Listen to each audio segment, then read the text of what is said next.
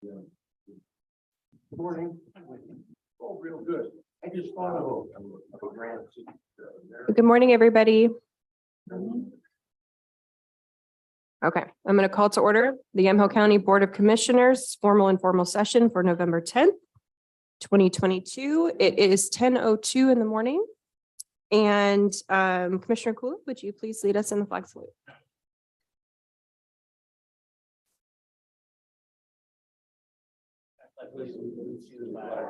Of the United States of America.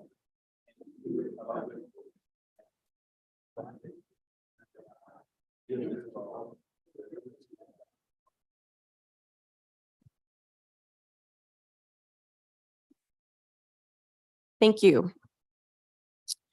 We have quite a lengthy agenda today, so we appreciate patience as we work through some of the items. Also battling a head cold for 2 weeks, so appreciate the patience there. I do want to note that our schedule has been updated for November, so there will be no formal sessions on November 17th. We have a conference next week and then November 24th for Thanksgiving. So our first meeting after today will be December 1st. Is there anything else to add to the calendar session while we're there? No? Okay. Item D is public comment. This time period is reserved for public comment on any topic other than an agenda item, quasi judicial land use matter, or a topic scheduled for a public hearing. And so if you're here to provide public comment for anything that is not on the agenda, please come forward. If you're online, please raise your virtual hand and we will call on you.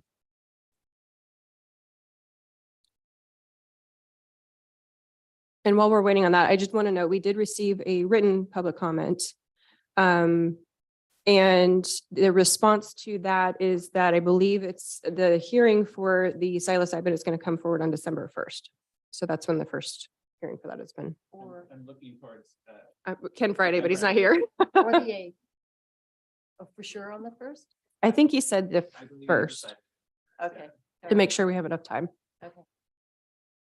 Okay, so seeing no other public comments, we will go to department updates. And I did want to note that we have our interim county clerk here, Carrie Hinton. Did you want to come up and give a quick report for us and just an update on our election that occurred on Tuesday? Good morning. Good morning. So we are busy processing ballots and the things are going well. There's a lot of ballots that came in on the last day. We went home on Tuesday night and all the ballots have been processed through Monday. And you'll notice on your sheet there that I gave you the real-time ballot return report. We processed almost 8,000 ballots on Tuesday for Monday. Yesterday, we processed 8,943 ballots and we believe we have about a little over 5,000 to do today. So we should be able to wrap up today. I'm happy to announce that as of 9:30 this morning, we are at 55% turnout. And I have some peer workers who have been working around the clock, working for 7 days straight, and Tammy Fuller has been with us for a really long time, and they just wanted to make comment about the influx on Tuesday, that we were expecting an influx, but not the volume. So Welcome, Tammy. thank you.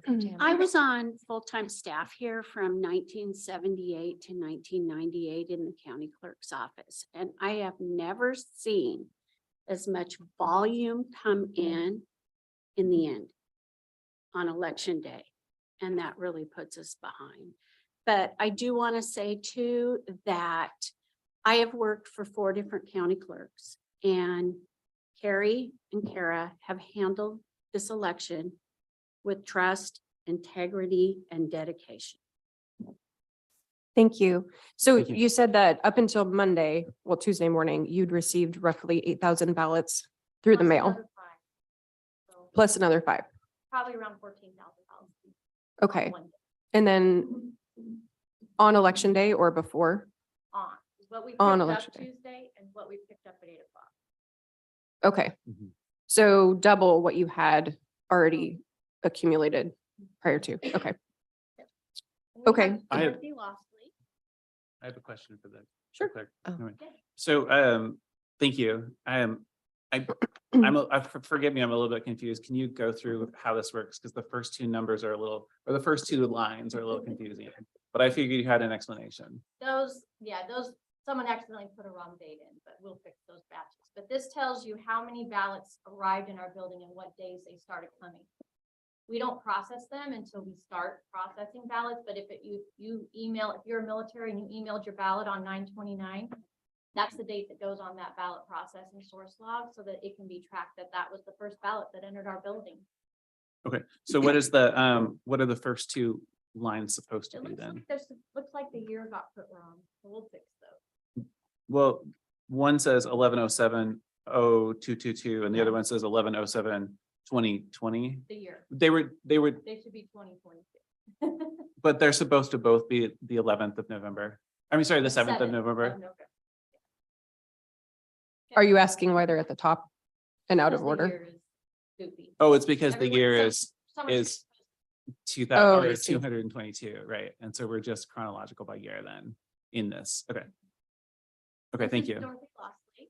She's been doing this for over 30 years too. 44 years I've been doing elections.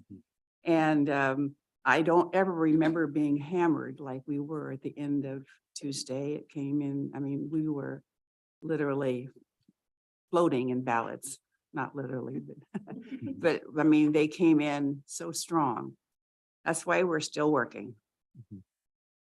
Great, thank you. These guys, these gals have done a fabulous job of keeping us going and keeping everything straight. So we're in good hands.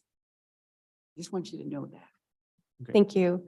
Yeah, I think one of the concerns, because we field questions a lot from people in the community and that has participated in the election.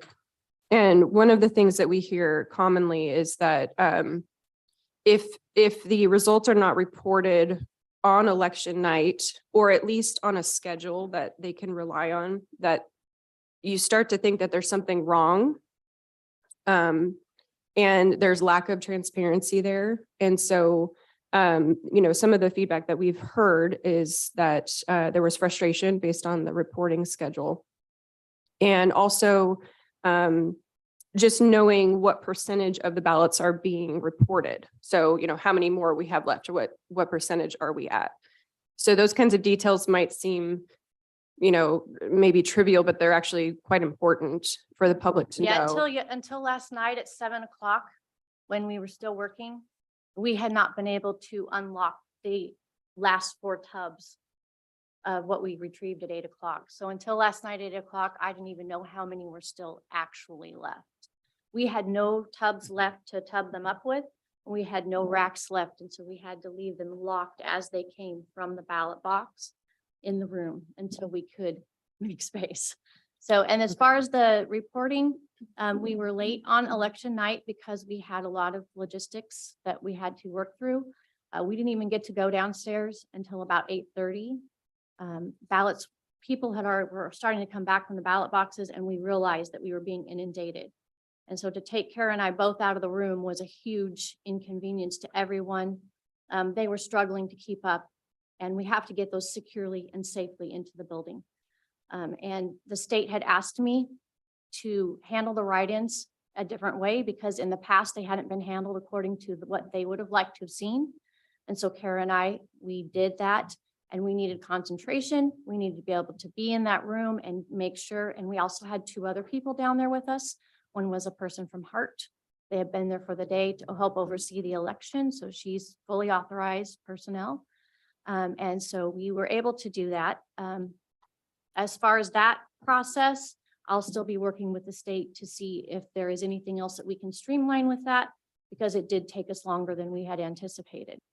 Our schedule is posted 30 days in advance on the website, and we can't change it once we post that schedule because it's with the state as well. If we don't make the noon deadline like we didn't yesterday, and the reason we didn't make that one was because when we went home Tuesday night, we had nothing left to scan. So they had to catch up yesterday morning with what came in Tuesday. And then I was going down there at 4 o'clock to get everything ready so we could do one early, and our fire alarm went off twice, and we had no support from Annie, which we are working on again this morning. So few little things that happened yesterday so at 5:30, we've got the report up. IT is looking into the logistics of why some people's pages weren't refreshing, but it was loaded. So that is all.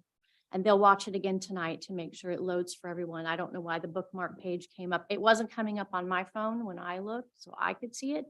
But I wasn't in it. I had gone out and refreshed, so I don't know. Dan was looking into that, but yeah. Go ahead if you still have questions. Well, I Oh. think the chair was. Go ahead. I'm trying to do some math here real Yeah. quick. Okay, well, first of all, I want to say thank you to Carrie. Thank you to everyone who throughout the years and the clerks and the different elections have been there, and we do appreciate your comments. The other thing I want to say is it would be very easy to place blame on our clerk, and we were all talking earlier about how much we appreciate your integrity and truly believe that that you are doing everything that you possibly can. And there are some things that are, are just beyond your control. In terms of the number of ballots received, because I know that was a comment, the number of ballots, so you're basically saying that late voting is unprecedented. Yes, We've not seen that. that's what they all tell me, and I haven't seen it. Can you introduce your latest This is guest? Barbara Strawn. Morning. Good morning. Barbara. Pleasure to be here. I'm the rookie in the group. I've been there 15 years. It's like 20? No. It feels like it today, but it's been terrific because I'm a signature verifier. And so I would take us back to at least 2 years ago is where I would go. If we got to 900 batches, say on like Wednesday or Thursday of last week, that would have been, oh, we're really doing good. Maybe we'll make it to 1,000. Usually, sometimes by election day, we would hit the 1,000 batch that we had been doing. Right now, we are close to 1,600 batches that we have done, which is unbelievable. It is mind-boggling sitting here. Oh, I hit 1,000. And then before you know it, we're at 1,500. And today, before I left, it was like almost 1,600. So that is phenomenal. But the unique thing is, under the guidance of Carrie and Kara, you can never imagine how enormous they have been. Their leadership, you talk about integrity. I can't say it enough. She came right in, maybe she didn't have the experience, but boy, she's got the experience behind her now. She has really been going through an awful lot. But when the deputies came in with the totes, didn't matter which drop box they came in with. And the last day they came in and they said they were very heavy. I mean, it's phenomenal. On Monday, we thought we were doing really good. Tuesday, we got hit so hard. We didn't know what hit us. I mean, it was unbelievable. I have worked in Illinois as an election judge, and to see there and to see what we went through there, to come here and to know that Carrie was just very new. I mean, it is amazing. She's gone through an awful lot, and Kara has been there to be her backup and be in with us when we're doing the ballots. I am impressed with the system. Yes, there may be issues with reports that are being generated. That's out of her control. But to let you know how phenomenal she's been, it's been wonderful. We have been really blessed with a good leader. And it's just one of those cases where we really got hit hard. On Friday, here we were all caught up. Things are done. We go home over the weekend. We're starting to get them on Monday. But on Tuesday, we were really hit hard. So I just want you to know it was a case of unexpected. When the guys came in, they said, be careful because they didn't want anyone to pick up the totes. They were that heavy. So it was a terrific turnout. To have this amount now is just, in my 15 years, 55%. We're great. We're the A team. Thank you. you. Thank you. Thank you all. We appreciate you very much. Thank Thank you. you. Well, I thank you for putting up with my signature then, because you somehow get Oh, it I every got it. time. It went through. Well, yeah. I made sure it I'm was. so embarrassed that somebody has to see my signature every year, so or every other year. Yeah, thank you for that. Thank you. Yeah, and just based, I mean, nobody wants to compromise accuracy for speed. So But I think that there's a lot of things that are changing with our elections. And one of the common, and Brian and I talked about this before he left, was the signature part of it. People's signatures and handwriting are getting so bad that it's difficult to go through that process. Sorry. Not worse than mine. Well, and his comment was young people, right? Because we don't take handwriting cursive courses anymore. So, It's 'cause you're using the wrong hand. You're left-handed. Sorry, that's right. please go ahead. but there's some changes happening. Technology obviously can get in the way sometimes. It is out of your control. I think the solution though is to be overly communicative, to just communicate, hey, this is what's going on. We are prioritizing accuracy, efficiency, and security inside of this building before we release anything, because we don't want to be wrong. And so that's what we've kind of been telling people. Hard to understand though, people expect that when election day happens, that we're going to know the results. So, Yep. I had someone call yesterday and wanted to know why I hadn't called governor. I'm like, well, first of all, I don't get a call governor, but it's not over yet. Should have said, do you have their phone number? And Yeah. That's the one I always say. Do you have their phone number? I have a Yeah. couple more questions Okay. there, just to get some clarification for the public then. One, thank you, but do you have any sense of, or maybe I should be asking the folks Yeah. over here, do you have any sense of how the numbers are looking for the postmarked by 8 p.m. coming through the mail? Like I I got recall in 98 the previous yesterday. elections, it was like, here's how many we got today, here's I how got many. 98 yesterday. Okay, They haven't called me yet for today. okay, okay, that sounds good. And are, then are you asking in terms of which ones are postmarked versus not? yeah, the ones that are postmarked by 8 p.m. But Okay. because you can't predict that until you see numbers. Yeah. right? Yeah. What about ones that are, because I know in the past we've received them without a postmark. and- I didn't get any Oh, yeah. yesterday. I did not get any yesterday that did not have a postmark. Okay, They good. all have a postmark. Okay, that's Okay. good. And then how are you doing? I'm seeing that there's what 2%-ish that weren't received but weren't accepted. Do you think you'll have things by deadlines and able to inform people, or how are you doing on that process? Those won't be resolved until November 29th, all of them, because the voter has 21 days to come in and cure their signature Right. or resolve the signature issue. Oh, I'm just asking, how are you doing on communicating with the voters about that? We were all caught up on letters on Monday, but we're not right now. Right. I was guessing that you were caught up and then weren't. Okay. Okay. And then are there any deadlines on the calendar coming up that you suspect you won't meet? And do you, We don't get to do that. right, We but I'm have saying to- that you said you didn't we meet some have- deadlines that you said earlier when you first presented that there were deadlines that you didn't meet in the calendar, and that was just because of the flood of ballots. Are there any that you're like, well, I'm not You gonna mean match? reporting or? I meant the reporting schedule. Yeah, the reporting public. schedule. Yeah. Oh, yeah, we expect to report tonight, hopefully by 5, the latest 6. Yesterday, like I said, the fire alarm went off. But what we're doing today is we're getting everything SIG checked. And we are trying to get those all opened. And Mhm. I want the people downstairs to scan as many as we can, so that if there is a box or 2 left at 5, that's okay, but I don't want to leave. If they're on a roll and they want to stay in another hour for me and I can get 3 more boxes done, I'm going to let them, because I'm not calling people in tomorrow. Right. Everyone is exhausted, staff is spent, and I need to let them have a break for a day. All right, another question I have then, thank you. I understand, I didn't see it, but I understood that there was inadvertent reporting of the Newburgh City Council results. Yes. And my recollection isn't perfect, but I seem to recall that the plan was to not tabulate. And I didn't know if you had the ability to do that, and that's why the reporting happened, or can Right. you comment on that? So we worked with our vendor and the state.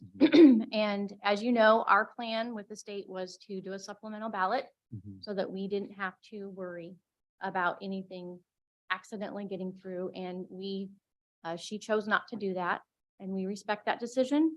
However, that is the risk you take, because we are relying on a machine then to not do what it's supposed to do. And I even asked, do you want us to duplicate all these ballots? And they said no. So Mhm. we could have duplicated every single ballot and removed those races, but they said no. So we went ahead, programmed the machine. The Hart person was there when we were down there pulling our reports. They had worked. I was not really supposed to be in the room because my name's on the ballot. Okay. So I was leaving this up to them, the experts, and all of a sudden we had asked them to go out, and I said, wait. And Dan thought he hadn't posted them yet. They were in the queue though. Mhm. And so that one slipped through and I said, they're on there. And so we went downstairs and we called Hart.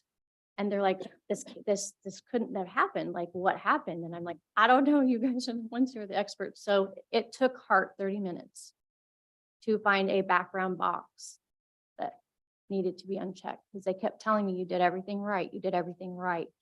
Everything was unchecked. Mhm. In terms of their programming.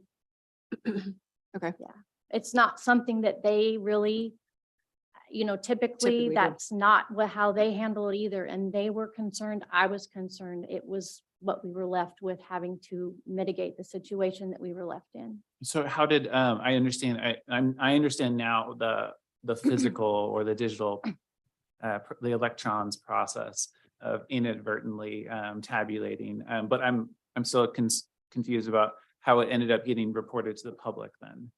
Because I recognize that if you're like, I can't tabulate these, here's what we're doing Yeah. and not tabulate them, but there's still another step in there, I think. Well, it was because I was trying to upload to the state and knew we were late. And so we had them in the queue and we thought they weren't released. And then I called down and said, we're gonna have to pull that one off, get it out of the queue. And he pulled it down. And at first we thought it had worked because we didn't think we had. Mhm. But technology is something that I don't understand on that side, but it had slipped through. And who, if I might ask, who's we? And Kara and I, we were Kara, trying okay. to both double team here. okay, and then the Hart folks, it sounds like. So the process, do you report to the Secretary of State first and then Yes. you report on our website? Okay. Yeah, they have a timing out, they time out. We have a 45-minute window To report. on. From their the county. site, yeah.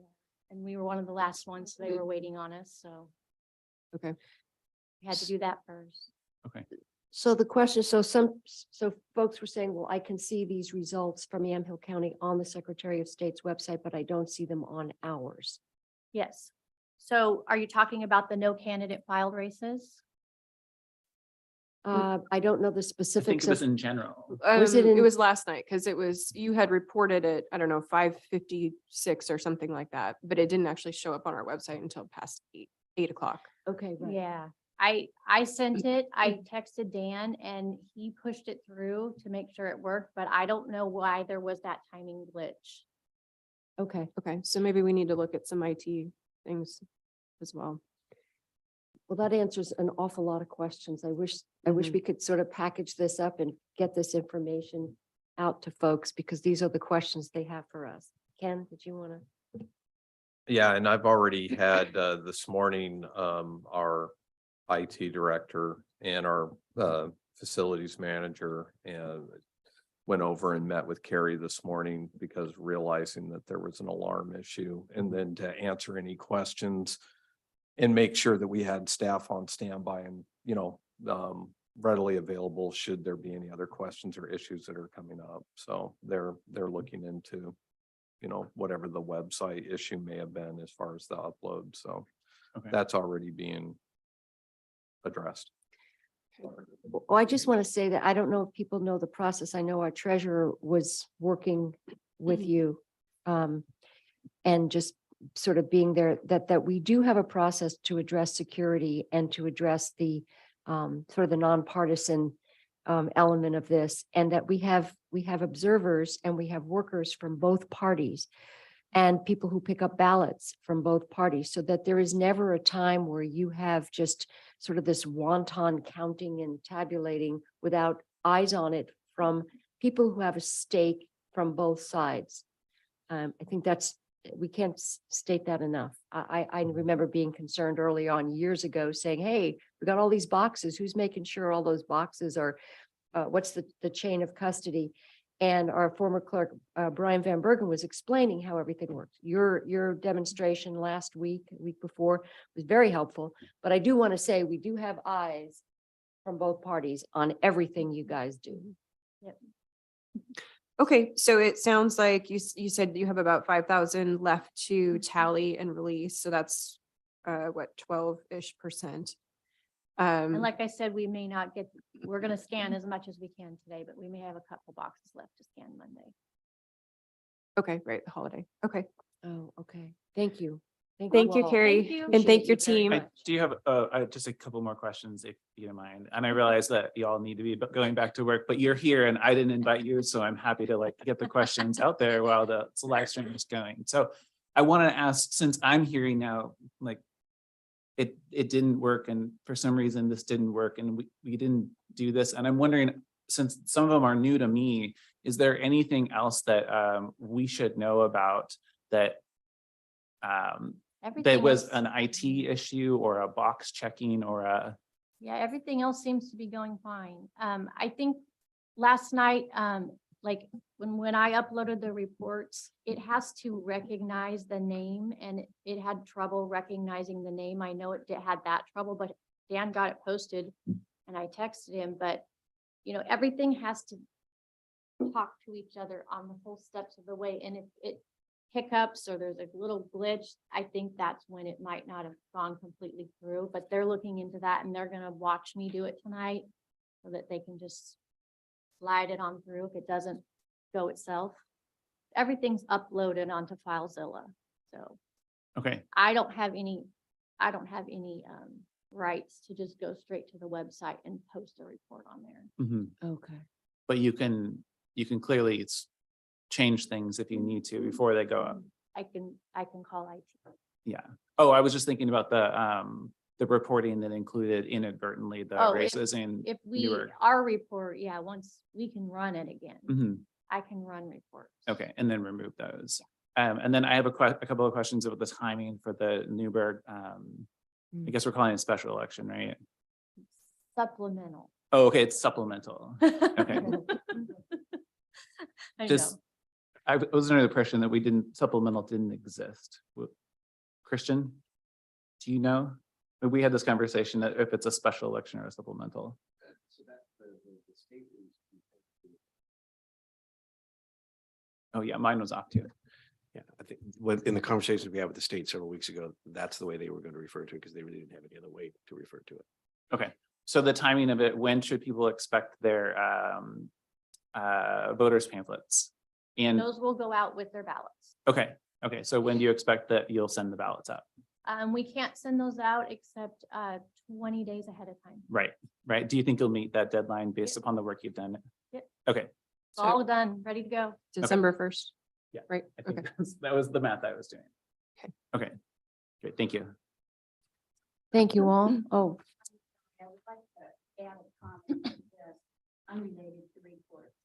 As far as signature verification is concerned, the day before election on Monday and on election day, in all the ballots that we have done so far, we have been significantly affected by no signatures or signatures that are illegible. So when I'm finished with it, it goes on to the next level for them to follow up, recheck the signature, and then letters have to go out for them to sign. Then they have this 21 day after.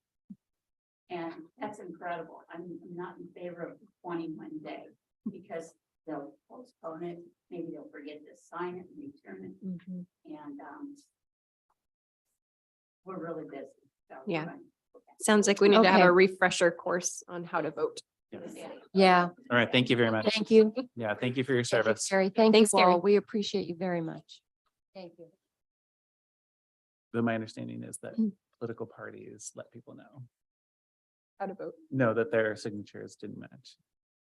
The political parties do or we do? The political parties do. Oh, you can request the file. Yeah. Yeah. Chase it and chase it down. Yep. Yeah. Well, thank you. I'm glad we had that opportunity to clear up a lot of Yeah. questions we've been getting asked. Yeah, I don't think most people understand the constraints of the technology and the process that she has to abide by. So, and if there's a flaw in that, it can be compounded. Okay, so we will move on to our second department update, which is from our treasurer, Chris Bledsoe. Welcome, Chris. Welcome. I didn't bring it, or a laptop today after what happened. Oh. last time. Yeah, you We could have just tell your- us to flip, right? It's Yeah, we have your, that's great. in my sea of paper up here, we have your Yeah, report. yeah. So good morning. Morning. Before I get going on my presentation, I just want to add a little bit regarding the clerk, because I did help with part of the processing. I stuffed envelopes. But so I was there and I saw how they work, and I have great admiration for the clerk's office. One of the things that is important to remember is that usually when you're doing a big election like the one we just had, the clerk's been in office for at least 2 years. And Carrie has been in office for, I don't know, 3 months. And the other thing that people need to realize is that when you come in as an elected official, there isn't a book that somebody hands you and says, here's how you do your job.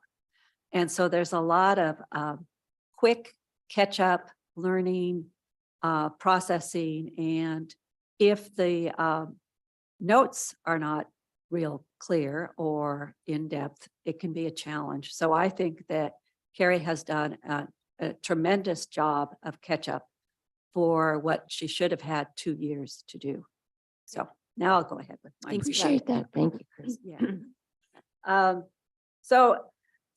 Today they announced, the Feds announced that the consumer price index was only 7.7%, which is a drop from the last couple of months. So it appears that the Federal Reserve's efforts to raise interest rates and restrain some of the activity has been effective.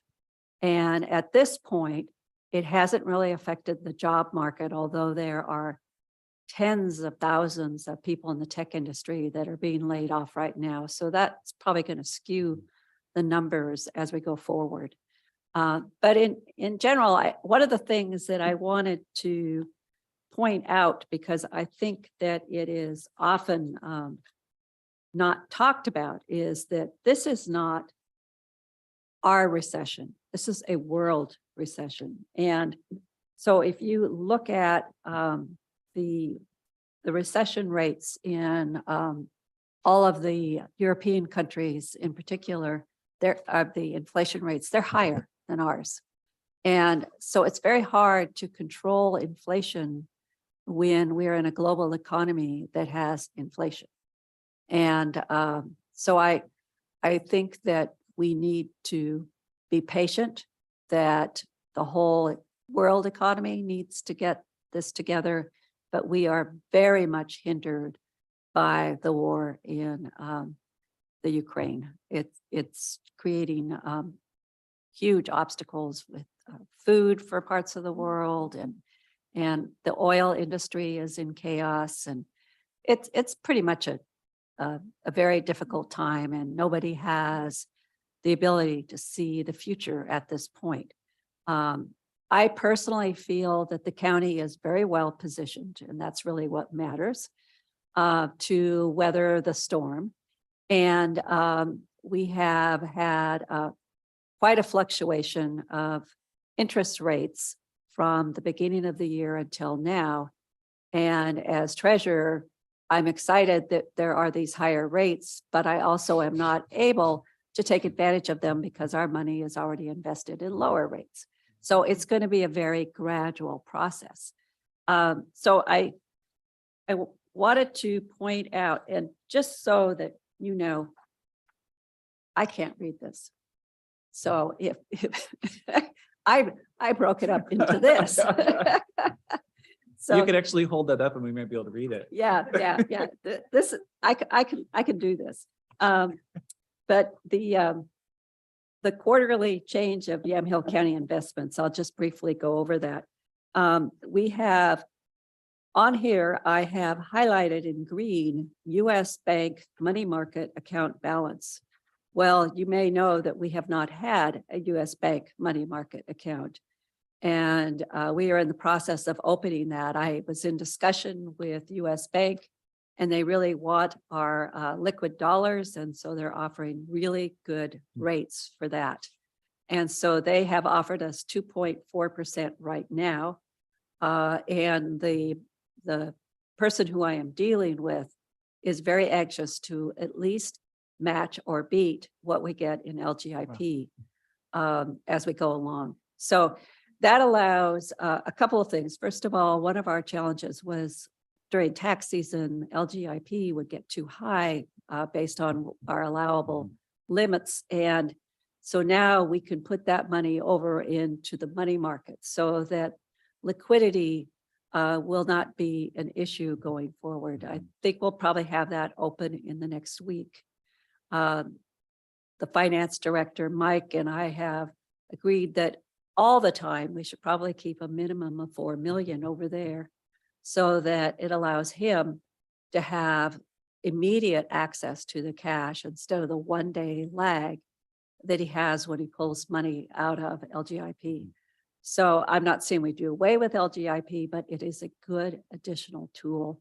And I'm excited about it. I think it's going to create a lot of mostly problems for when I decide that I'm going to invest $1 million in a bond, it kind of creates chaos over in finance because they have to get this $1 million out of the LGIP and into the checking so they can wire it. And sometimes they only have a day to do that. So that will eliminate that problem.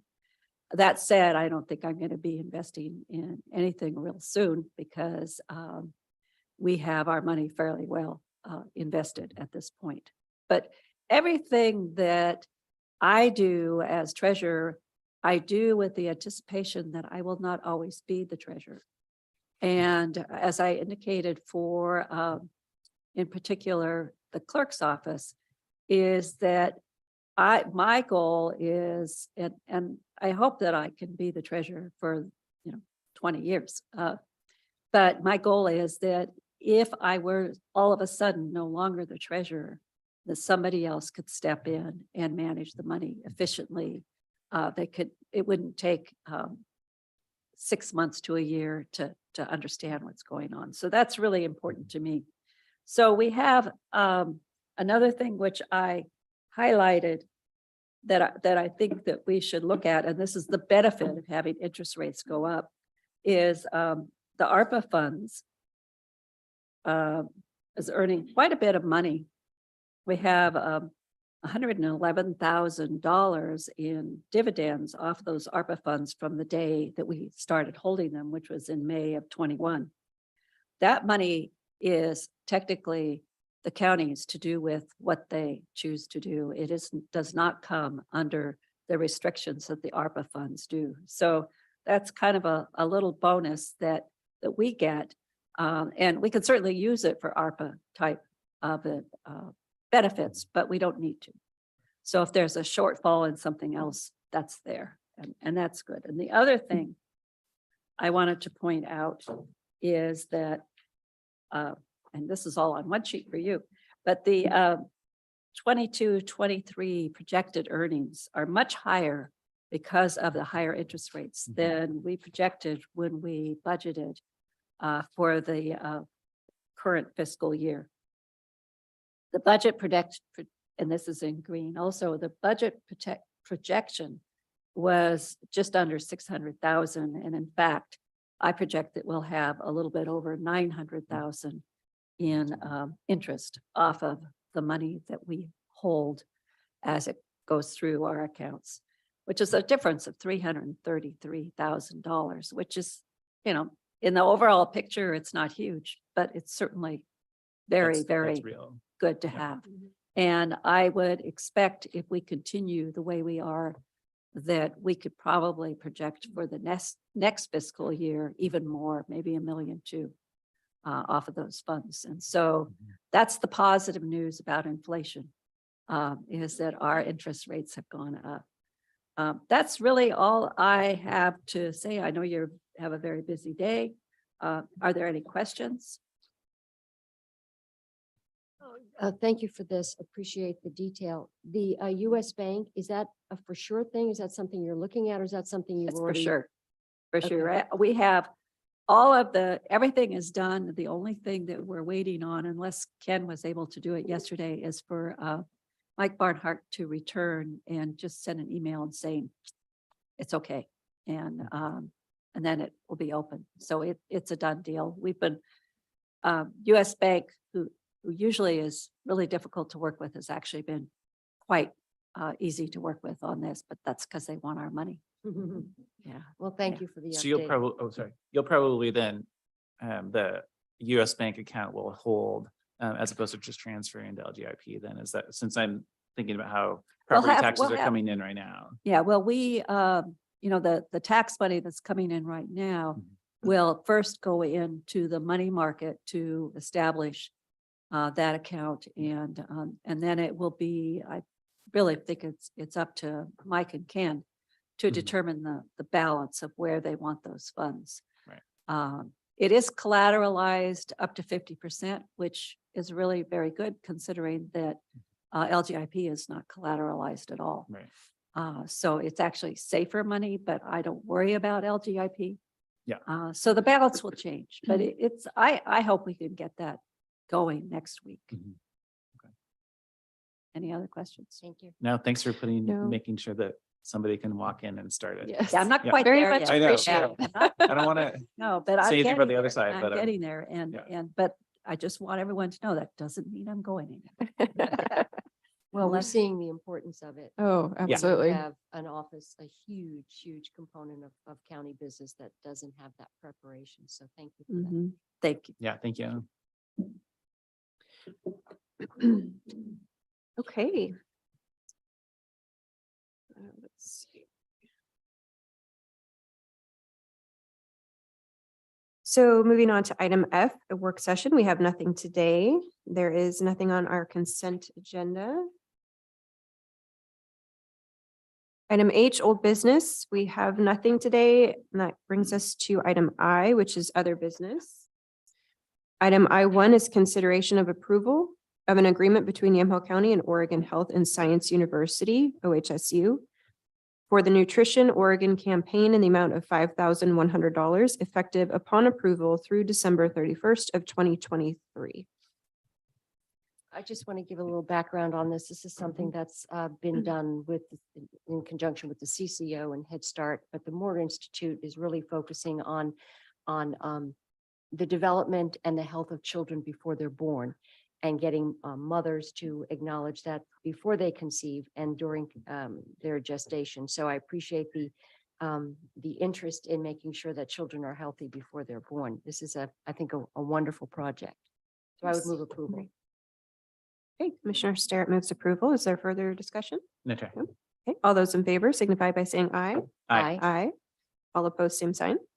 Thank you. Motion passes. Item I2, consideration of approval of amendment number 10 to agreement number 169533 between Yamhill County and the Oregon Health Authority, OHA, which is Board Order 21-248 for the financing of public health services, moving unspent funds from fiscal year 2021 to 22 into fiscal year 2022-23. Chair, I just want to, and I'll ask Christian to weigh in on this as well. At one point, we had asked County Council to contact OHA and ask them about the changing the program elements and some of the language in one of the contracts regarding COVID vaccine promotion. And you had a conversation. This is not to say that this would be approving that. This is approving moving the money from that. It's very complicated. So Yeah, and just to clarify, what we're talking about is we had amendment number 9 with the agreement that was on the board agenda, which is what you're referring to, that is still subject to come back before the board for consideration pending the discussions that you were mentioning that Christian was going to have with DOJ. And this is amendment number 10. So I realized that could create some confusion around, what amendment 10 does with 9. And so I just wanted to clarify that, and now I'll throw it to Christian. Yeah, this amendment isn't changing any of the program element language, as we talked about previously. The existing program language program element language that board expressed some concerns about is already in the contract. It was included again in amendment 9. So we're still working with the state to determine whether or not we can amend that program element to either remove or change that language. And I have not heard back from the state. Last communication I had with them was a voicemail from last Friday where they said they would be responding in writing, and I haven't heard from them yet this week. So if and when we get more information, then we'll know whether or not we have the ability to amend some of the program element language that appeared in amendment number 9. And at that point, we can hopefully amend that language if they're amenable to it, and then bring amendment 9 back before the board. But this is basically to just move the unspent. Yeah, this funds. doesn't change any Okay. of the terminology in the program elements. It is shifting funds within program elements, but not changing the element language. Thank you. Well, I would move approval. Hope that then. helps. So amendment number 9 was also a, was it a grant? The funding was through OHA. Yeah, it added some additional funding to some program elements. Which is typically what these amendments will do. They'll either extend the term of the agreement, they'll shift some funding between program elements, add some funding to program elements, or like this one, shift funds from one fiscal year to another. Okay, so we put the brakes on amendment number 9 because of the concerns over the content. Some of the language in program element number 1, right? Which is already in the contract. The language that the board had concerns about is already in the contract. So what we're doing is holding off on amendment number 9 to see if we can get that language amended. But in order to make sure that public health and HHS have the funding and are able to continue providing services and moving forward, we're moving ahead with this amendment number 10, which again is not changing any language. It's simply shifting funds from one fiscal year to another. So if, for example, the state comes back next week and says, no, we're not in a position to be able to change that language, well, then the board will have another discussion, I expect, around what to do next. And at that point, decide whether or not to move forward with amendment number 9 or not, recognizing what those impacts might be. Hopefully they'll be willing to work with us. We just don't have that information from them yet. Thank you.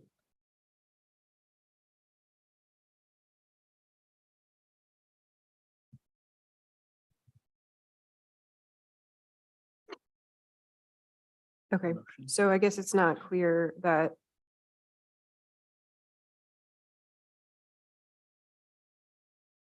does this money authorize the same work to be done? It appears that it does.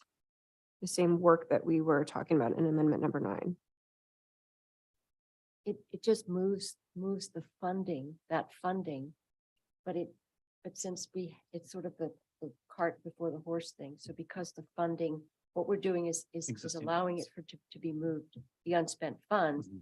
But this still, the main issue hasn't been,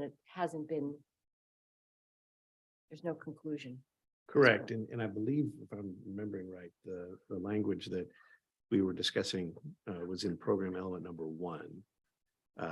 This amendment doesn't actually change the award balances, either increasing or decreasing the funding for program element number 1. If that helps. Right. It does move program element funds for different program elements around, but not number 1. From year to year.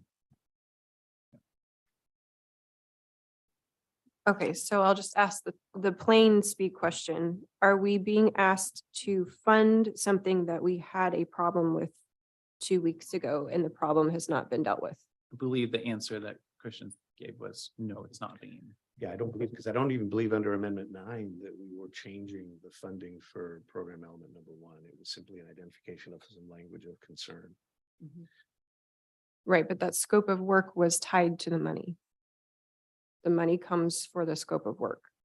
I'd have to go back and look at Amendment number 9 to see if in that particular amendment, we were changing funding for program element number 1. I think there was a little bit. Because it was tobacco, promotion. But assume for the moment that that's true, you're correct. The language concern that the board identified previously has not yet been corrected in program element number 1. So, but this doesn't authorize us to spend the money on those program elements in question. What it does is just gives us the authority to move the unspent funds. Under previous action by the board's already authorized HHS to spend funds on all of these program elements. This board hasn't instructed HHS to stop spending any funding under any of these program elements. We haven't adopted amendment number 9, which would add some additional funding. But my understanding is all of the previously approved funding for those elements, including the elements that the board has some concern with, those services are still being provided by HHS. Correct.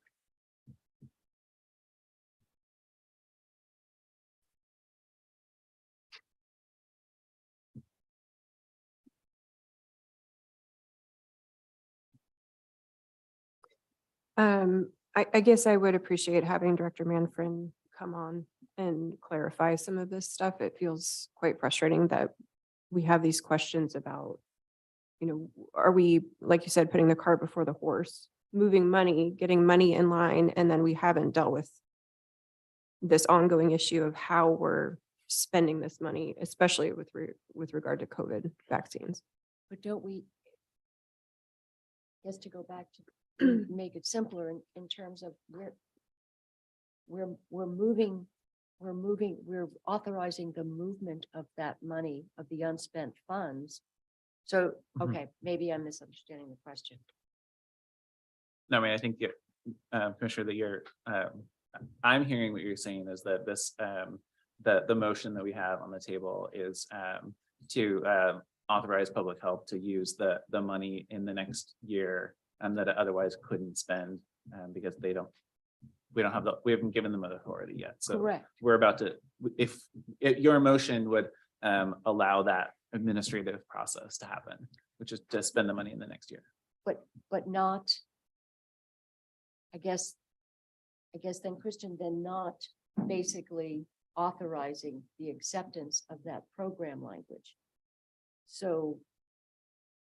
Well, again, the program language that's of concern to the board is already in the contract. It's already authorized. So I guess that's Yeah. my concern is we're now simply shifting money.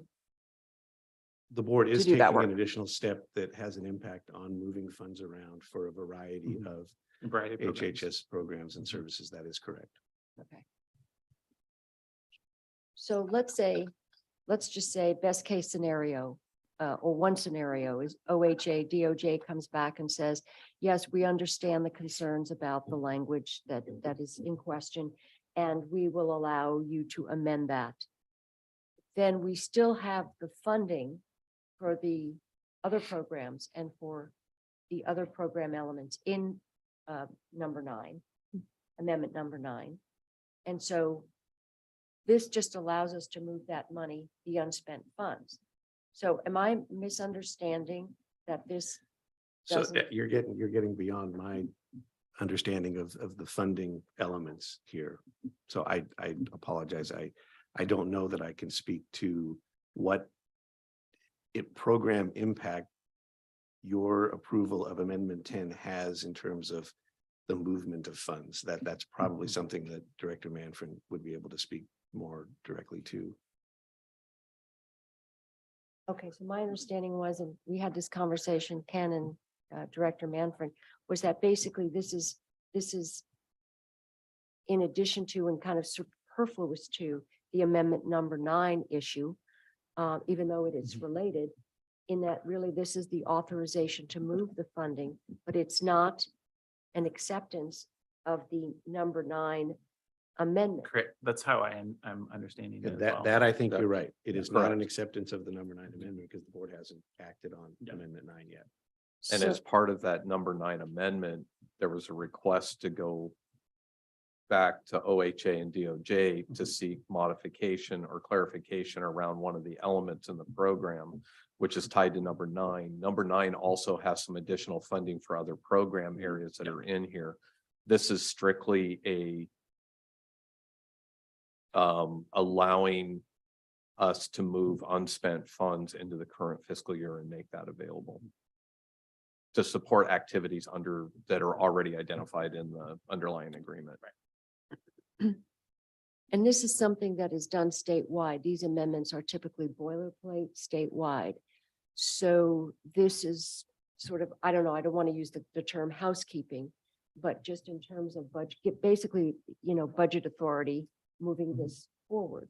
Yeah, that's how I'm thinking it was budgeting authority.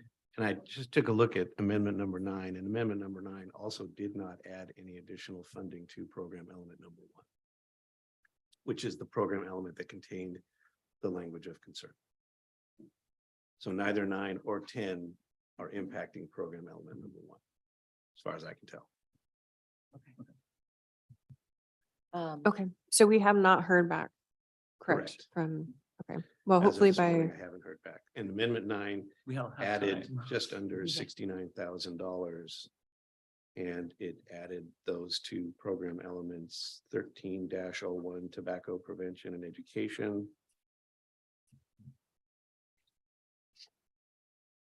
EE 43-01 public health practice immunization services, added $29,000 there.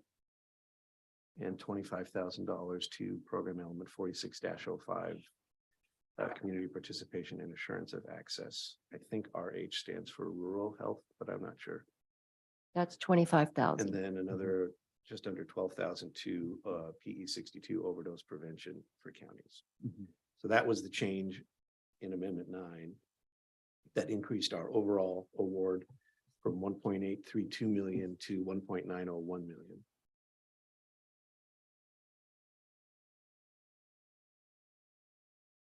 okay, well, I would suggest on December 1st, if we're gonna hopefully have an answer by then. That we make sure Director Manfred's available to come on and answer questions. Are we setting this over to December? Is that what I'm? I was hearing that we're voting on this. Oh, okay. Yeah, Well, for I think amendment it was number just 9. a request, sorry, of staff is what I was hearing. Yes, Okay. Oh, sorry, Commissioner. No, clarification. So Chair, you're recommending that we don't vote on this today? no, I'm recommending that we do, but hopefully we'll hear back Oh, from okay. DOJ by December 1st, and then we can discuss that then. Okay, so Commissioner Sarah, you made a motion, correct? Yes. Okay. Mhm. Is there further discussion? No change. Okay, all those in favor signify by saying aye. Aye. Aye. All opposed, same sign. Thank you. Motion passes. Okay, item I3, consideration of approval of grant amendment, grant agreement. Number Q 22002 between Yamhill County and the Oregon Business Development Department through the Oregon Brownfields Cleanup Fund Program for the demolition, decommissioning, removal, and disposal of building material, tanks, hoists, and other miscellaneous hazardous substances from the former Carol Glover BP station at 185 South Maple Street in Yamhill, Oregon. Tax lot R 3404 AC -01500 in the amount of 260,000 effective for 36 months upon approval. And so, Christian, this is the agreement coming forward finally, and fortunately, the cost of it's gone up significantly, but Well, what I understand from DEQ is in their application to Oregon Business Development, they added in a contingency. So the hope is that the total cleanup cost will still be well below the total amount of $260,000, but this will allow DEQ, who has a contractor standing by to start actually performing the remediation work, which involves the demolition of the existing commercial building, because one of the tanks at least is believed to be partially underneath the foundation. So yes, this will allow that work to begin. And hopefully, from the latest supplemental monitoring and testing that DEQ did over the last year, they don't expect that the cost will exceed the total grant amount, and hopefully will be below that amount. And they're hoping that if this is approved and the work can begin, that they may still be able to get it completed by the end of the year. Some of that will depend on the weather and timing and some other things. Yeah. So, Well, I appreciated seeing the, as we discussed, the focus on public awareness. Yeah. So that the public in Yamhill is not just watching this building go Totally. up yeah. and not knowing. Yeah. So, Yeah, and there is an element of this agreement, and we've been communicating with DEQ. They're going to be doing a lot of the work directly with the contractors, but there will be some community engagement and information. That we'll put some information on our website, for example, and put out some additional notices as well. So yes, exactly. Folks will have a sense of what's happening and how and why. it was also neat to sort of read the history of this building all the way back to when it was a hotel, and it was kind of neat. So, Yes. okay, well, I will move approval of item I3. Is there further discussion? Just thank you to Christian for Yeah. continuing to move. Pick away on at this. And I was like adding thanks to Abhishek for, helping it along at times too. And I'll just add that item 10 is also related to this when we get to that item as well. We tried to get that on today so that with these two final pieces, we think we can get DEQ started Go on forward, the yeah. work. Yeah. Yeah. Okay, And that's it for comments for me. okay. If there's no further discussion, all those in favor of approving item I3 signify by saying aye. Aye. Aye. All opposed, same sign. Thank you. Motion passes. Okay, item I4, consideration of approval of the recommendations for the Yamhill County Supply Chain Localization Grant Program. And we are being joined today by our representative from SEDCOR, Abhishek Stone. Shaw. Welcome, Abhishek. Morning, and I am excited to hear about the progress in the city of Yamhill. Lots of folks will be excited about that. So very, very great. And I know Christian has been working on that for a good long while. So thank you for that hard work. So good morning. It's good to see y'all. Good morning. It feels like it's been a while, but maybe not. It's just winter. So again, thank you, Chair. Thank you, Commissioners and staff for letting me be here today to share about the results and offer a recommendation for funding for the Yamhill County Supply Chain Localization Grant Program. I did submit to you that full summary, which is the recommendation that I will be reviewing today, and then also some supporting documentation. I know you have a very full agenda, so I want to get through it as quickly as possible and just make sure I offer you an opportunity to ask questions. We offered a summary and then highlighted what the intended impacts were, right? So we are utilizing ARPA funds based off of the allocation provided by this board. We do have requirements to be focused on COVID recovery and long-term impact and supply chain localization. And this grant review committee really did focus on innovative new approaches to addressing issues that either have been ongoing or opportunities for supply chain growth and advancement within our region. That application opened on September 15th and remained open until October 15th. Part of the reason we held that open for 30 days was based off of feedback that we've received from prior grant programs, ensuring that folks had evenings and weekends and opportunity to get access to websites and technology, and just making sure that it was an equitable process.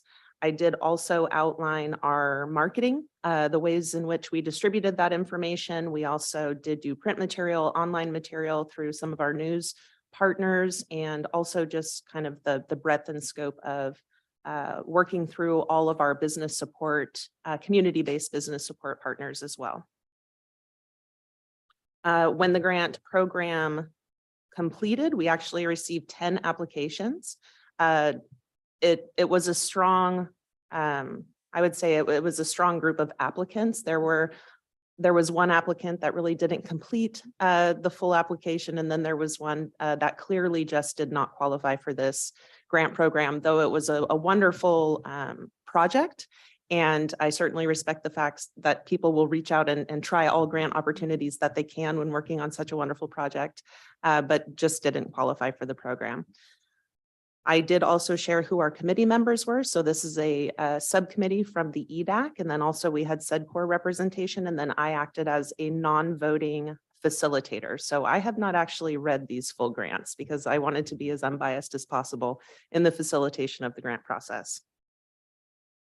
I outline here our process for the committee review. I won't really dive into that because I just wanted to make sure you had access to that in case you had any questions, but we did go through the process of having all of those grant reviewers sign a conflict of interest form, which was provided by Carrie Martin on your team.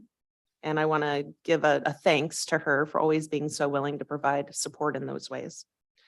Then we get to the funding recommendation, which you will find on the second page of the recommendation proposal that I submitted to you. And those were the three applicants, numbers 4, 5, and 6, that the grant committee again identified as really having the strongest asks and leaning into innovation and attempting to do new things, and really did submit applications that were thorough and thoughtful, that showed that they had structures in place and other funding mechanisms in place and strategic relationships in place to execute against what their plans were.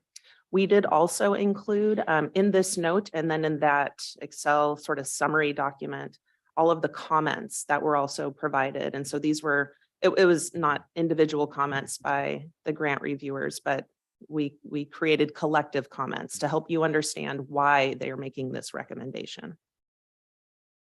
I also want to point out that SEDCOR will be following up with all of the applicants, regardless of whether or not they receive funding, to ensure that we are connecting them to other resources and opportunities that might be available to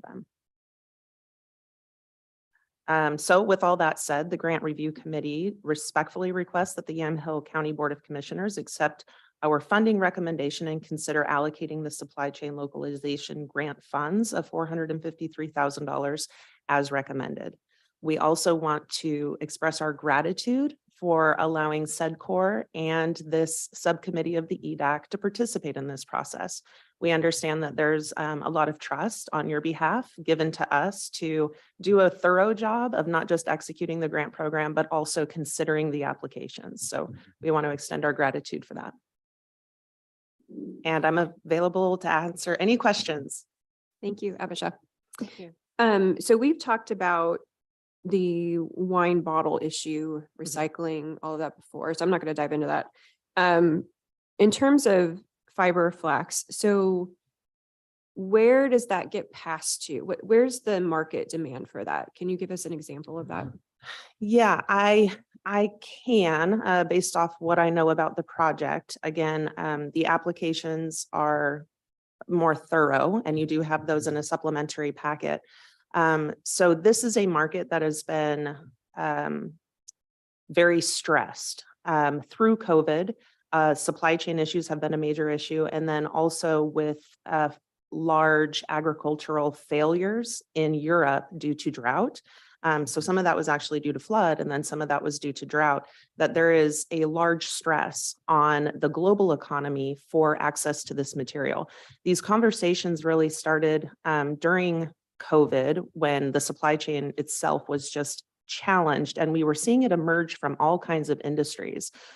One that was really a surprise to me was that high-end paper companies actually use flax fiber in the product. It's a byproduct of processing flax in their production. And they started reaching out kind of mostly on the West Coast, all over the place, trying to find access to this material. Obviously, flax fiber is made into linen. So linen is a pretty foundational material for the making of clothing and draperies and all sorts of products. But also flax fiber is used as a supplemental product in the car industry. to help kind of get away from some of the oil-based products. So it is used in a lot of things. And at the prior turn of the century, Oregon was the largest flax fiber producer in the world.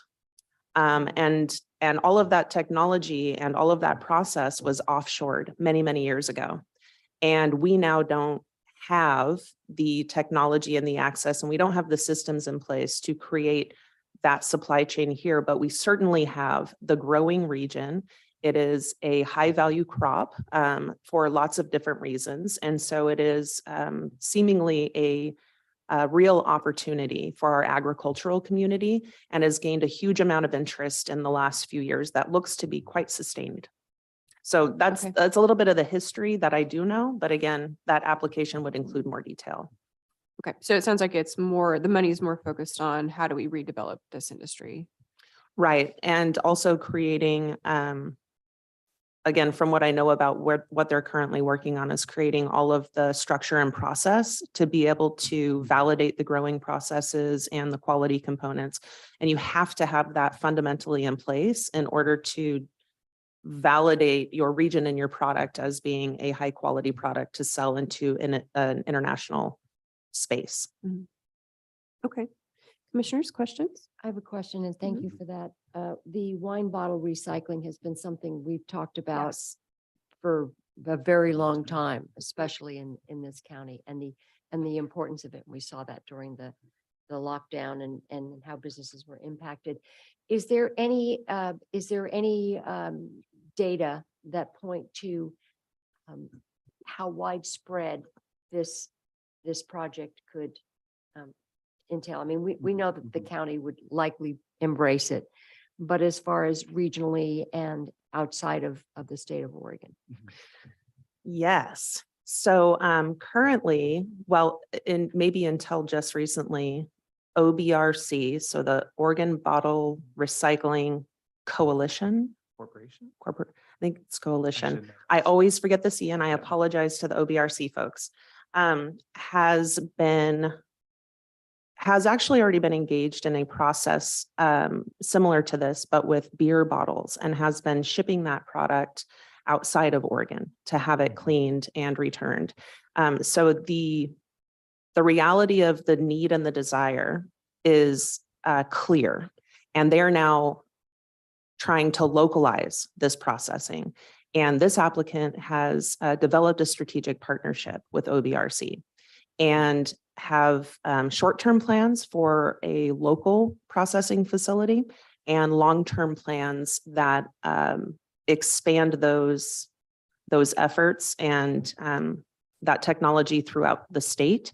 And they're already partnering with folks also in California to see how it can be more of a West Coast sort of 3 or 4 state effort. But yes, this, when I first joined SEDCOR in April of 2018, one of the first documents I was handed was this needs assessment that had been completed by the county, or in part, right? There was a lengthy process between 2015 and 2017 to really understand the needs of industry and to identify where the county really needed to be more engaged in terms of economic development. And at the top of that list was this impact of the wine industry and how do we shore up localization of the supply chain for the wine industry? And the number one issue was bottles.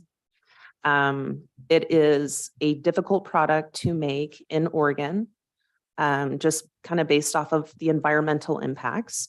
And there are some companies that are still making wine bottles, but they really can't keep up with the demand. During COVID, wine bottles, labels, and corks, depending on the type of cork folks were using, were increasingly difficult to come by. And it really was a hindrance for that industry. So this has been long known that this sort of a localization of that component of a supply chain for this industry would be hugely impactful. And I'm excited to see that folks are looking at solving that problem. Thank you. Appreciate that. Commissioner Kohler, any questions? No, I just thank you for bringing this to us. It's I'm aware of the 3 recommended just from the work that they've done. I recall actually hearing from one of the people, I don't know if they're within the Northwest Linen Association, but who said that the last tool for properly harvesting flax in Oregon was at the OSU, and they finally said, we need to get rid of this. So they gave it to the Heritage Center in The Yamhill, museum. the Yamhill Museum and Heritage Center. And then the Heritage Center was like, oh, okay, thank you. And I think it may still be there, but it's the last yeah. operating one. So even Actually, just creating new ones from that, you probably know more, but yeah, so it was Fiber Revolution. Fiber Okay. Revolution actually established the North American Linen Association Okay. because they need to have that central place for the creation of shared knowledge for the industry and to disseminate that information and the entity that would also be the certifying entity, right, for quality and all those sorts of things. And so Fiber Revolution approached OSU, was able to get permission to pull that piece of equipment out of Okay. the Heritage Museum, and then found a seasoned farmer Mhm. who was familiar with that kind of technology. They recently got it running and they harvested flax fiber Oh, last year using that piece of equipment. And I just saw Yeah. one like short clip video of it operating. And I was like, wow, that's. It is old like, technology. Rube Goldberg is like really, we're Yeah. used to like covers on everything. There's one of Yes. the identified. And it ones. is still a very effective piece of equipment, right? Super. Things used to be made to last. Yeah. So, yeah. That's true. Very interesting. Thank you. So Appreciate thank you. that. Yeah. Okay. If there's no further questions or comments, I will move approval of item I4. Okay. No All further those- discussion from me, No Chair. further discussion. Yeah. Okay. But All thanks for those in being- favor signify by saying aye. Aye. All opposed, same sign. Thank you. Motion passes. And And thank thank you, you, EDAC. Abigail, for your work. Yes, Absolutely. thank you all. And I'll be following up with Ken and team for next steps. All right. Thank you. Thanks.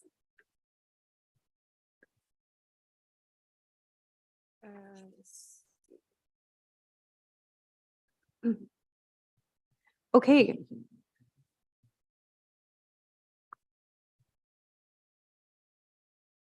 I must have a different agenda. I have Okay. 5 as the tax foreclosure accepting the Mhm. matter. Are 5 and 6 the same? Maybe I'm reading that wrong. They're different. Mhm. Okay. Yeah, that's me too. Okay, so item I5, consideration of approval in the matter of an order regarding the sale of tax foreclosed property on November 1st, 2022, accepting the sheriff's return following sale, approving the deeds, and ordering distribution of proceeds. Okay, so this is the set of properties we tried to sell. So these are the 2 properties we sold on. When was that? Was it Tuesday? November 1st? Yep. November 1st. That was over a week ago. Long time ago. Was it? Anyway, that doesn't matter. Yeah, so we actually had 11 properties up, only 2 of them sold. Which is, it's not a bad day. Happy to sell what we can sell. The other properties that didn't sell, they're on the return of sale, I believe, because they need to be recorded with the clerk's office. But all of those properties, we can now enter into private sales with individuals, or we can always go back out to auction, but we can now reach out to neighbors and folks that we think might be willing to buy if they don't have to deal with the logistics of an auction. So that's the good thing that came out of it. But yeah, we only did sell 2 properties. Okay. I will move approval of item I5. Is there further discussion or questions for Jody? No, Thank you. Okay. Thanks for working on this. Yes. Okay, all those in favor signify by saying aye. Aye. Aye. All opposed, same sign. Thank you. Motion passes. Okay, item I6. Consideration of approval in the matter of an order declaring certain tax foreclosed property as surplus, authorizing the sale of the property back to the former owner and ordering distribution of proceeds. And this was the Johnson property, correct? No. I Yes. forgot his name. Johnson. It's the farmland. Yes. That Okay. is attached, yes. So this is the property where they were able to provide a deed that was ambiguous enough to where they could, with a straight face, argue for prior ownership. So the justifications and the findings, I did reach out to the attorney and I expressed, I want to make sure that we're selling this as is, so all risk is on your client. And he said, that's fine, we're okay with that. So we went ahead and went forward with the board order. So that's what this one is. Okay. Mhm. Commissioners, I will move approval of item I6. Is there further discussion? Yeah, Chair. All those in favor signify by saying aye. Aye. Aye. All opposed, same sign. Thank you. Motion passes. Item I7 is consideration of approval of a quote and purchase of audio-visual equipment from Class Tech in the amount of $48,713.14 for improvements in the Annex Building Center room. And we do have our Community Justice Director, Jessica Beach, here if there is questions on this item. I don't I don't think anticipate so. It any, sounds like- but No, if there's questions, yeah, Jessica's here, but they went through a procurement process, and so we're looking at doing an award for these improvements. We were hopeful that we would have a contract also available because this is tied to grant funding that Department of Community Justice received, and there's some deadlines coming up, some COVID relief or COVID response grant funds that they received in the past. And due to the timing of it, we weren't able to get the contract ready to come back before. So the one item I was going to ask is if you're okay with moving forward with this, is also authorizing me to sign it, sign off on the contract, subject to final review of county council as well. And if it helps, the agreement that we've provided to Class Tech is the same agreement that was used when that same contractor was hired to do the audio upgrades for room 32. Okay. So the contract is identical, except we changed the project details and the amount of the contract. okay. Mhm. Chair, I'd move approval. Okay, Commissioner Starrett moves approval of item I7. Is there further discussion or questions? No, Chair. All those in favor signify by saying aye. Aye. Aye. All opposed, same sign. Thank you. Thank you, Jessica. Mhm. Thank you. Okay, item I8, consideration of ratification of the 2022-25 collective bargaining agreement between Yamhill County and the Federation of Oregon Parole and Probation Officers, or FOPO. You want to kick us off, maybe give us a Yeah, quick sure. summary? Okay. This is the culmination of a multi-month bargaining process that we entered into earlier this year. Happy that we were able to reach agreement within the bargaining authority that the board had given us earlier. This contract has been voted on and ratified by the bargaining unit. So if the board approves the contract today, the final step would be circulating for signatures, and then the terms of the contract are retroactive to July 1 of this year. And the other reason it was important to get onto the agenda for today is some of the elements could be some of the holiday benefits can be utilized by folks during the upcoming Thanksgiving and Christmas window. So thank you for that. Otherwise, if there are any other questions, this is a 3-year contract, so this will take us through June 30th of 2025. Great. Thank you. And I appreciate the work that went into. Yeah, This discussion. I want to thank Jessica. Thank you for reminding me, Jessica and Larry and Patricia Rojas, our HR director, and Colton Totland from our office.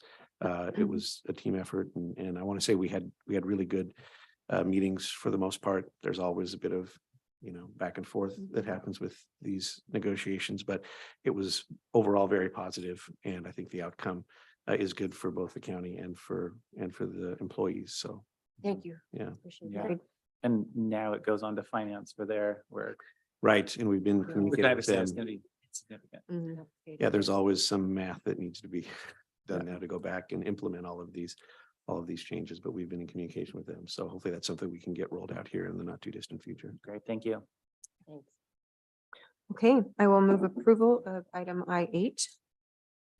If there's no further discussion, all those in favor signify by saying aye. Aye. Aye. All opposed, same sign. Thank you. Item I9 is consideration of extending provisions of the 2022-25 FOPO collective bargaining agreement to non-bargaining employees of the Department of Community Justice. And this is a pretty typical thing that we Yes, the do. board has historically done this, extending the terms of the bargaining agreement to non-bargaining employees in the department. So that's what this is Okay. proposing to do. Okay, Chair, I would move approval of item I9, beat you to it, sorry. sounds good. Commissioner Flue moves approval. Is there further discussion? No, Chair. None. All those in favor signify by saying aye. Aye. Aye. All opposed, same sign. Thank you. Motion passes. We're getting there. Item I10, consideration of approval of a voluntary cleanup letter agreement between Yamhill County and the Department of Environmental Quality, DEQ, for remediation work at the foreclosed property located at 185 South Maple Street in Yamhill, Oregon. Tax lots number R3404AC-01500 and R3404AC-01501. And this is the supplemental agreement to Yep. Item I3. That's right. This memorializes the understanding between the county and DEQ as to how the remediation work is actually going to proceed. Under the terms of the agreement, DEQ has a contractor standing by. The contractor will perform the work. DEQ will invoice us. We will pass the invoice on to Business Oregon pursuant to the grant agreement, and then we'll provide that funding from the grant back to DEQ. Great. Okay, It's commissioners. a lot of steps, and I also appreciate it because I Yes. recognize how valuable this will be as a no further action site. Yes, absolutely. Okay, I will move approval of item I10. If there's no further discussion, all those in favor signify by saying aye. Aye. Aye. All opposed, same sign. Thank you. Motion passes. Okay, and it looks like this is our last item for other, And really, it's Business? just a very simple one, and that is that the city of Yamhill is applying for funds. As you know, they have one of their tight things, and there was a challenge during the water emergency was not Mhm. having enough stored water capacity, and their stored water capacity is also old and leaky, and they've had to seal it. And so they requested from us just a simple letter of support to send to, I believe it's Business Oregon. And I apologize that I didn't put it on the agenda because I just wanted to make sure that it was okay with you. It's just going to say the Board of Commissioners supports the city of Yamhill in seeking this application okay. or seeking this grant. Do we know how big the grant is? It's 2 point, or gosh, I need to, it's Is it not 2.1 millions? million. Okay. It's for a 2.1 million gallon tank. Okay, This is a very Yamhill centric Apparently, agenda. yes, we gotta help the folks who are so far north. Yes. It's cold up there. Yes. okay, so just for clarification, this is consideration of a letter of support Mhm. for the city of Yamhill's grant application for a finished water storage tank. Do you want to move approval? And I move approval of item I11. Thank you. Okay. And just one more thing. Oh, And yeah. so you'll put that in the finished letter in the record. Exactly. Okay, Yeah. great. Thank you for bringing it forward. Yeah, thank you. Sounds great. And before, there was a question, the estimated cost was 3.5 million. Thank you. Wow, okay. Okay. Mhm. Okay, so there's a motion on the floor. If there's no further discussion, all those in favor signify by saying aye. Aye. Aye. All opposed, same sign. Thank you. Motion passes. And thank you for bringing that. Yeah, thank you. Okay, so we are going to take a break here before we start our public hearings. Let's come back around or by 11:40. We'll take a 10-minute break. Okay. Thank you. Yeah, thanks, thank you, Chair.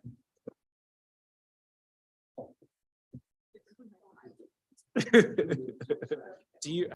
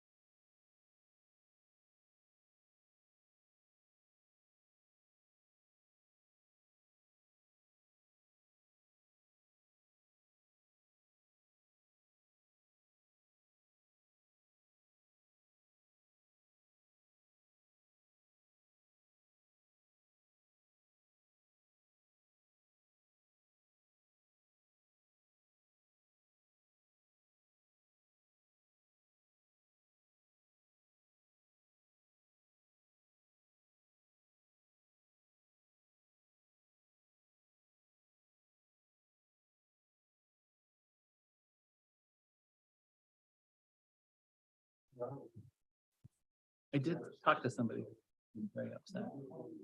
And yeah. Okay, I'm going to bring us back into our meeting.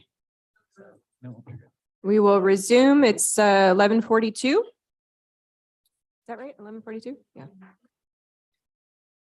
because Yeah, the it clock's is. off. Okay. It's not 12:39. That's or what I'm- 12:40. It's Gotcha. 11:42. Okay, we're gonna go now into our public hearings. I will start with item 1, and then I think I'm going to move item 3 up based on the amount of public comment that we likely have. So item J1 is a public hearing to hear objections to the transfer of certain tax foreclosed real properties to the city of Lafayette pursuant to the provisions of ORS 271.330.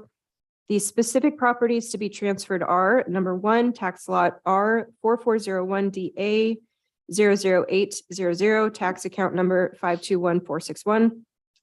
Item 2, tax lot number R 4401DA 00814, tax account number 521503. And number 3, which is tax lot number R 4412AA 03700, tax account number 128882. And this is consideration of approval in the matter of an order. Am I reading that? Okay. Yeah. Consideration of approval in the matter of an order declaring certain tax foreclosed properties as surplus and authorizing a purchase sale agreement with the city of Lafayette. So we are calling for objections. Is that correct? Yeah, so you formally open it as a public hearing, call for objections, and then you can close the hearing, and then the board can deliberate on whether or not they want to approve the board order. That makes sense. Okay. Yeah. So do we have any objections to transferring these properties, or I guess it would be selling them to the city of Lafayette? And if you're on virtually, please raise your hand.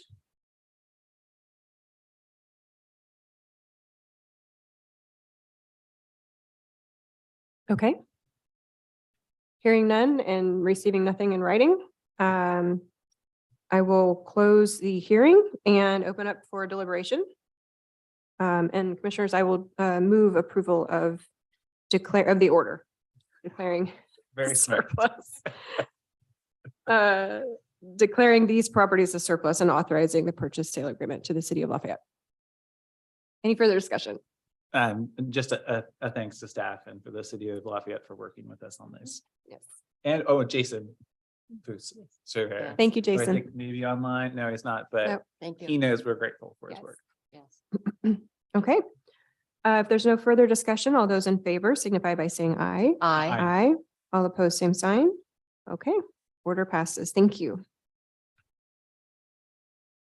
Okay, so we will now jump down to item I3, which is docket number G-01-22, a proposal to update sections for the Emhoe County zoning ordinance to add roads, highways, and other transportation facilities improvements as a permitted use to the following zoning districts: Parks, Recreation, Open Space District, Section 405 PRO, Rural Residential District, Sections 502 VLDR and 503 DRL, Public Assembly Institutional District, Section 801 PAI, and adding roads, highways, and other transportation facilities and improvements as a conditional use to the following zoning districts: Mineral Resource District, Section 404 MR, Rural Residential District, Section 501 AF10, Commercial Districts, Section 601 RC, 602 NC, and 603 HC, Industrial Districts, Section 701 RI, 702 LI, and 703 HI,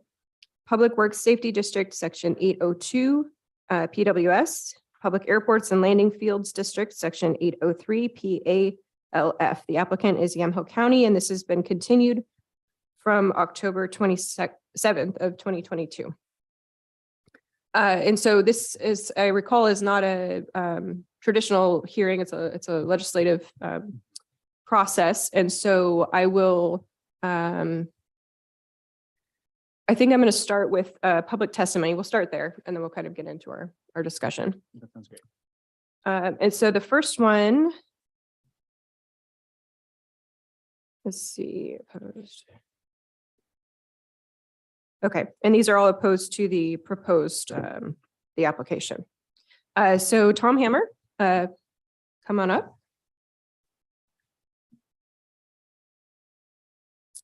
Welcome, Tom. You could state your name and address for the record. We'd appreciate it. Chair Burschauer, Commissioners Kula and Starrett, I'm Tom Hammer. I live on Wallace Road near Wheatland in rural Yamhill County. I'm opposed to the code amendments. The code amendments sought are not only unnecessary, they are likely the latest backdoor attempt to facilitate a trail on an abandoned rail line. The planning department tells us that the two are not related. They tell us the trail saga is over. Planning has made many claims in the past that bear scrutiny now so we can assign credibility to current claims and actions.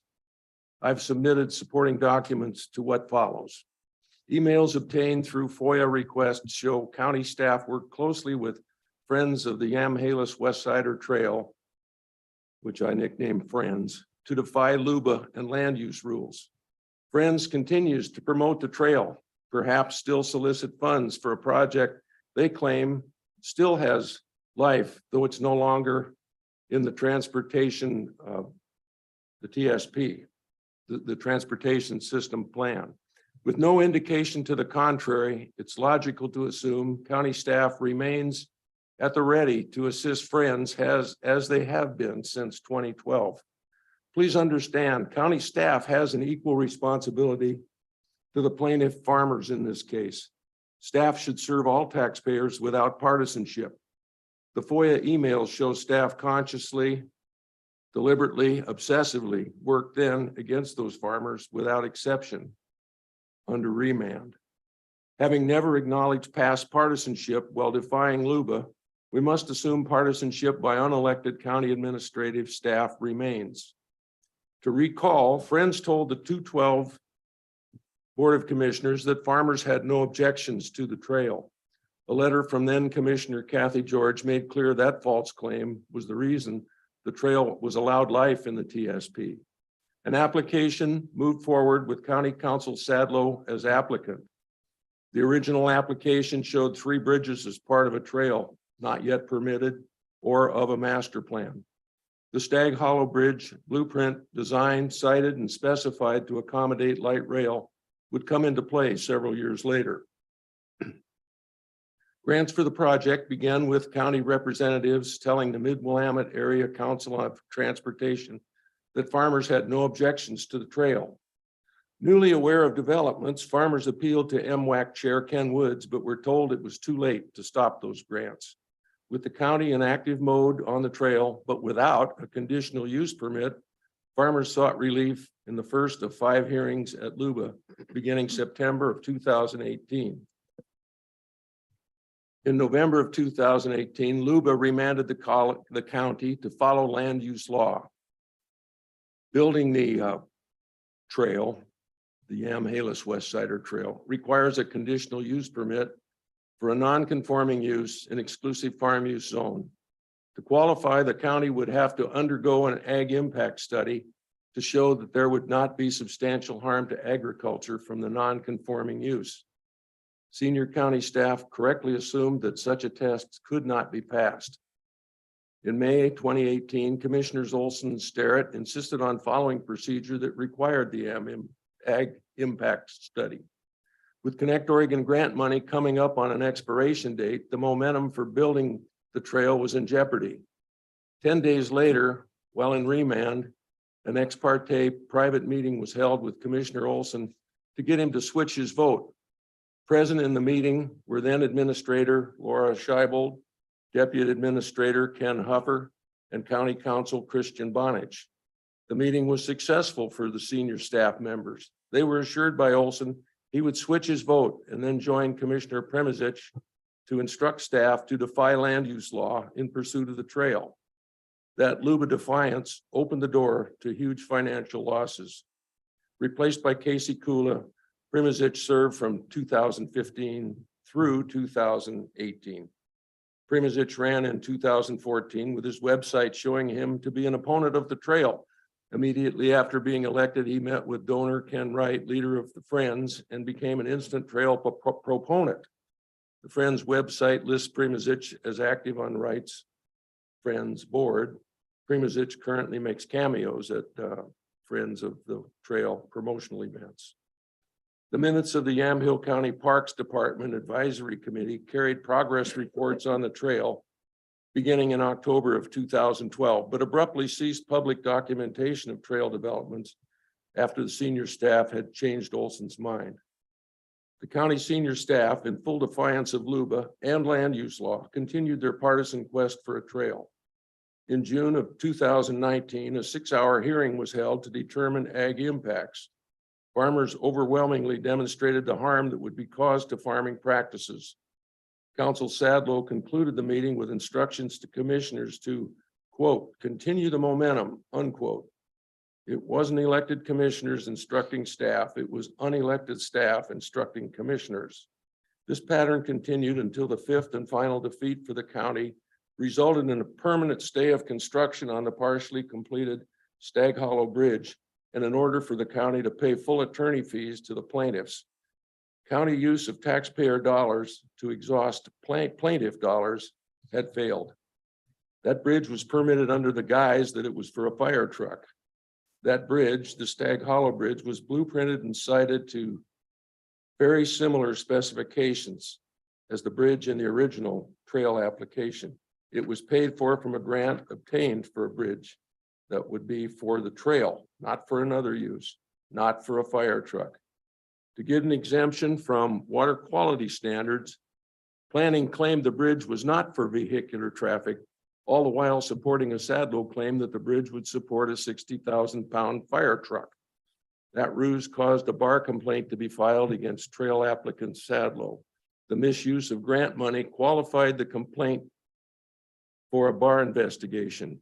County council quickly took early retirement, so Ben Van Dyke, who had initiated the bar complaint, made a business decision to let the matter drop. The bar gave Mr. Sadlow a friendly going away letter, professional courtesy to a man whose outrageous plan, facilitated by Ken Friday, was so soundly defeated his opponent was awarded full for attorney's fees. Mr. Sadlow sought and was offered by the Board of Commissioners 3 months transitional work with the county, generosity which his pride ultimately wouldn't accept.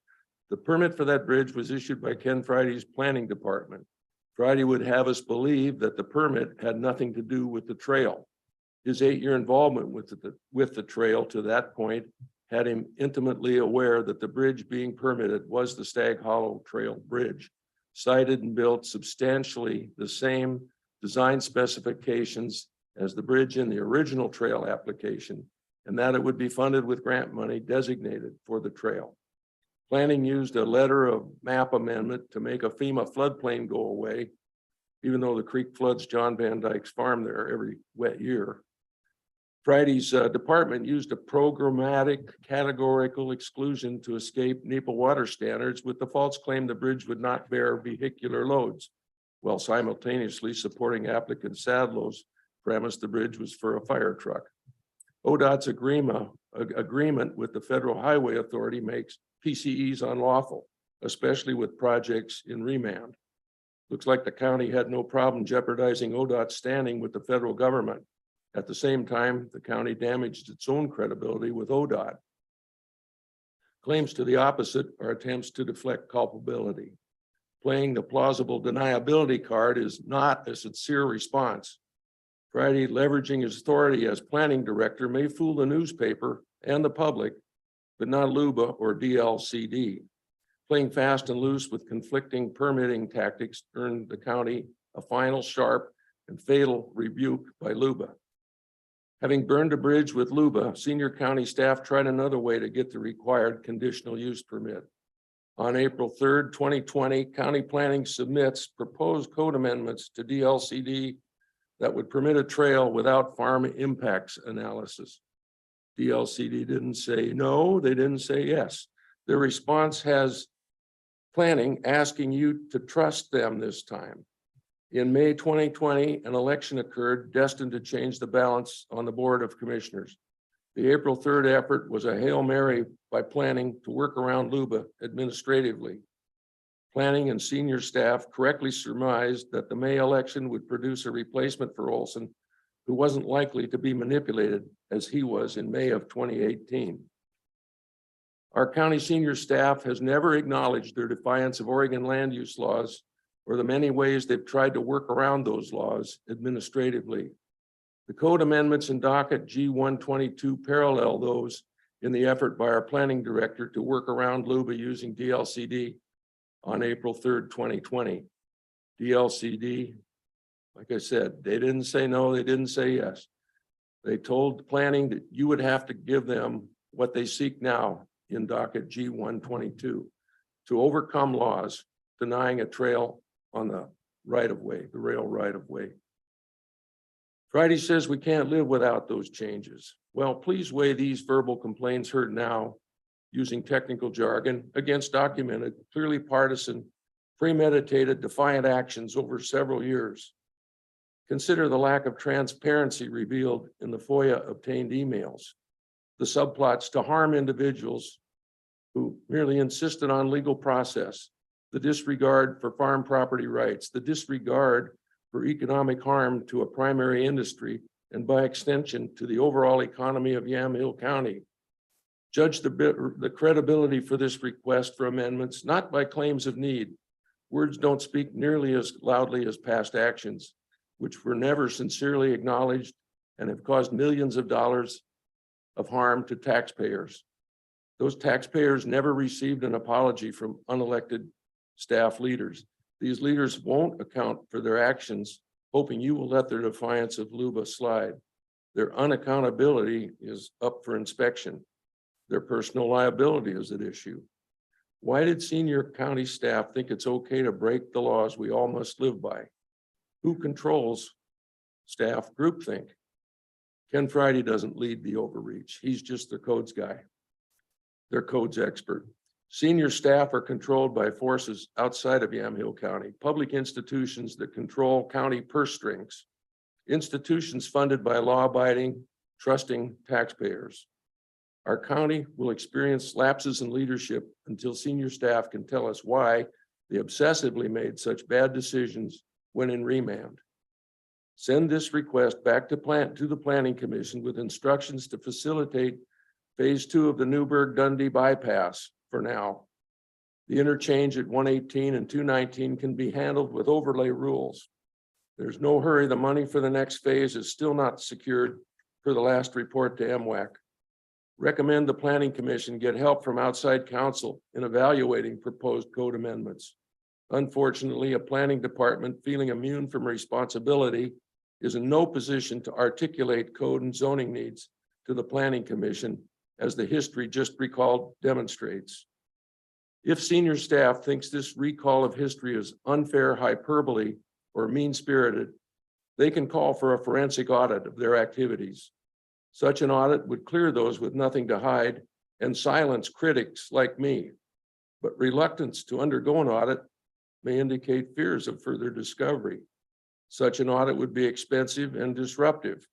Perhaps it's the only way to establish trust in our unelected county leaders. It would be worth the time, trouble, and cost to taxpayers if staff has any desire to prove they are trustworthy. I'm concluding my remarks. If you'd like, I'll try to answer questions. And if you'd like, I'll just leave. Thank you, Tom. Any questions for Mr. Hammer? Thank you, Tom. No. Thank you. Thank you. Okay, next up is Wendy Kellington. Welcome. Hello. Hello. You can state your name and address for the record. Sure.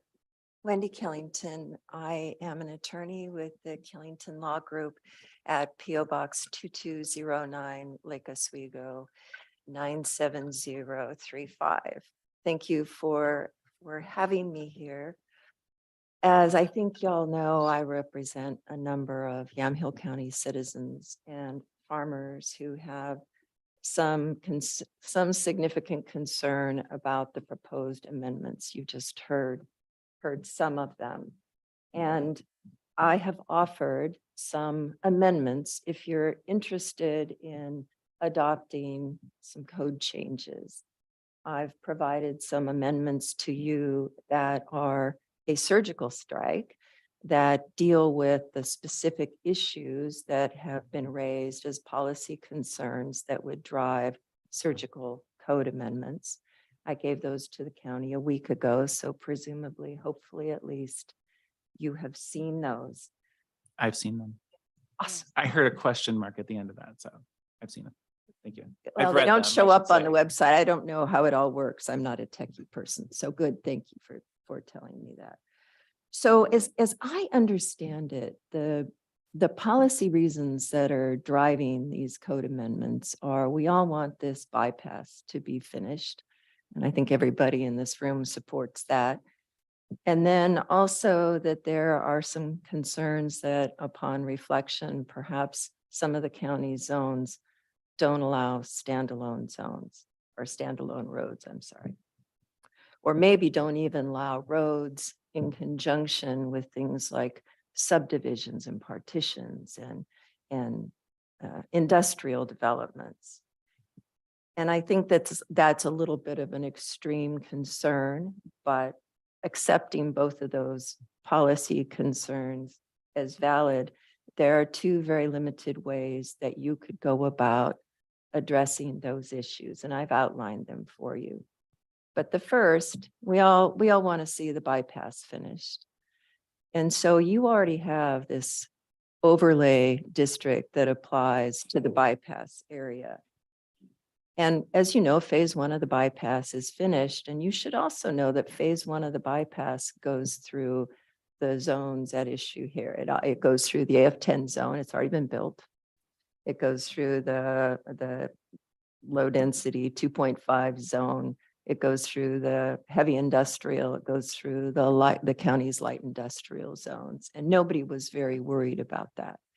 And the reason that nobody was very worried about that is that there's a great big giant, something called a statewide planning goal exception that's a part of the county's comprehensive plan that very clearly contemplated that there would be a bypass in that district, that there would be road improvements. And so I don't think anybody thought that road improvements weren't going to happen in the bypass district. But since then, there's been a concern based on Luba's language in the trail case having to do with the trail isn't allowed in those zoning districts, that maybe that language is broader and would foreclose the improvements that have already been made. Maybe they're not even lawful, or would foreclose further improvements in phase two of the bypass. And the very simple solution that solves that problem is to make clear that notwithstanding that the base zone may not allow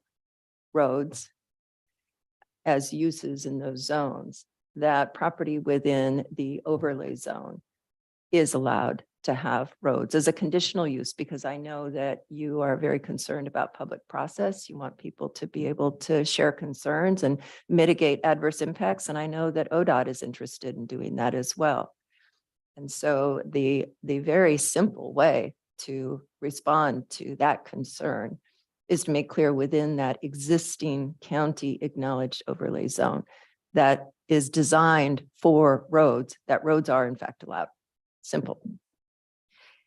That does not require a change to the goal exception.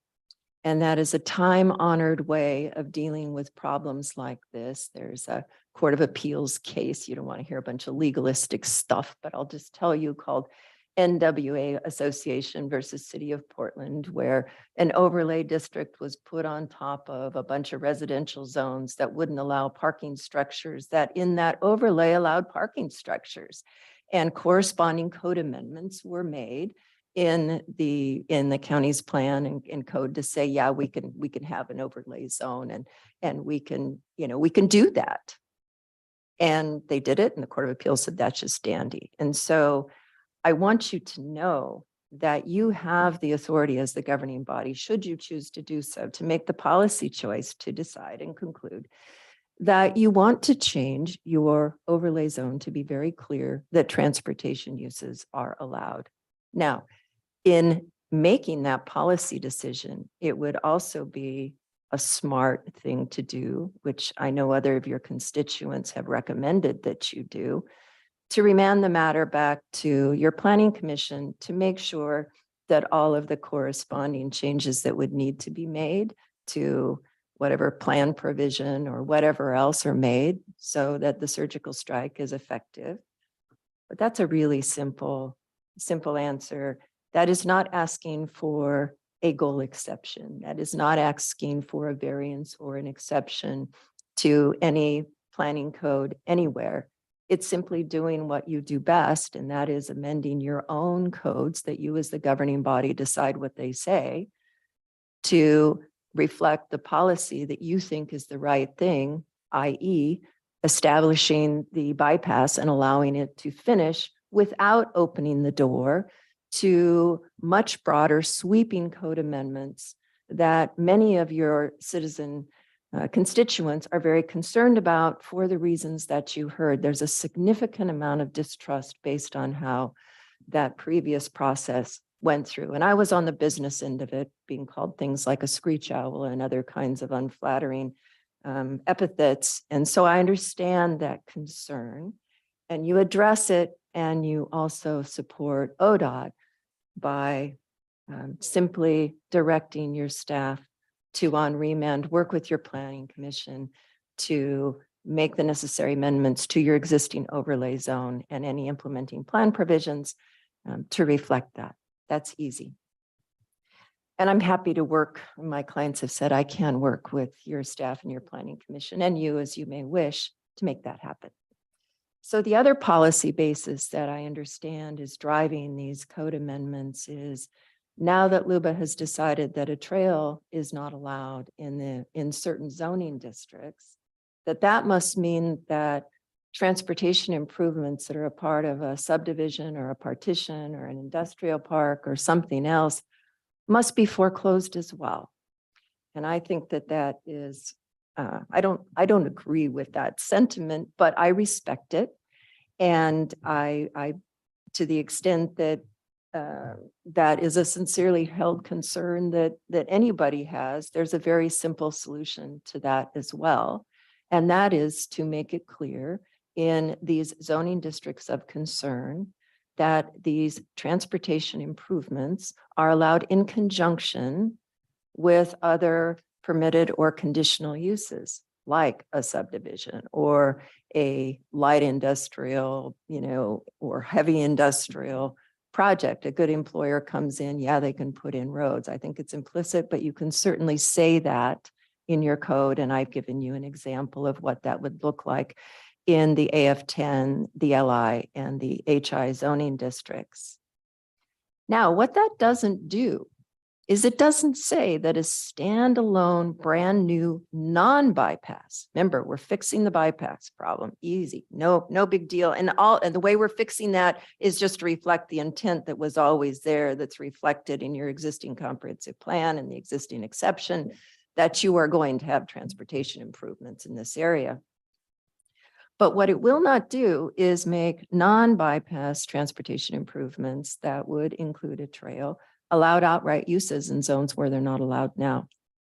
And so is that the death knell of improvements to a dangerous intersection or to a too tight curve or where you don't have enough stopping or sight distance? No.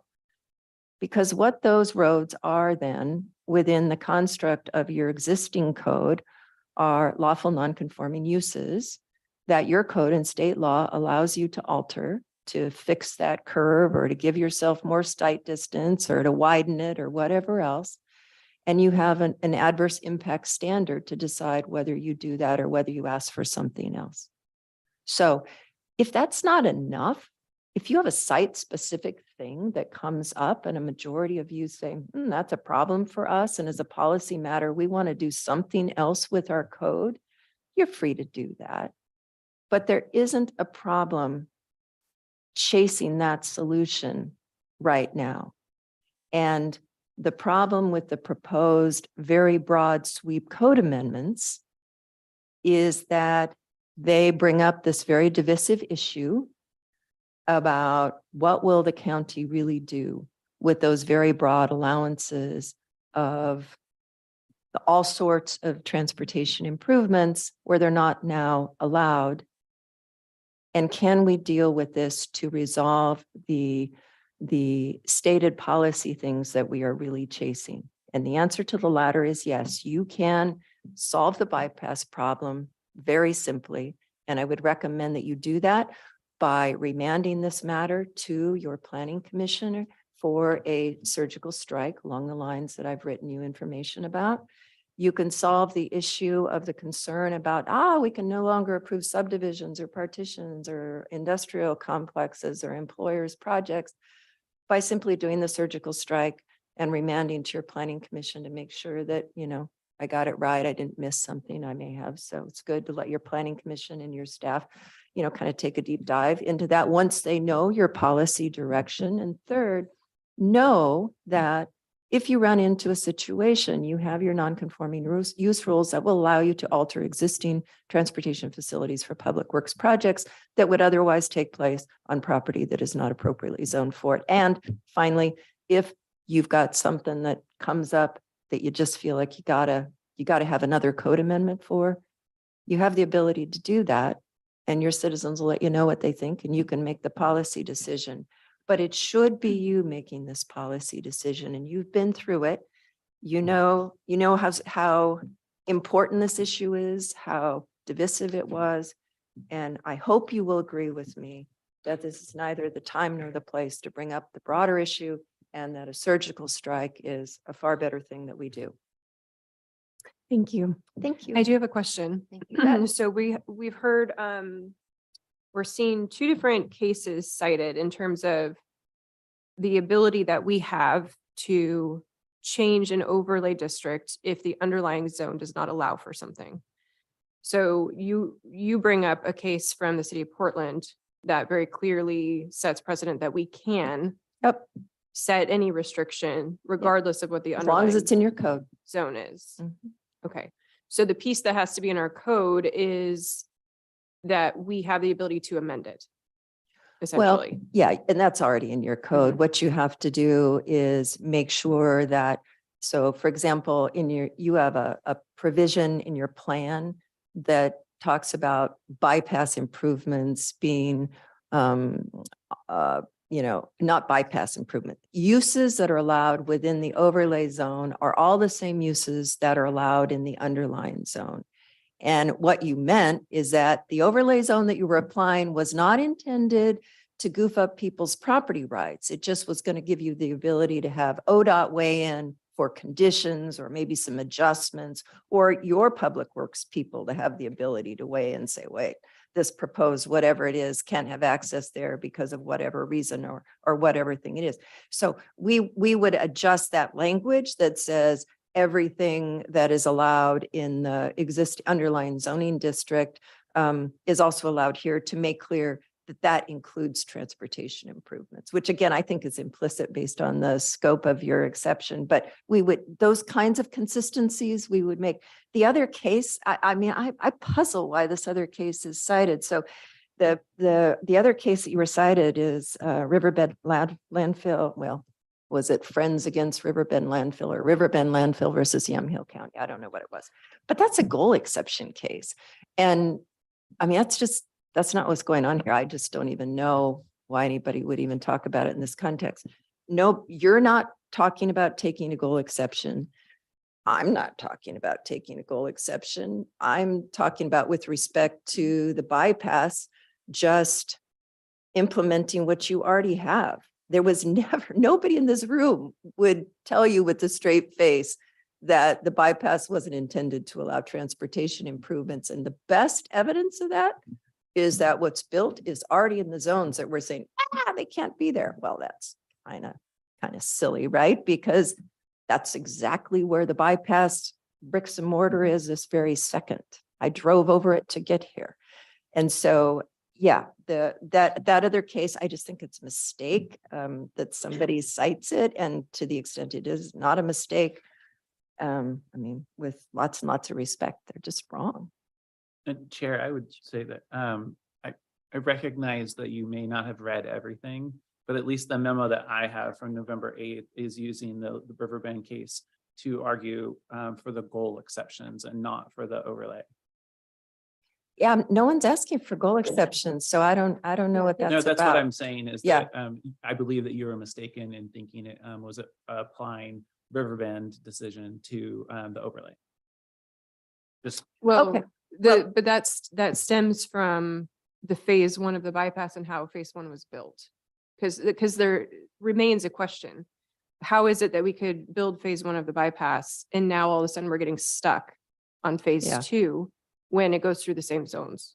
I don't know. Whatever the citation to Riverbend is for, whether it's for fixing the bypass problem or for fixing the existing zones that are now deemed by some staff to say you can't have, roads and subdivisions and industrial complexes. Riverbend has nothing to do with that. I mean, there's no statewide planning goal that would say that you'd need to take an exception to that would say you can't have a road in the AF10 zone. I mean, that's just not a thing. So it's just a mistake. I'm just trying to clarify that you were mistaken about which it was being applied to. Oh, I see.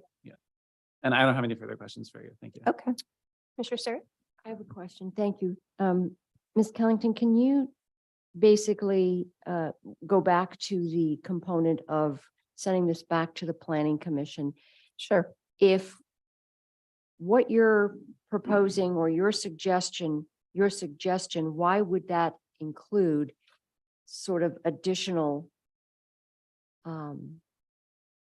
work by the Planning Commission if what you're proposing seems to be a relatively simple fix? I mean, what is it that they could conceivably add to this? Well, so I just gave you some examples. So I think Ken's talking about a whole bunch of zoning districts.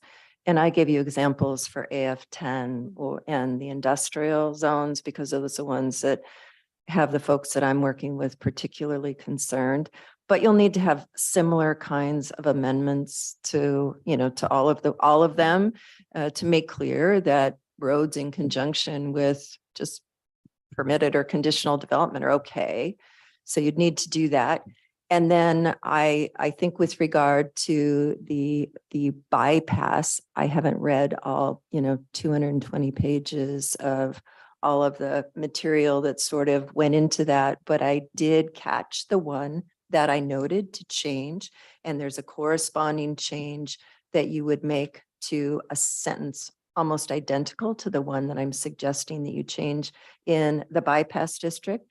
And what I'd want to make sure is because I don't have a, photographic memory of all of the county's codes, that there's not something else that would make sense to adjust along with that. And the best way I know of to do that is to have your staff, and I'm happy to work with Ken, go through and make sure that we caught everything, and to have your planning commission say, yeah, this is a suite of amendments that makes sense for you. And then it would come back to you and you wouldn't have to go through all of this. Okay, appreciate that clarification. Thank you. You bet.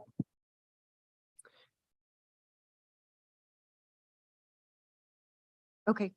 Any further questions for Ms. Kellington? Nope. Super. Thank you. Thank you. Appreciate it. Thank you. Okay, next up, we have Alice Patridge. Welcome.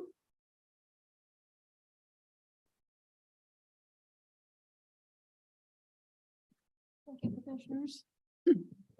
My name is Alice Patridge. I live at 687 North Coolidge in Carlton, Oregon. I literally live on this right of way. So I am definitely skin in the game, and a lot of things are happening in the county, and I'm trying to become more of an advocate for the boots on the ground that are having to actually accommodate all these wants and wishes of everybody else that may not even live locally or anything like that. I have been involved with Wendy and Tom in the group. I became rather chagrined by the hodgepodge of processes that were very hard as a general public person to kind of jump into the middle of and make sense of and see if anything could be affected by it other than voting. My basic comment that I put down and submitted was that all here are aware that if these amendments stand as is, the broad scope will facilitate any process that may be temporarily on the back burner to push a trail forward. This cannot be denied. If in truth, all that is sought to allow one particular ODOT bypass improvement for traffic flow, then there should be no objections to modifications as can be presented here for implementation. All we as individuals are seeking, landowners that have skin in the game, farmers that are actively involved in things. I'm not a farmer, but I have fruit trees and things like that. I have property that is 4 feet lower than this trail, and my privacy is going to be severely hindered should that public access go through. But irregardless of that, it's tied in with improvements. They're necessary, change is necessary, but I have a problem when things are just rushed through and not thought through, and you don't get boots in the ground involved. As we are seeking here is continued protection through the existing land use codes from infringement on current landowners and farmers. I am a landowner and a taxpayer boarding the right of way. I know also this group has been labeled that aren't in favor of the Friends of Yamhill's positions as people that are very rich and entitled and NIMBYs and all this kind of thing. I'm just an average person, a taxpayer, a person that has been an Oregonian all her life. And I really grieve over the way things are moving nowadays. We're throwing in homes that are in Yamhill last year was in a huge drought situation, water restrictions. As a school bus driver, we weren't allowed to wash our school buses. There are things that are being allowed with no changes in the basic planning. If you're going to have these growths, don't plan on borrowing water from Beaverton or Bull Run District or whatever. Find out what your own resource sources are. And if they aren't, like Yamhill, there was a positive thing today here. The Yamhill wanting to retain water. That's a good planning. Why aren't we getting involved in building situations that require contributions back into the system, like maybe some water retention things built into built into the plans that are submitted. It's like the money talks kind of thing, and all the good intentions of everybody that lives here and why we bought here in the first place are just lost. And when you get into a rural county, people want the rural county. They like the rural lifestyle. That doesn't mean they want to urbanize everything. And there's got to be room for people like myself that would want to maintain the century farms, want to live in the quiet rural countryside without it being something that, oh, we get to go and play here, right? Anytime we want, 24/7. Like I want that behind my house, 30 feet away from my house. You know, there has to be some common sense and some planning that takes into account the rights of people that are here, that are living in the county. The bypass situation, it just kind of blows my mind that this wasn't, here's plan A, here's plan B, here's plan C, and it wasn't presented to people for feedback before this point. It's like all of a sudden we get to coming down to, wait a minute, time out. Why isn't the planning more broad spectrum and the overreach pulled back a little bit?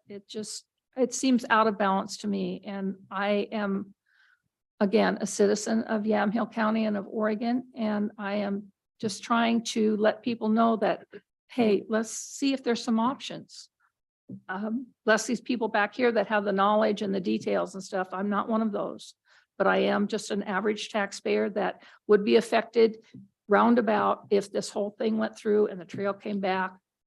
And it's sad that these things have come to this point. But I am a proud citizen of this county, and I desire to continue to be, and hopefully it will look better in the future for providing overall ahead of time before we run out of things, before we run out of space, before we run out of resources. Thank you, Alice. Thank you. Yes, and I apologize that it took me so long to realize that you don't have two R's in your last name. It took me a Oh, long no, time, and I'm sorry a about that. partridge, not a partridge Yep. in a pear tree. It happens a lot. Okay, so apologies. And but thank you for your you. thoughts. Yes, and thank you for the work you do with our kids. I hope they treat you well on those buses. There are days, I know, I've seen it. Good, good. Okay. Next up is Celine McCarthy. Welcome, Celine.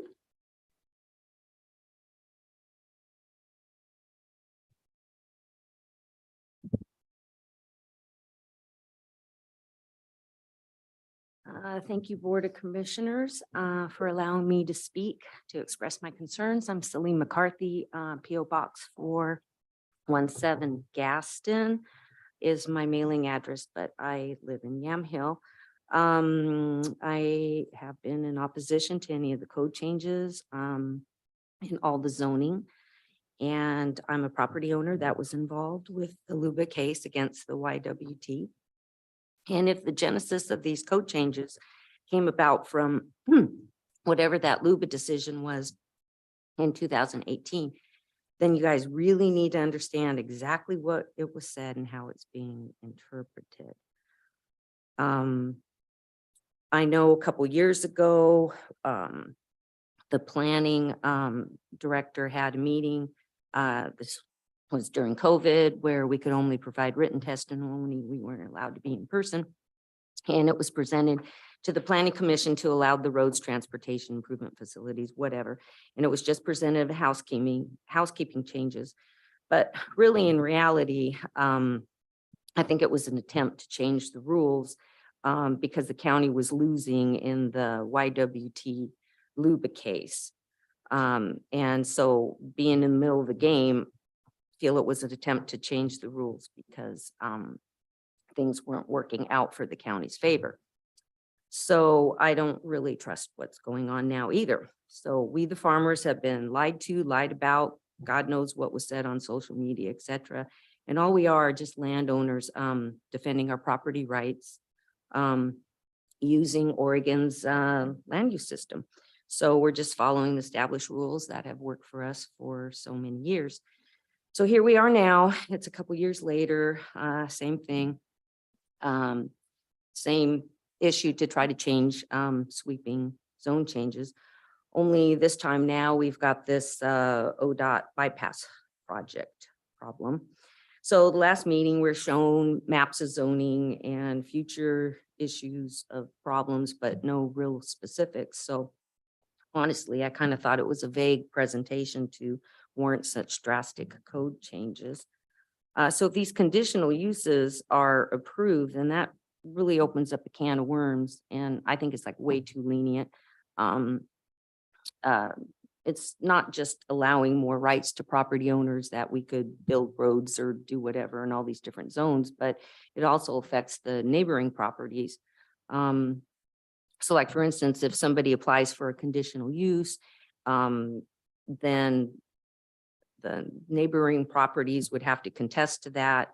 And so they may have to hire, if it affects them or whatever, they may have to hire a lawyer or something to defend their case. And not everybody can afford to do that, you know, and especially when that property owner is your county government, who has endless amounts of money. So if the county says, okay, or you Oh, no, don't, I was just, but I totally know how much inappropriate. I'm money so I sorry, put in Celine. spending this thing. I shouldn't say endless, but it's, you know, you've got easier access than what we can pull out of our purse. Totally. But- Apologies, Celine. You know, I don't know what's going on. I mean, you know, you could, I don't know, could you build like a racetrack on your AF-10 or motocross, or, you know, if you're allowing roads and transportation improvements? I mean, this is more than just development and stuff. This is, I don't know what it would all be or what people would want to do, but just making it a conditional use that doesn't really, you know, protect neighboring properties. And then if the county planning department says it's going to send notices to all the adjoining owners, if you know, this is going to happen, so everybody will know what's going on. Well, heck, I'm still waiting along with all the property owners alongside the YWT to even get a single notice that a trail was even being built. You know, we never got any notice. Still haven't. So, sorry, I just don't trust the planning department or the county staff with what's going on. Last time I was here, I had a question about, you know, what exactly is a transportation facility? Never really got it answered. Well, it could be a light rail terminal, you know, could be a train station, a bus depot, parking lot. It's an all slew of things. And I'm not really in favor of any of that. So I urge you, the Board of Commissioners, to reject these changes and possibly hire a planning consultant.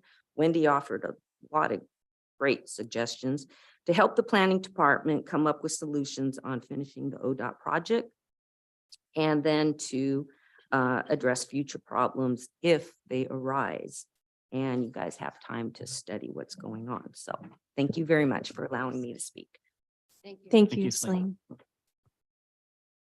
Okay, and it looks like the last person we have is Catherine Jernstead. Welcome, Catherine.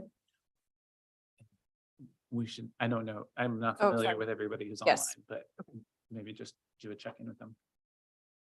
Thank you for the reminder. I should turn my thing off. My name's Catherine Jernstead, and I represent another group of friends.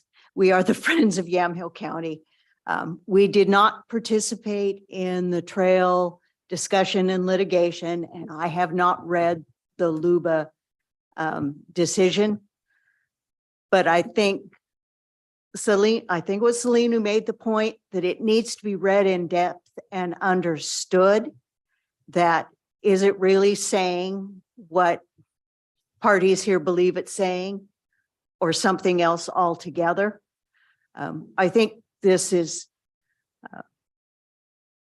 in some ways not so productive to rehash the past, but I think it does bring focus on the frustration of the citizenry with the limited notification ranges in the law, and that have not, to my understanding, been expanded in our code. We support that any of them be made conditional uses, but I do feel the need to reflect that there are those in the decision-making bodies that believe that means it's permitted as long as there's some conditions agreed to. Right. And I'm a little concerned about that being the way it would be interpreted in the long run. Director Friday has asked for direction and guidance and policy, and I really think the board needs to take advantage of that and have meaningful discussions about what are our objectives around citizen involvement, orderly development, and property rights. They're all three competing interests in some cases. And clarity in rulemaking is obviously very important, because to answer the question about why we're able to do the bypass, no problem, is that the county had not received this legal interpretation. That decision foreclosed the trail. The board decided not to appeal it. So I'm not a lawyer. I don't even play one on TV, but to disregard this, does that constitute defying LUBA, which is one of the allegations made against the board in their processes? On a purely irrelevant note, but I'm going to do it anyway. If roads are foreclosed in these zoning, it's going to help me fight something.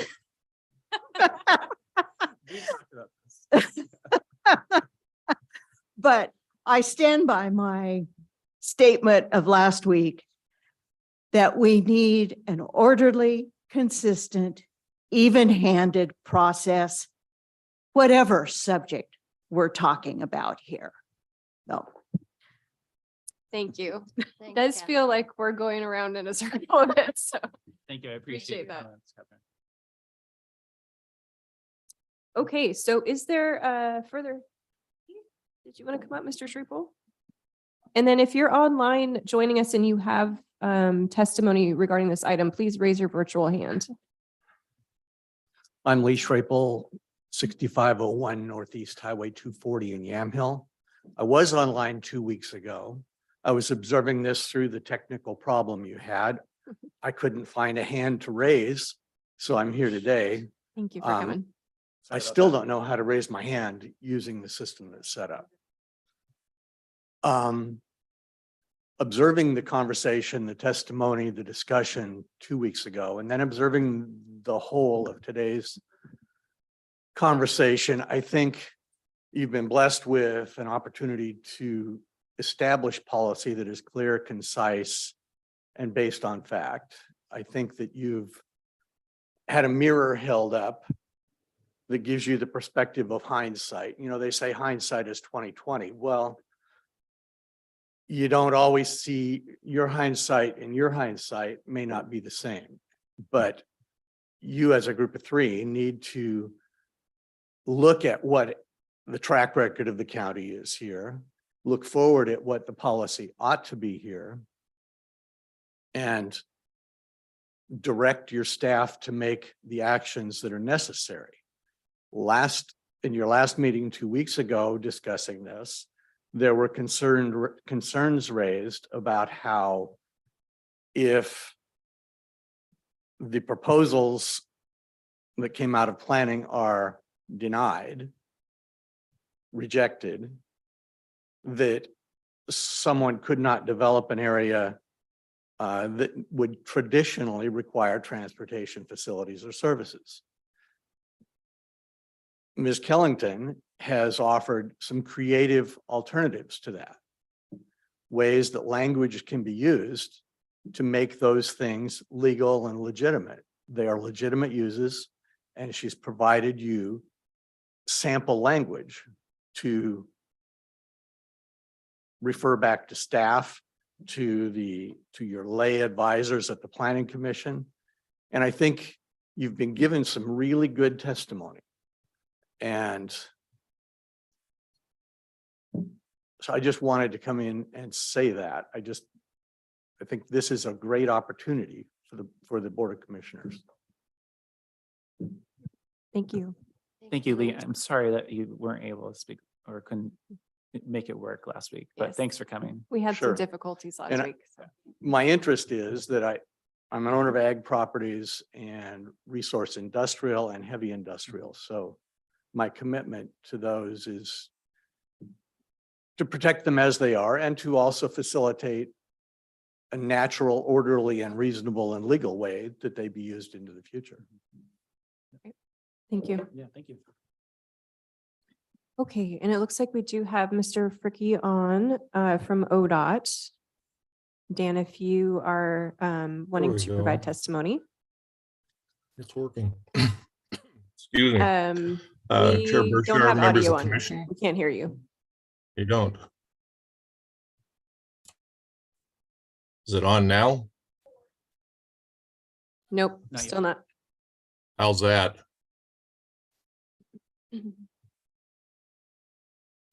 Huh. I've got the mute turned off.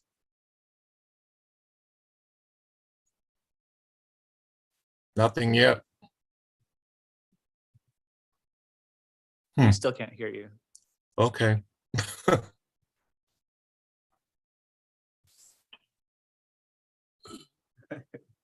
I understand you're observing something and maybe that's the case. We'll wait to problem solve on it. Make the suggestion too. Same I'm problem. not we sure had if it last- goes through the computer. But we'll see, right? Okay, so apologies, Dan. We're going to take a 5-minute recess to make sure we can get Okay. you on here.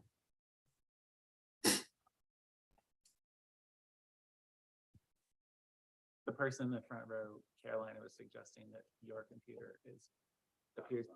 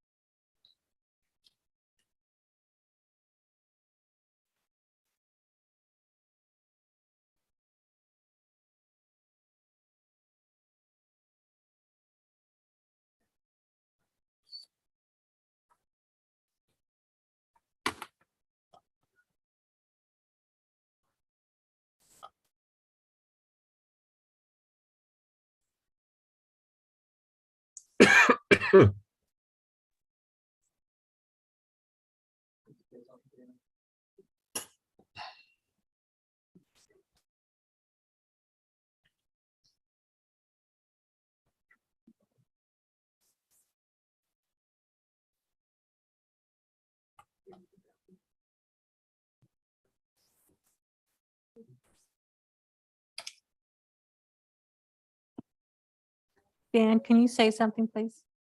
Yeah, are we on now? Hello? Nothing? How about this?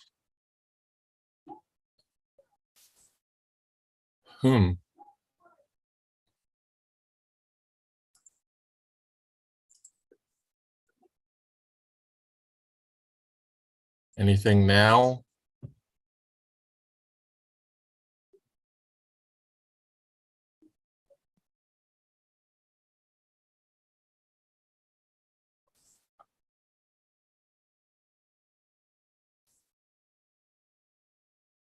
Sorry, Dan. Can you say something? This is very strange. It's always worked before. Nothing yet, huh? Just use the speaker.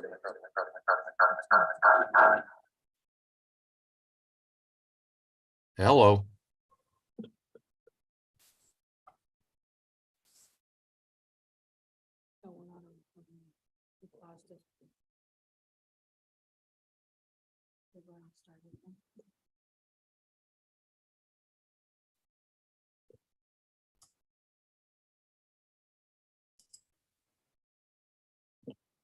Anything yet?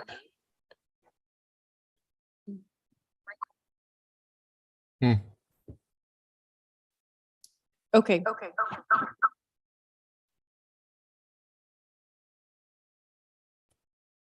Always wanted to have infinite with you. To infinity. I'm glad that you let me like tease you a little bit. I've learned it from I her. should say that. Her. I learned from her. No, she learned it from you. Oh, no, Yeah. she's the master. You weren't like this when you first showed up. I'm just saying. She was like, Anything now? how she got the job. And she got here.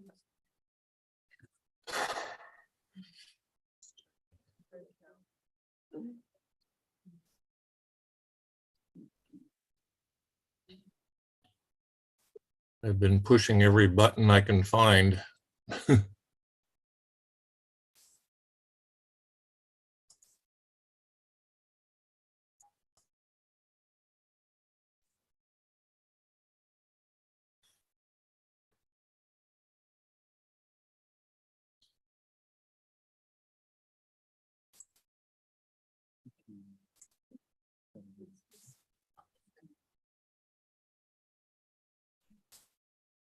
Huh. I don't know.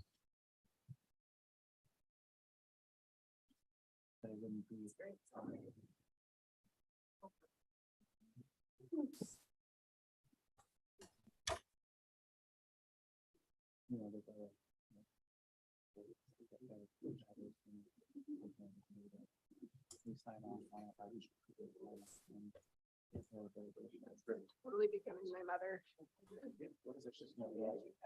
Oh, don't make fun of senior Latinas because before, while you're making fun of your grandmother, having them stuck in her pockets and in her sleeves, and the next thing you know is you're a drink too. Get ready. Anything yet?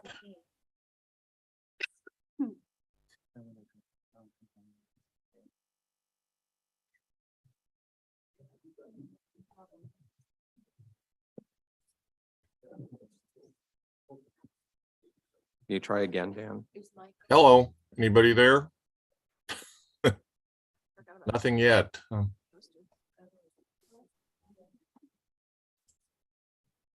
Hello? Test, test, test. If it's not encoded, then it's. Are you?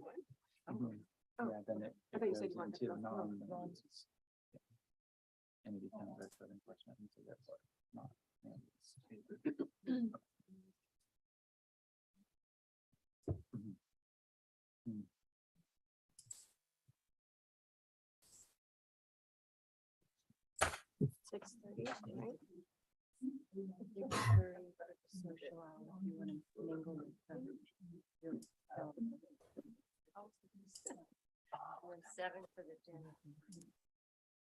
Somehow it's not, I didn't put it on my. No, your schedule. brain. Test, So test, it snuck up on us. test. Maybe because I was at RIAC yesterday. Yeah. So I'm all.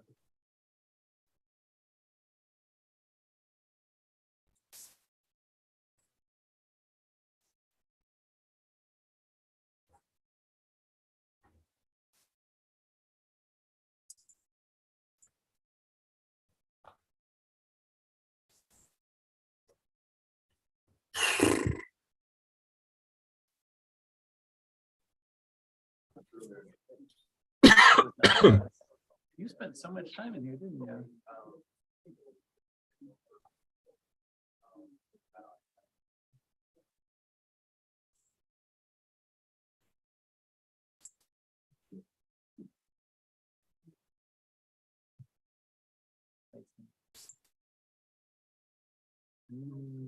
I think that that's a thing.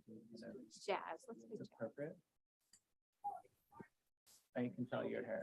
Test, test, test. Yeah, late 80s. Remember Dave Cause? Remember Dave Cause? Saxophone. No. Yeah. Bill Clinton. Bill Clinton. Thank you. Saxophone, right? Test.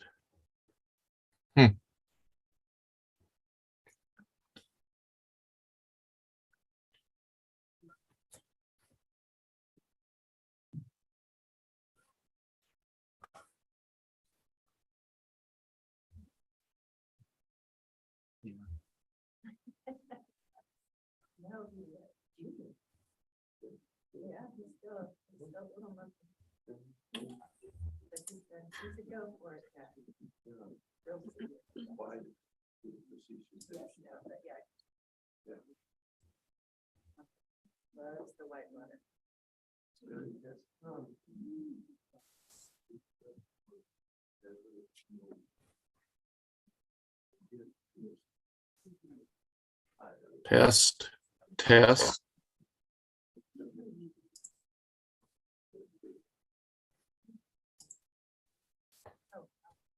They're in.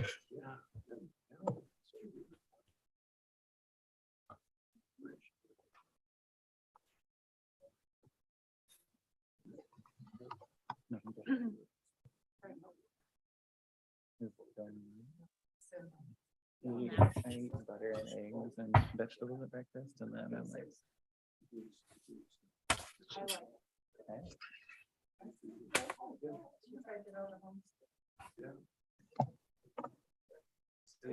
That's the hard way to do it.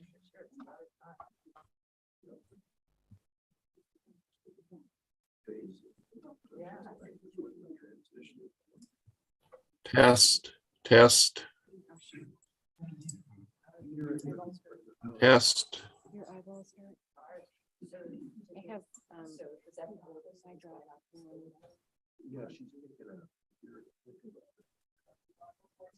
There's very little I don't carry with me, if you've noticed. You've seen my car.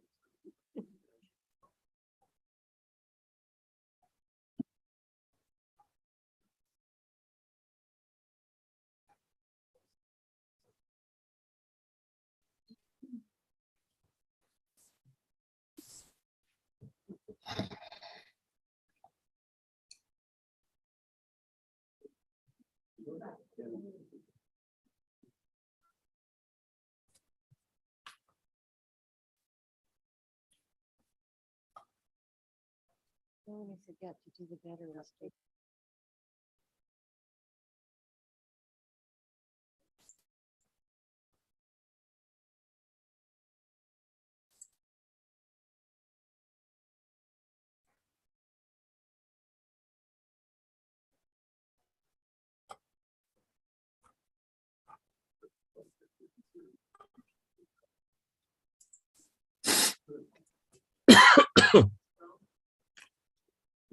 Test, test.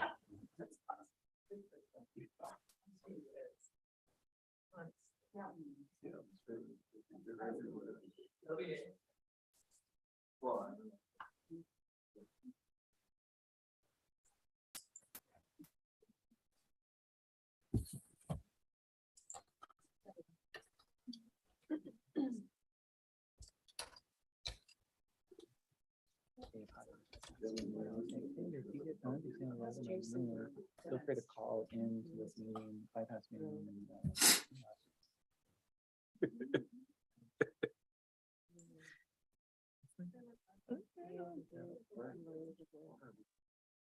Mike.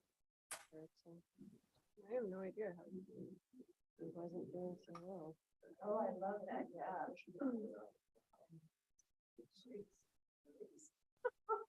There's no update. Yeah, that's really fast. Yeah. That's really fast. They go backwards and look.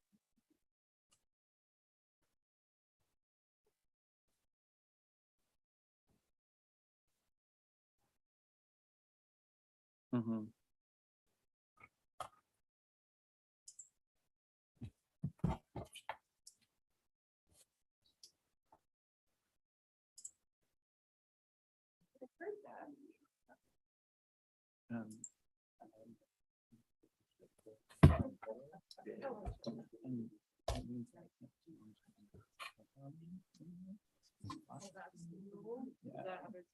But just, so that's my handle.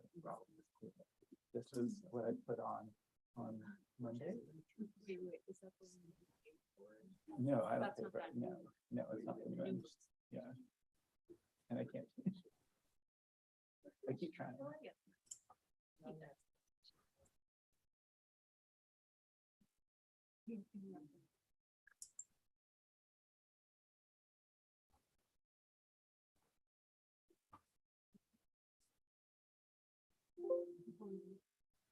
Somebody was like that. Not want to be say it. Yeah. He just is an insurrectionist.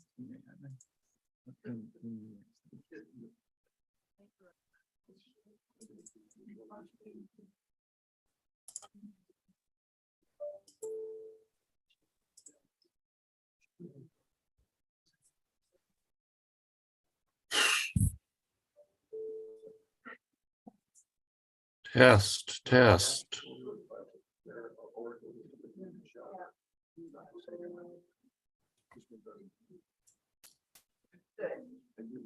Thanks, Stephanie.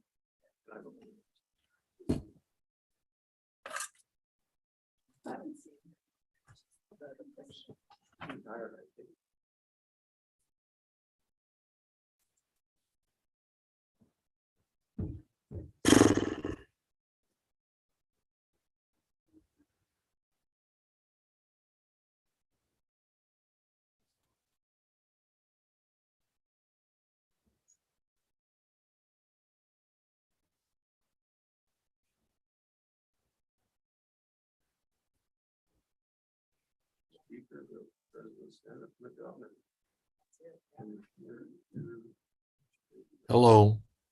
Test.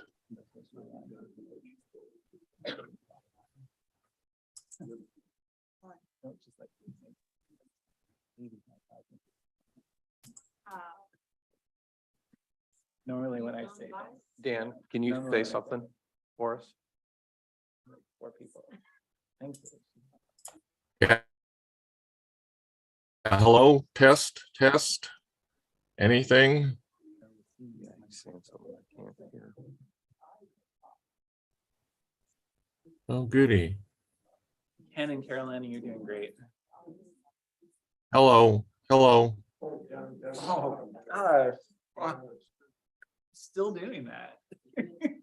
Test, test. Director Friday for bringing over, getting a new, iPad.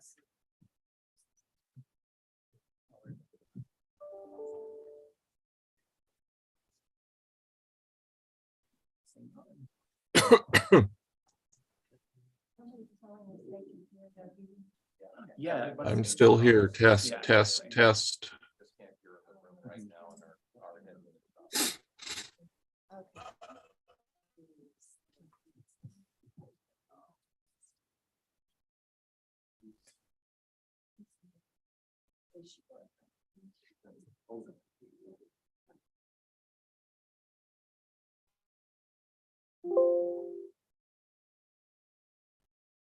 Test, test.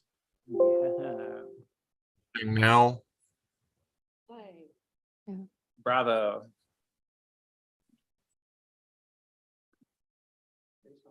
test, test. Yes. And we can hear We you can hear now. you. Can you hear us now? Hey, all right. Well, let's try this again. Okay, hang on just a second. We want to make sure we're recording. Okay.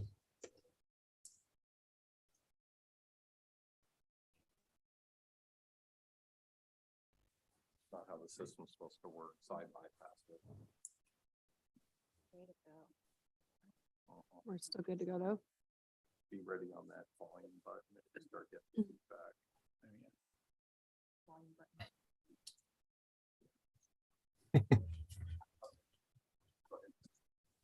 Okay, so we're gonna come. It is recording. Okay, we're gonna come back into our public hearing. And we are gonna resume at testimony from Mr. Fricky from ODOT. Go ahead, Dan. Thank you, Chair Berkshire, members of the commission. I was going to start out earlier by apologizing for not being able to be there in person with you. And now I'm really going to apologize for not being there in person with you. And I just want to be, I don't want to repeat anything that I said previously. Obviously, ODOT's interest is very limited in this, and only what we can do to move elements of the Newburgh-Dundee bypass forward that we have funding for.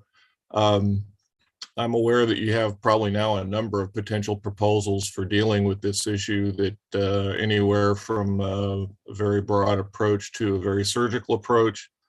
I'm happy to work with Mr. Friday and county staff in any way we can to help out with that. But I guess I would just, while expressing support for some level of code amendment that would allow phase 2A of the bypass to go forward, I would really leave it to your discretion and with the assistance of your staff on what you think the best way to do that is. And with that, that's really all I have to say. I'd be happy to answer any additional questions you might have.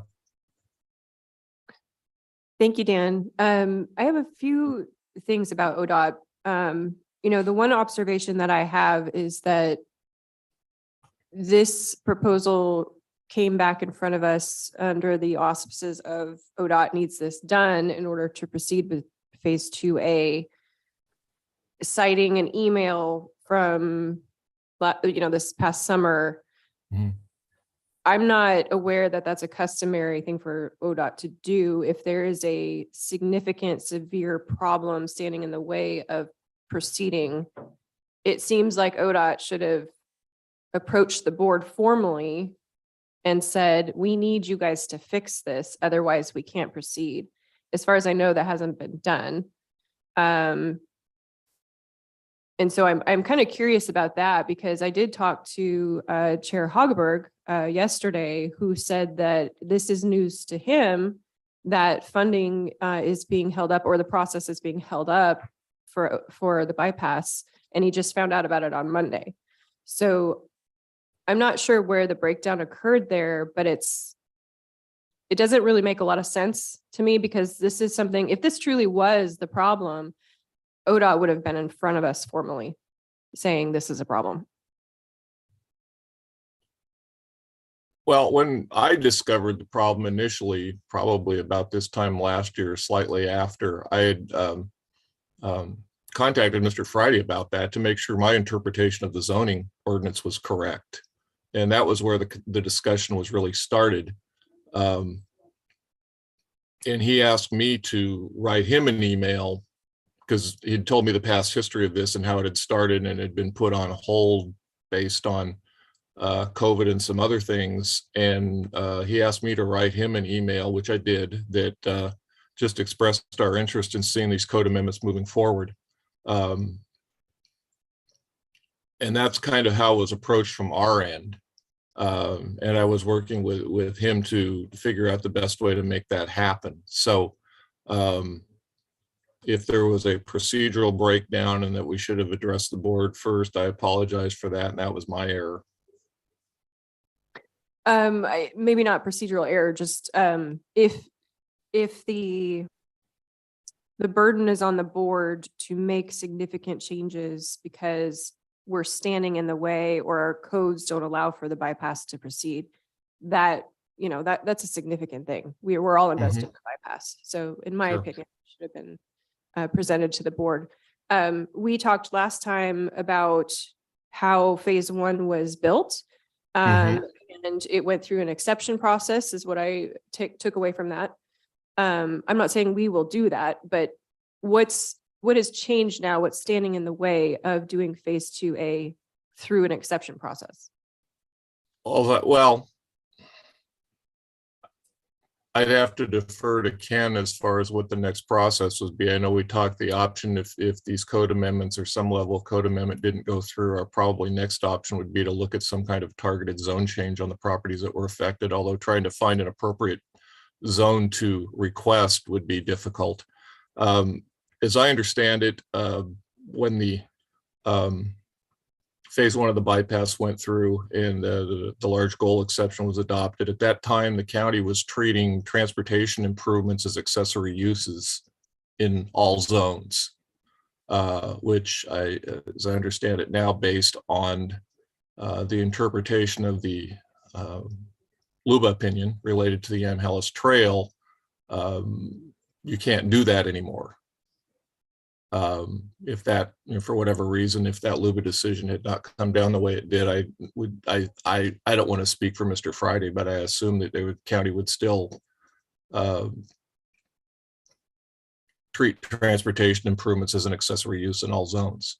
But with that LUBA opinion, it required a very strict interpretation of the zoning. And if transportation improvements weren't listed, then they weren't allowed. Again, that's my interpretation. I don't want to presume to interpret the county zoning ordinance, but that's my understanding of the process that went down. Okay, thank you. One last question. So the bypass is considered technically an expressway, is that correct? It's not. Yes, it is. Okay. Or the highway is. It's one of the designations. It's a without getting planning wonky, it's in the Oregon Highway Plan, it's designated a statewide highway and an expressway and also a freight route. Okay. Okay. So when these types of projects go through, there's always an extensive land use process where ODOT comes in and there's condemnation, you know, process through many different landowners. And through that process, there are protections built in for those landowners. Does that change? And this might be kind of a question for Ken Friday and you, but does that change your requirements if we are amending the underlying zones or even changing the bypass overlay district? Does that weaken protections for those landowners that have to go through the process with you? No, I mean, we still, as I said last time, we are still required to comply with all county ordinances and requirements. So for example, if you chose to put this in such a way that required a conditional use permit, we would have to apply to you for a conditional use permit for this. We're subject to the same requirements as anybody else coming to develop land. As far as actual acquisition of land, we have a federally mandated process for how we go through the right-of-way acquisition process, and that would not change regardless of what process we had to go through with this. In fact, I'm reasonably certain that I don't know what the current status of the right-of-way acquisition for phase 2A is, but I'm sure it's well on its way. Right. Okay, thank you for that clarification. Commissioners, any questions? I have a question. This might be a Commissioner Kula question, actually. So at what point or is there a point at which this would ever come before the bypass committee, and would they be weighing in on this? Would they be notified about this? About our decision right here. No. In other words, that this was an issue a year ago. Is that something that would have ever come on the radar? I would think that would be the first stop or one of the first stops. Well, I think that Dan mentioned the history of it in, I think, in response to comments about why they didn't hear it at MWAC. And I believe Right. it was because they thought they were going to get it dealt with. Okay. All right. I mean, I will say that I think I was aware of it when it came up in the packet. Okay. All right. Thank you. But it's also, I'm aware, like I think in fact, there's still challenges with officially recording some of the agreements with ODOT, but I think Ken and I met with ODOT staff, or maybe it was Public Works, around the agreement around taking the intergovernmental agreement for the new county road that would be created with the interchange, for example, with the and Winooski. Yeah. There's clearly there are multiple steps. Dan is the planner, but then there's the real estate, the realtor person, right? There's lots of people obviously working on it. The legislature allocated, I think, $36 million for doing this interchange, which is the next step in phase 2 of the bypass. So lots of different pieces of it. And as I'm sure Dan understands, there are obstacles, and then you overcome them, or you figure out solutions to problems. Sure. Okay. Thank you. Okay, any more questions for Mr. Frickin? No? Okay, thank you, Dan. Thanks, Dan. Thank you. Apologize for the technical glitch. I apologize if it was at my end too, but at least we got it fixed. Thanks. Okay, is there any further public testimony on this topic? Get through everybody. Okay. Seeing no hands.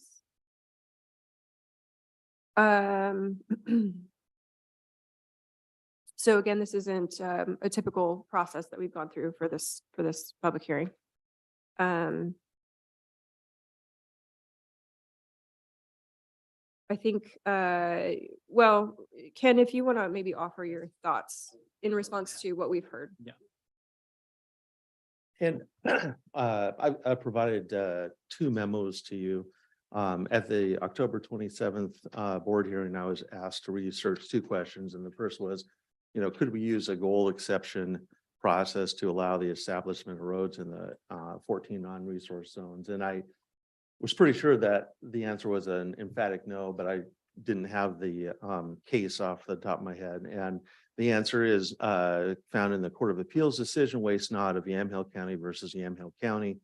The case involved the expansion of Riverbend landfill. At that time, the landfill was zoned public works safety, and the applicant wished to expand onto land zone for exclusive farm use. The state law allowed landfills in the farm zone under certain circumstances. And the county ordinance was more restrictive and did not list a sanitary landfill as a conditional use. The applicant applied for an exception to Goal 3, and the Board of Commissioners granted it.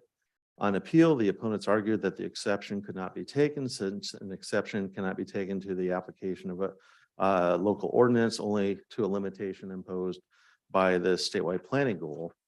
And I gave you a copy of the decision, but the relevant portion of it states an exception avoids imposition of goal requirements that otherwise apply to the adoption or amendment of a comprehensive plan. The zoning ordinance is not a goal requirement. If the county wishes to change its zoning allowance for landfills, it can amend its comprehensive plan to authorize that new zoning policy if the amendment meets the applicable goal requirements. Based on that decision, we can't use exceptions to place roads through non-resource properties. The second question was whether the bypass overlay zone could be used to facilitate the highway through zones which do not list highways as a permitted or conditional use. And it's basically the same answer, and I won't go into it too much, but the amendment to the bypass corridor is actually, there's there's 6 different ordinances that the county has adopted to facilitate the bypass and the corridor. And there's been a suggestion made to have section 908, which is the language that administers the bypass overlay zone, to be modified. And I did talk to Dave Hagerberg yesterday. I gave you a copy of the memo that I wrote up related to this. And I'm concerned about changing anything within the corridor or the ordinance related to the overlay. In talking with both with Dave Hagerberg, with Dan Fricke, with County Legal Counsel, we agreed that it probably would not be advised to do so. Plans for the bypass, have been adopted in 6 different county ordinances, and I'm kind of worried that pulling on the string of one of those might unravel something that we don't mean to unravel. As an alternative, and this is a little bit going off of what Ms. Killington suggested, we suggest placing language in the 14 zones that previously approved the bypass and listed as a permitted use, but only for the bypass. This would recognize roads, interchanges, and other facilities that support the bypass. And I provided language, and it would list in all these zones permitted use, transportation facilities and improvements, including roads and interchanges that support the previously approved Newburgh-Dundee bypass adopted through ordinances, and then the 6 ordinances are listed. Adopting this language would allow the construction of the roads through these non-resource zones. That suggestion is not meant to replace the Planning Commission's recommendation, but rather to have it be additional language to consider. If you believe that there's more work that needs to be done on those other 14, the other roads being placed in those 14 zones and having them be conditional use or permitted use, yeah, we can do that. I will say I talked to members of the Planning Commission and who were following this, and they seem to believe that they thought they had it right, that the conditional use, having a conditional use in the majority of the zones, and a few that wouldn't be conditional uses, but that would provide the notice that is that a neighborhood would want whenever there would be a new road proposed. So, we can send it back to the Planning Commission. I don't think they would object if all of the roads in all of these zones were conditional use permit. They discussed that previously, but if there is a desire to just address the bypass as an issue, we presented language. Jody has taken a look at it, and that's something to consider.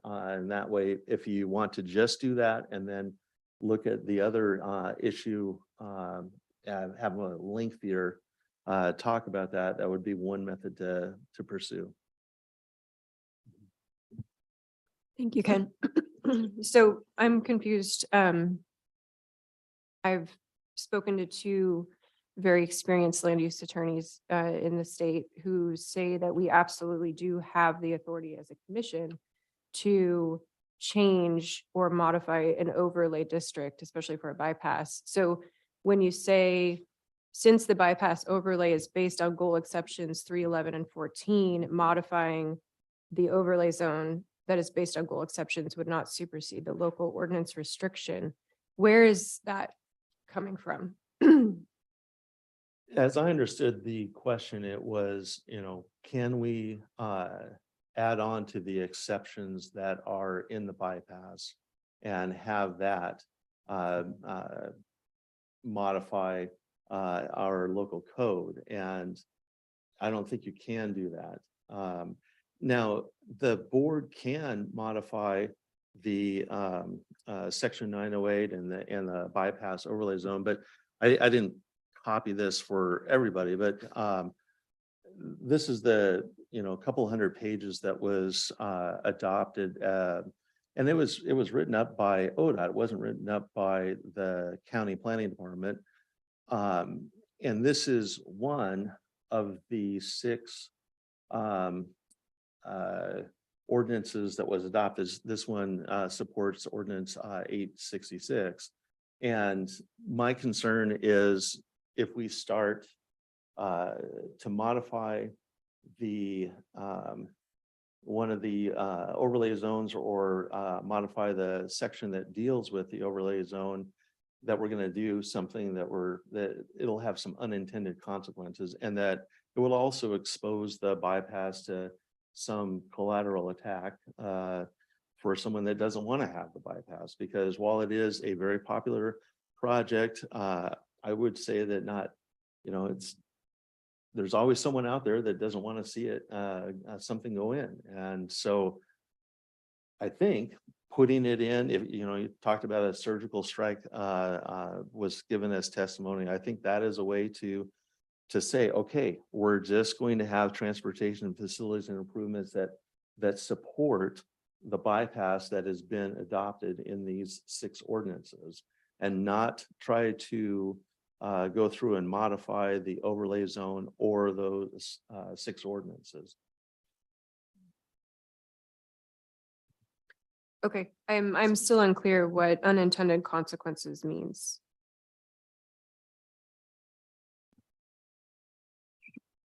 And is that something we can remand back to the planning commission and have them figure it out?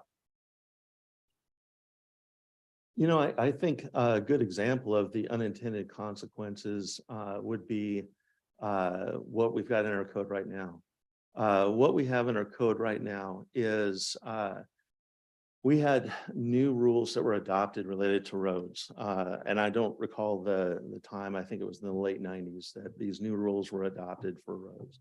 So, and it was for roads that were put in the farm or forestry zone. So we lifted those out of statute, put them into our code, and thought we were good to go. That was going to be fine to do.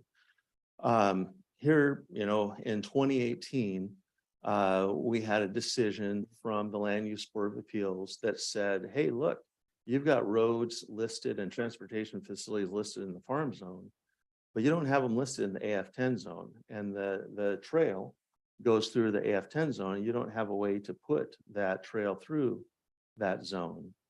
And so, Dan Fricke, talked to me about this. I said, yeah, I know we are going to have to fix that. And at the time, our previous boards have been very permissive on what can be done in the rural residential zones. And so I did think of this as being a housekeeping amendment, not a big deal. We'll just, put the roads into these zones because they've been there in the past. So I brought it to the Planning Commission in July of 2020. And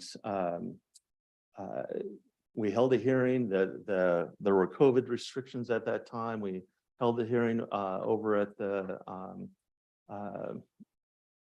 city's larger hearing room. People were stated that they were uncomfortable. So the direction that I got from that hearing was, let's wait until after COVID restrictions are over. Let's wait until after the trail is decided. And so I did, I waited. And then Dan Fricke, contacted me and indicated, hey, we're going to need this. And I said, I could use an email that says that we need this for the bypass, because, Dan was aware of the LUBA decisions that were coming out related to the trail. And I want to say it, again, this has nothing to do with the trail. This does not bring about the trail. I'm not working on the trail. The county staff, that is a dead project, and it's a dead project with ODOT. So I brought it back to the planning commission in April. And they had a pretty good discussion. It's pretty well documented in the minutes that they want to, and just, the board has placed 3 people on the planning commission that were opposed to the trail, and that's, they looked at it too, and one of them voted against it and 2 of them voted in favor of it. But it was a 6-1 vote that we should treat these as a conditional use, and for the majority of the zones. So yeah, I delayed that because I thought, we got a lot of testimony that was related to the trail at that April hearing. And I thought, time heals all wounds. And I sincerely thought that. I thought that, bringing this back several months later and letting people realize this is not something about the trail, that, we'd be able to discuss this as a policy issue. And I'm looking for direction from the board. I said that last hearing. I'm looking for it. Are we going to deal with roads as a permitted use? Are we going to deal with roads as a conditional use? Are we going to deal with roads as a prohibited use? And I don't care. I do not care.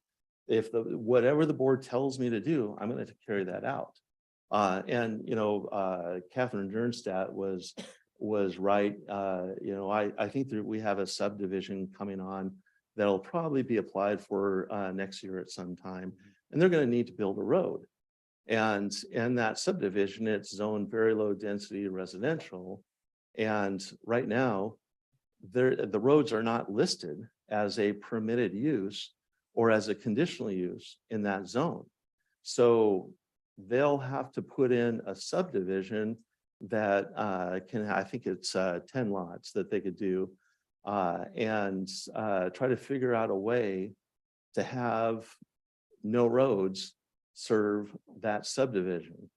And I know people on the opposing side of this subdivision that are going to be thrilled if the board decides not to allow roads in the VLDR zone, and I will enforce that.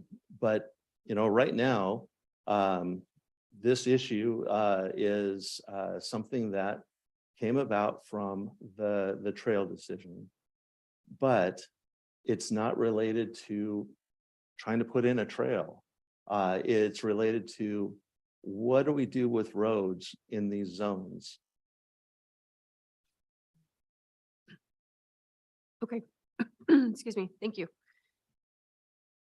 So just, can I follow up on, or do you have a? Yeah. I want no, to go stay ahead. on that one because you asked the question Yeah. about unintended consequences. And I think that what I heard was that an unintended consequence of putting something into code is this down the line example of not having the code based upon decisions of the Land Use Board of Appeals. I'm not sure if that totally answered your question about what would some of the unintended consequences be of opening up ordinance 908. But maybe that's, it's hard to predict, right? It's unintended. But that's, I guess, an example of something that you put into code and then was an unintended consequence. But I wasn't sure if you wanted to follow up on that. If Director Friday could. predict No, the future. I guess I'm just kind of trying to state the obvious. This came from the trail discussion, that this was a problem. So I think that the concern is warranted and natural because, we admit it came from that discussion. I think it's confusing because it has now morphed into, well, we can't build the bypass unless we do this. And so I'm not really understanding because now we see as the memo yesterday, there might be unintended consequences to doing some of the things that we actually have the authority to do. So it seems like every time we bring up something that is more, as it was stated, surgical, we continue to have pushback and problems. And I don't quite understand that because it is within our purview to do these things. I would recommend that we start with the bypass issue and take this in bite-sized chunks, because I am not in favor of approving what's in front of us in terms of what was applied for. So I think that for this discussion, we need to start taking this piece by piece and figure out what we want to do to make sure that we are not hindering the bypass construction, but that the concerns of our constituents are heard. Thank you, Chair. In terms of, and maybe this would address some of the concerns, the unintended consequences aspect of this. If we somehow created a new bypass overlay district, would that address some of those concerns, making transportation improvements allowed? Would that address some of the concerns you have about unintended consequences? No, I think that would be a bad idea because we already have a bypass overlay zone. And I'm not trying to, I don't know how you would do another overlay zone on top of that. I think what I'm trying to say is that it'd be best not to disturb the bypass. It's, we have it adopted, it's fine. We don't want to have some sort of a legal challenge to it, but recognize it within our code. That's what I'm suggesting. And, Wendy had suggested it as a conditional use. It's gone through 6 different ordinances. And why wouldn't, I think the board is in favor of the bypass. Why would we want to put it through another conditional use for an amendment or an adjustment to just an interchange? Something else I'm a little concerned about with the bypass or doing an amendment to it is if we do an amendment to the overlay zone, do we have to send notice to everyone who is covered by the overlay zone or within 750 feet? And, I talked with legal counsel.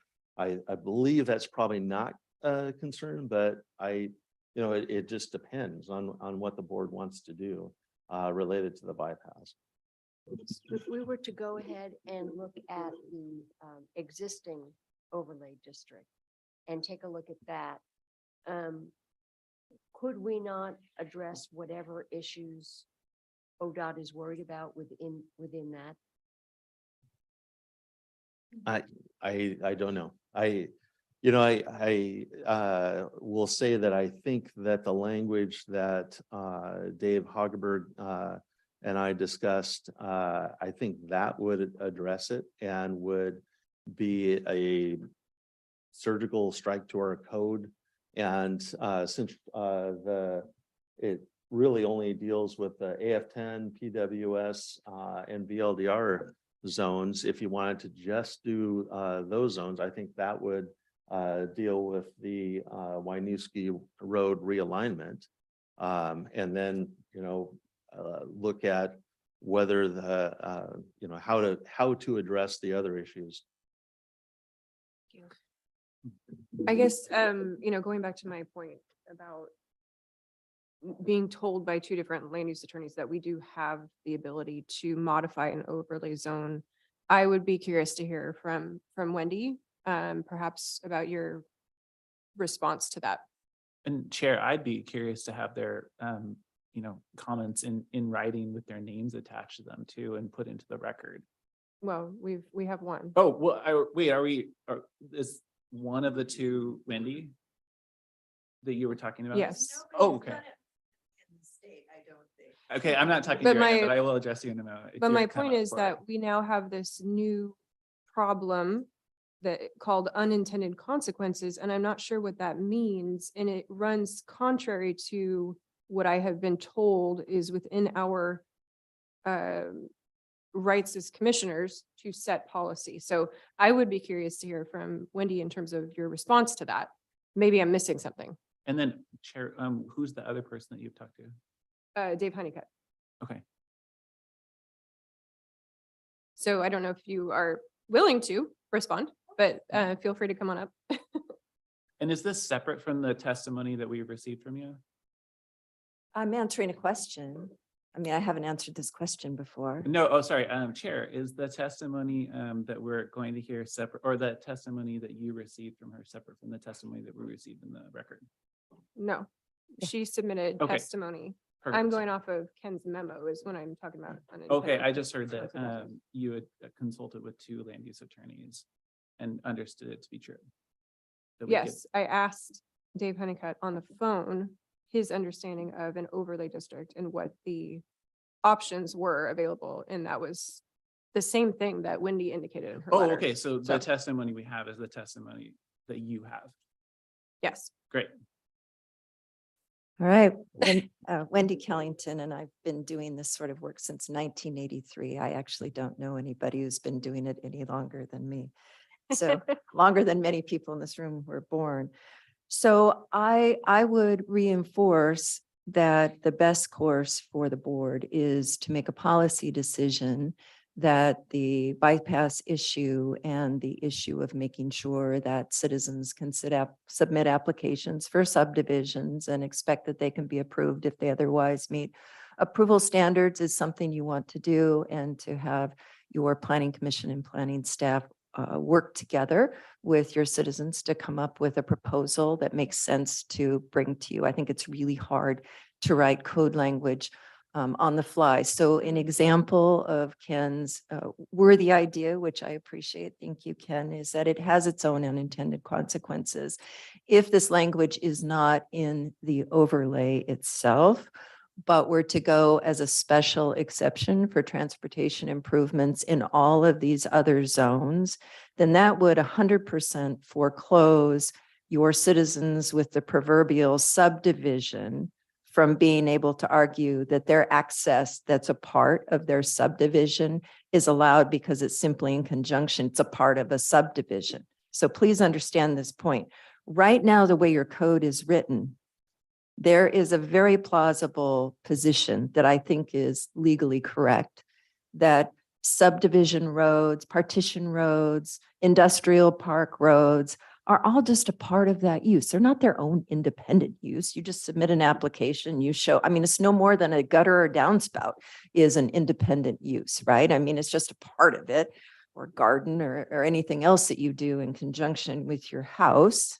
What Luba said is that a standalone trail, standalone, not a part, not in conjunction with something else, standalone is not listed as a permitted use. And the reason is that it's allowed as a standalone use, as Ken said, in other zones. So if you were to adopt this proposed, idea of adopting code on the fly, what would happen is then the only transportation improvements that would be allowed would be those in conjunction with the bypass. And there's a very real possibility that that would cause a decision maker like Luba or hearings officer, or even you, to decide that that must mean that you can't have a road in conjunction with a subdivision or in conjunction with an industrial complex, and you start denying those kinds of uses. And that becomes a really big problem for your citizens who've worked hard to have their property that they think that they can develop. So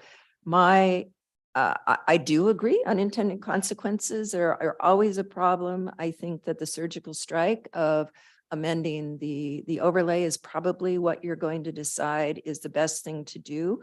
But I deeply respect Ken's expertise and that of your planning commission. And so I think if you set a policy direction that the staff and the planning commission and those of us who care about this issue can go back and make sure that doesn't happen.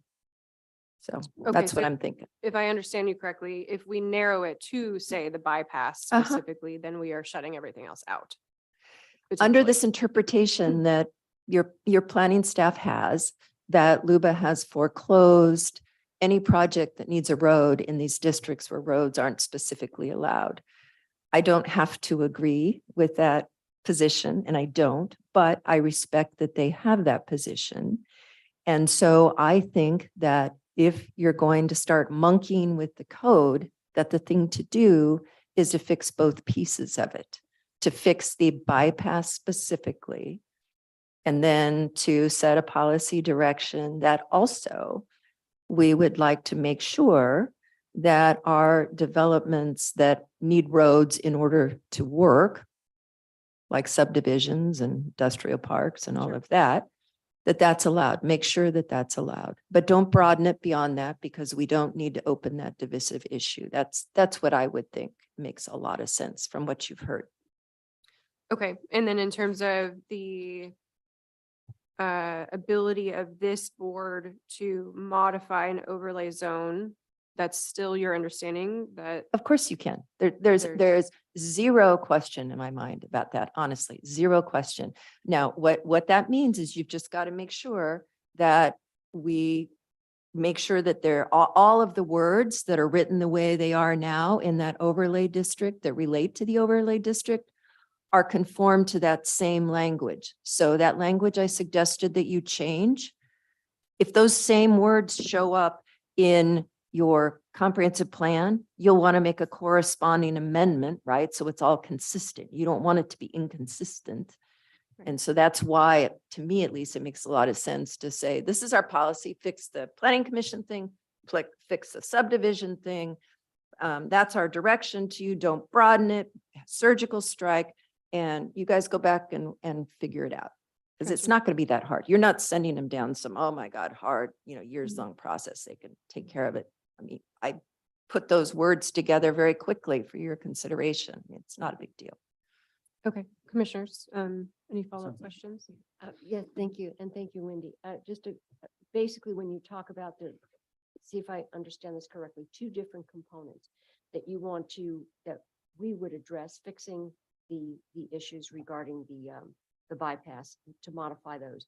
But that the second component would be the planning commission and staff to add more specifics to those other, for instance, subdivisions, but that we would not broaden it. Right. And that's where we get into it.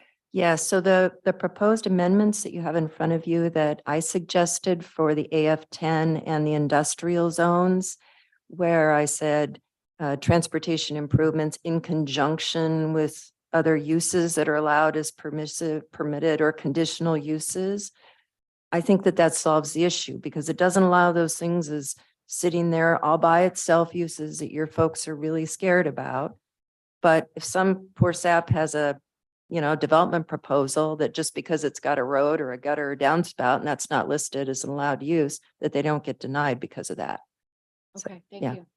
And I was gonna say, I'd be happy to hear from Director Petty. Yeah, and I want to make it clear, I wasn't asked about the conditional use language that was offered. I don't have any objection to that being the conditional use language that was offered. I just don't want to do something to, and yes, you can modify the overlay zone, but you can't use the exceptions to justify a road that your code doesn't allow. That's what I'm trying to say. So I don't have objections to the way that it's worded to have it be in conjunction with a permitted use. And you can modify this. I'm just saying, if you modify this, like she just said, you're going to have to go through all of this and make sure that it's modified throughout throughout those 6 ordinances. And I volunteer Christian to do that. He volunteers, Jody. Well, to the extent that it helps, can I actually OCR all 6 of those ordinances this morning to see how big of an issue it would be? And I only found one place I'd want to change. So I honestly don't see it as being that big a deal. And I will say, I will say I have not read through all of it. I've only read through the couple hundred pages that was the February 2011. But that looked like it was going to be complicated enough and we would need to have ODOT's assistance in doing that. I didn't want to dive in to all these other codes. I haven't read all the other codes. So that is my hesitation in it. And you know, the board, we're here to give advice. The board doesn't have to take the advice, but we're here to give the best advice. That is my best advice. But it, it seems like a bit of work to do this, but would it not make it much easier for ODOT to proceed with phase 2 and Yes. phase 3 if we do this work now? I think so. So, Chair, if I may, I'm curious what your objection is to this, what seems like a fairly simple thing, which is to, as proposed by Chair Hogberg, about adding it so that it's, there's just a reference to anything that's part of the Newburgh-Dundee bypass. Well, because as Wendy described it, if we make it that specific, you are almost saying that no other road, highway, or interchange or facility would be allowed. So you still have the problem. We would still have the problem of not having roads be explicitly allowed through some process in those zones. But for the purposes of the bypass moving forward, and frankly, for the timelines, that it seems like we could adopt this, right?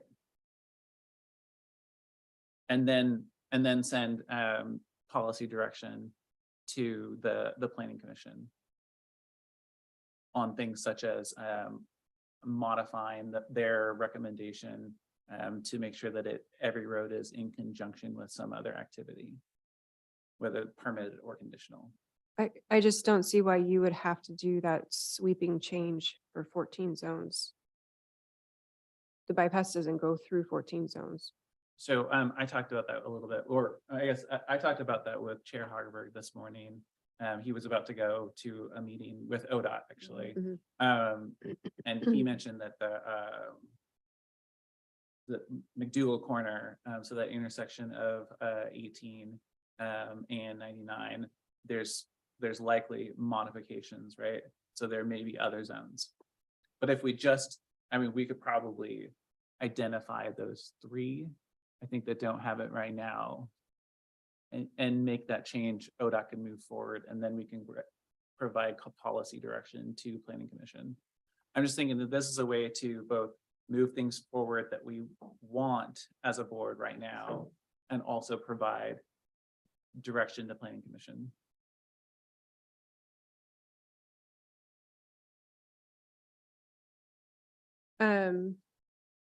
Well, regardless, the bypass overlay zone covers the bypass. It doesn't matter what the underlying zones are.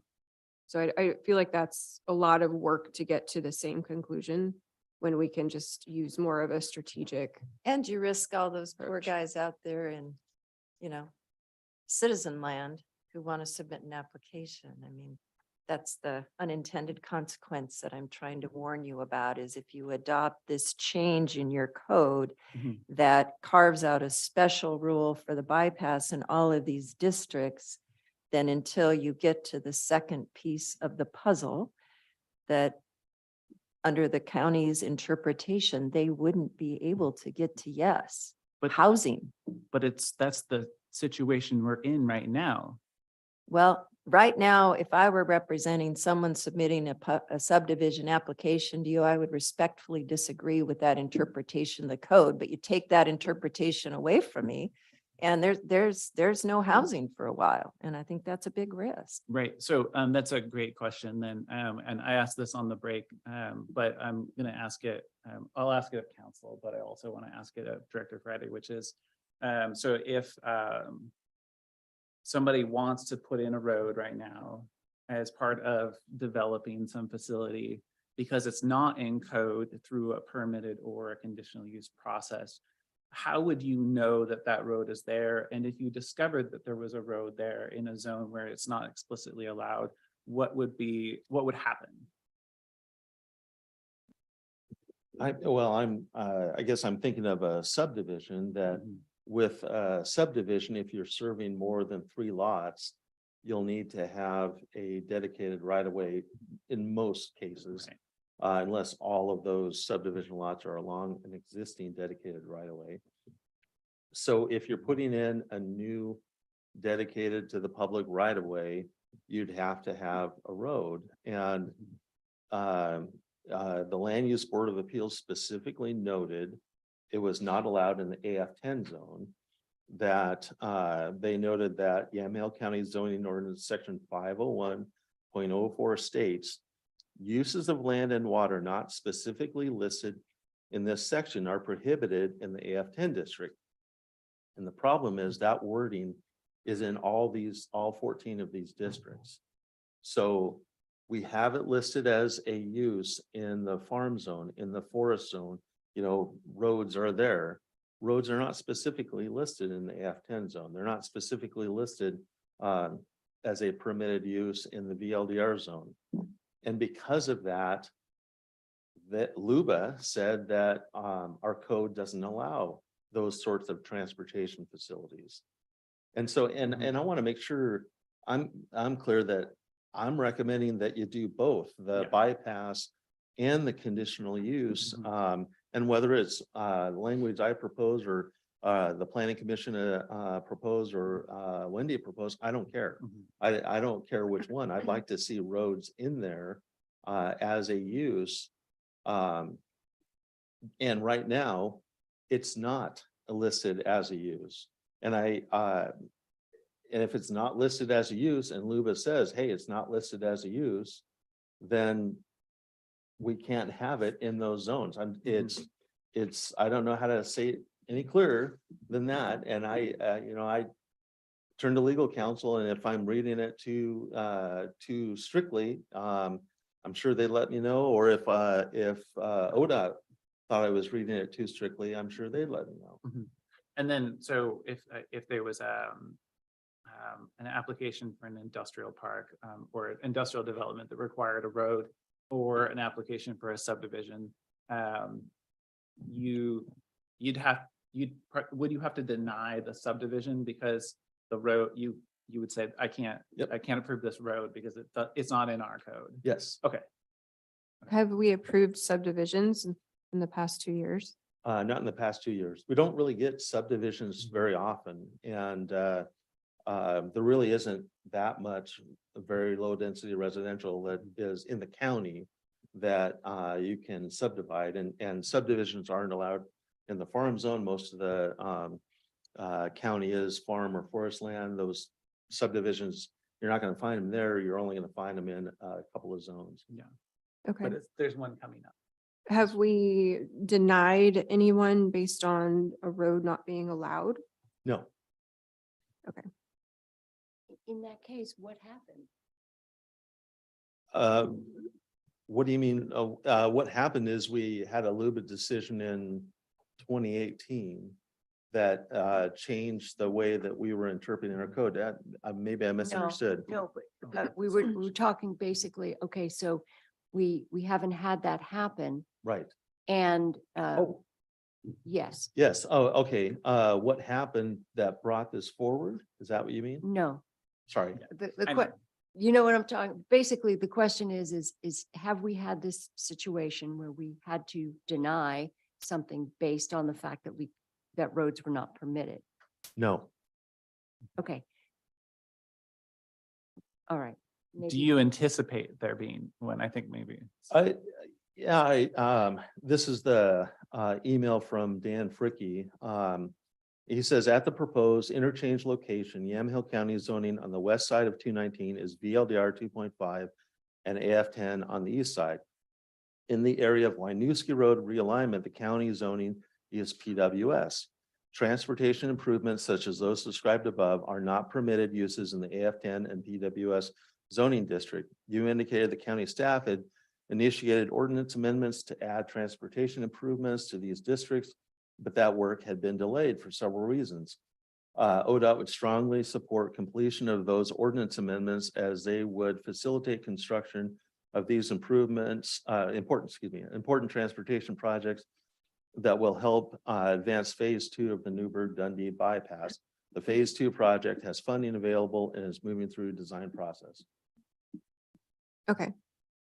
So it sounds like we're going back to the bypass. And the other part is a solution in search of a problem because we haven't had an issue with roads not being allowed in exception zones. And Luba's decision goes to the standalone trail, a standalone transportation facility. And again, with all due respect, there are Luba cases that hold and other cases that hold that roads are just kind of a part of it, right? So I mean, I think that that interpretation is still there and you still could approve a subdivision or an industrial use or whatever. I get that staff is concerned and I'm glad they're keeping an eye out for us. And I think making that clarification we've talked about, but I don't think that one should come before the other. I think it's really important that they happen at the same time. And maybe that means we've got to hustle. I don't know what the ODOT timeline is, but maybe we got to hustle. If your policy direction is solve the bypass issue and solve the poor sap issue, then let's get going. Let's get going. I mean, I guess I thought we were going, which is where we are right now. But With you all got due something you respect to your can't, right, comments. right now you've got something with significant opposition for good reason, right? I mean, at least I think good reason. Should I go? Thank you. Yes, sorry. Thank you. Appreciate your insight. Go ahead. Can I just say, if the ordinance amendment for the conditional use, if that addresses, if the language that Wendy has proposed addresses the concerns, I guess why wouldn't we adopt that? I mean, that's what I'm getting is that they want it to be specific to, some other use that is already there. If that addresses the concern, let's adopt that and adopt the provisions to allow for the bypass. I guess yes, there is opposition, but I didn't think there was opposition to the suggestion that Wendy had made related to conditional uses. Well, I guess my concern is similar to what Celine said, which is a conditional use is a pretty low barrier. And it essentially in practice means it's permitted, at least from what we've seen. Chair, my notes indicate that Celine said that it was a high barrier. There was an overly high barrier. That's what I wrote down. Do you want to come up? But not for like a neighbor. Do you want to come up and say that? Sorry, so I wrote, just chair, so I wrote down that it says Celine McCarthy is arguing against a conditional use because it's onerous for neighbors to argue. Is that not what you said? And hello, sorry. I really don't remember what I said. I'm nervous up here when I say stuff, but my Celine, I just, concern, my concern is, okay, so the way I understand conditional use permits is somebody may want to do something with their property, okay? And then notices get sent out to neighbors, okay? And so it's, you have to have a neighbor to contest it, okay? So it makes it more lenient. I mean, if you allow roads in, everybody's property zones, I mean, we're going to have a hodgepodge of who knows what, because it's not just roads, it's whatever you call transportation uses. I mean, I keep thinking my neighbor's going to put a motocross racetrack or something, but maybe I'm not the property owner right next door, so I would have no say so, and it could go through. So it's not like the conditional use, you don't want to just open it up for all the property owners. It also affects the neighboring property owners and then the neighboring property owners and the neighboring property owners that may never get a notice or anything. So your point I thought was that it's hard for neighbors and it's expensive. That's what I wrote It down. can as, be. yeah. I've been in a lawsuit for a while, so I get it. Well, I guess I go back to the example of the Chehalem processing facility where that was a conditional use. However, we can't just tell those people you have to build a 10-foot wall around your entire facility because it's not reasonable. That it was actually a site design review that was permitted in that zone. So it was a permitted use, not a conditional use, the marijuana processing. Okay. Even on conditional uses though, aren't we limited to what we can Yeah, require? there, you could argue, yeah, that it is a low bar because we view conditional uses as uses that could be permitted with conditions. Now, sometimes you might not be able to find conditions that mitigate the issues, but most of the time you can based on our criteria. So I won't argue that it's insurmountable to get a conditional use, but it's also not a rubber stamp by any means. And you may have conditions that you're not going to be pleased with if it's a controversial application. Okay. Okay. Thank you, Celine, for Did that clarifying. clarify? Okay. Oh, yeah, I wrote down what I wrote down, so I know what she said. Well, I think for me at this point, I'm not in favor of making these broad sweeping changes. I want to solve the bypass issue. That seems to be the most pressing part of this. So I would be in favor of remanding back to planning to develop how to modify the overlay zone, because I think that covers all of the zones the exception zones that we're concerned about. It also covers the whole bypass. So in terms of biggest bang for our buck, I think that gets us there. And I'd like to see planning sort of flush that out for us and get that done. I don't know, Chair Hageberg said he's in a meeting today with ODOT for funding for this and that.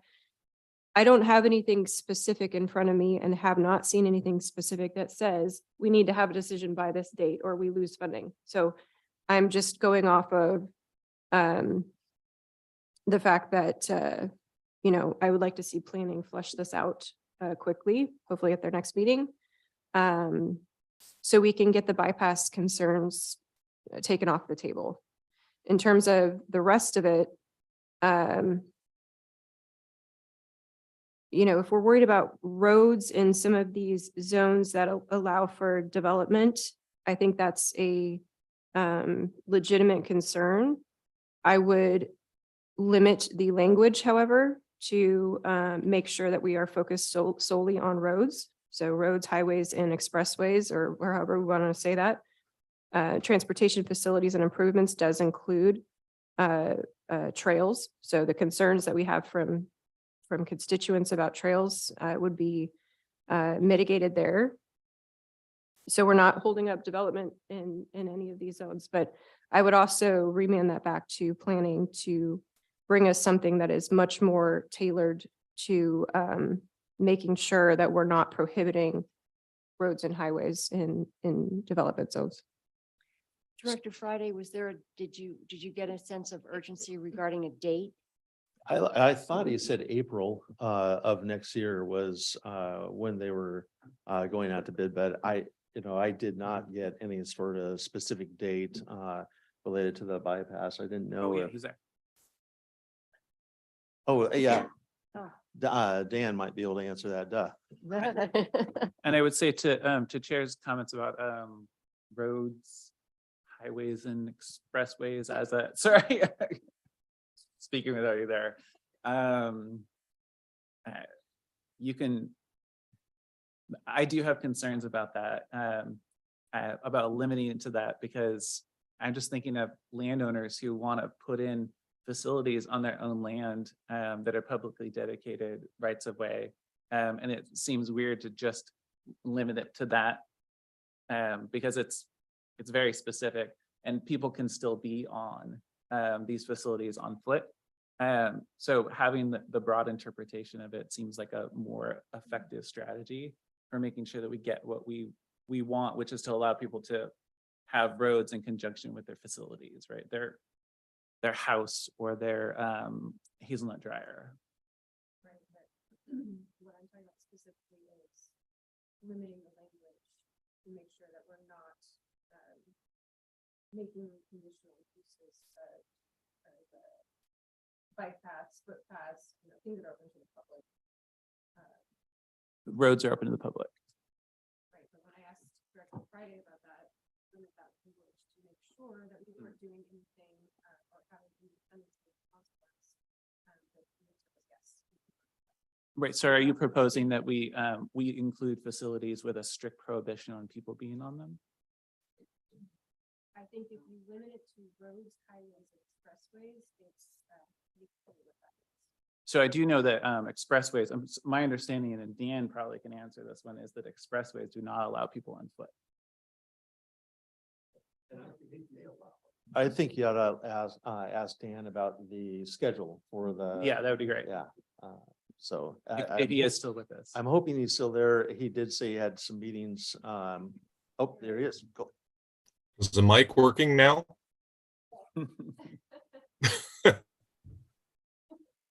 I hope it is. Are we on? Yes. Okay. My understanding is bid let is in April of next year. Construction beginning sometime in the spring, or early summer next year. what was the first part of the bid? Yeah, I think you said the bid let. That's when they'll put the bids out for the work in April of. Yeah. Hello. I wasn't on. Okay, sorry. She should be able to hear you. Okay, sorry. You, just to clarify, you said the bid process goes out spring of next year. Well, the bid let is supposed to be in April, sometime in April is my understanding, which means they open the bids and determine who the low bid is. And then obviously there's some additional negotiation, but construction should start in late spring, early summer. Okay, thank you.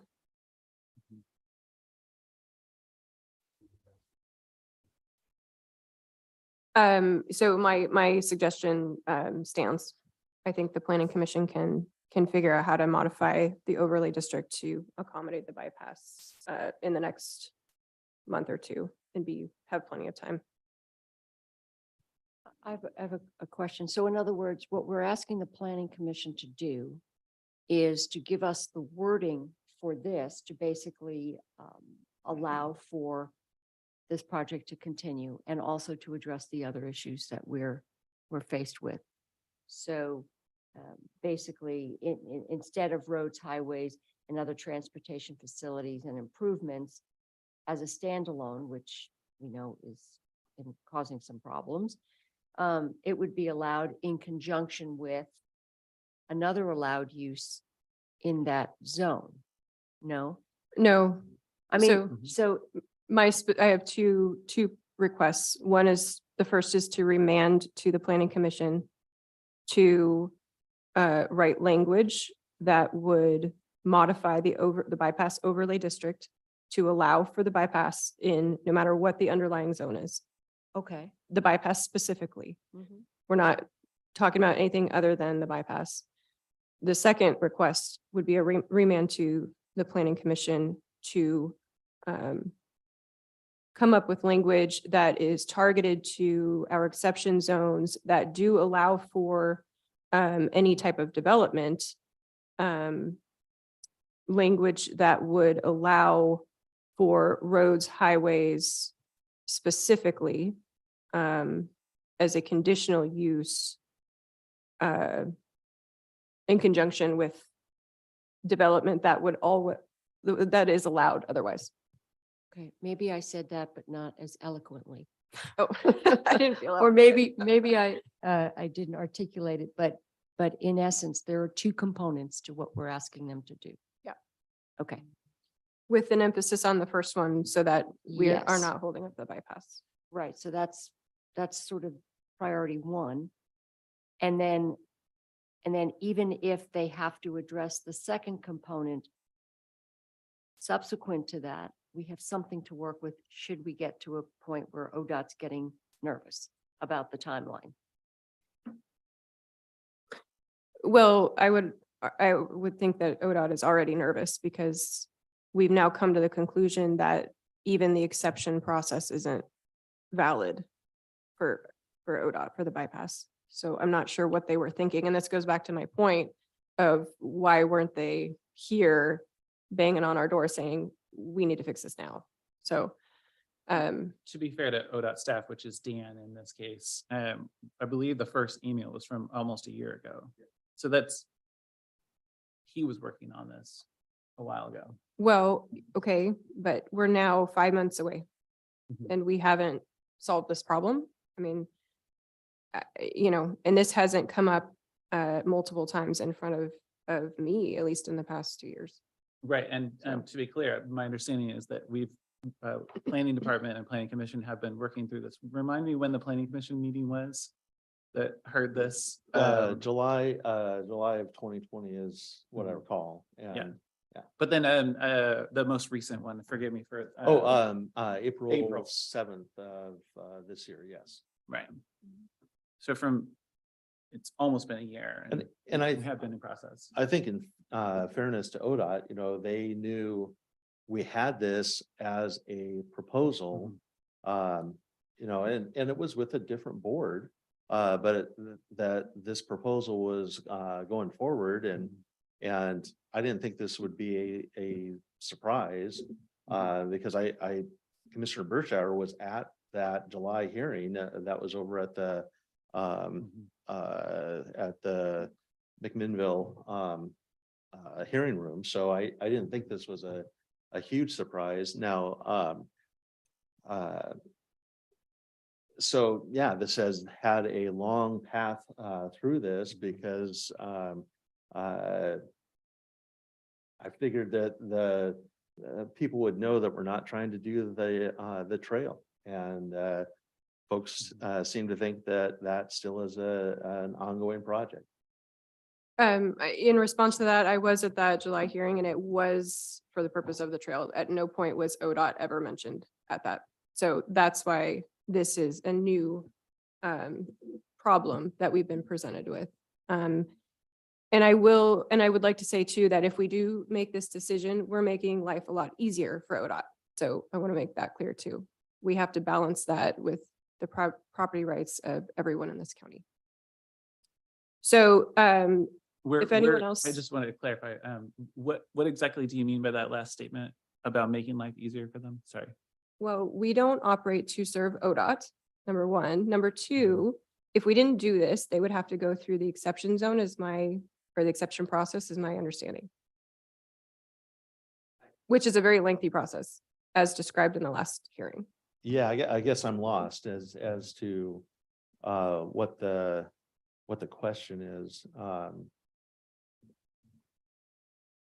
mean, I don't know what the question is. Because I didn't really understood what she meant.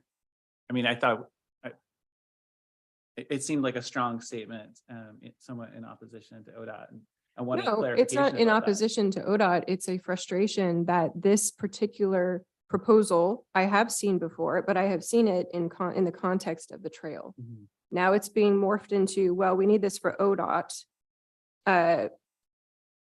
And the communication we're receiving from ODOT is that if we don't do this, we can't finish the bypass.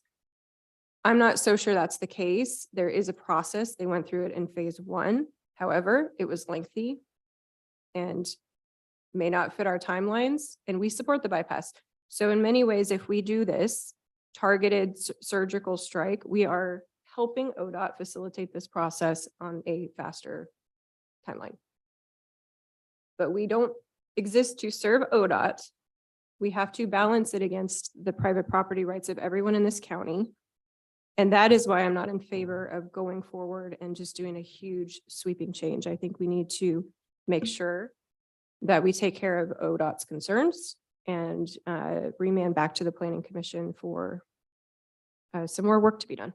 And I would just remind you, Chair, that we are, the proposal that came from the Planning Commission, the recommendation from the Planning Commission, I shouldn't look at you because I'm talking with the Planning Commission, was essentially to make sure that code extended property rights, clarify that people had more property rights than the code currently says. I just want to, this is an expansion of what people can do with their land and Well, not. that's now up for argument based on the input of an attorney that has worked in land use for a lot longer than any of us have been involved with land use. So do you disagree that right now you can't put in a road, but if we add it specifically to code, then you can? Well, I don't know. We haven't approved roads, new roads. I don't know. I don't know that we have a problem. I haven't seen the problem other than ODOT and the bypass. Sure, and I guess we have Director Friday who's been telling us that we have a problem, but that's setting that aside. I have two questions for Director Friday. One, I'm just thinking about unintended consequences. And one of the potential unintended consequences, going back to what Ms. Kellington said, was if we have specific code somewhere and we have different code somewhere else, there seems to be conflict, right? And right now we have in forestry and EF zones, we have a conditional use process for roads, but it doesn't say in conjunction with. And so what I'm worried aloud at, and you can just clarify and then I don't have to worry about it anymore, is if we add code somewhere else that says in conjunction with another activity and we don't have an EF, do we run the risk of that somebody can only do a standalone road? Do you see what I mean? That suddenly we might be in a position where a person can't put in a road if it's not a standalone in EF and F zones. I had not thought about that. That's an interesting question. I don't have an off the cuff Okay. answer. Okay.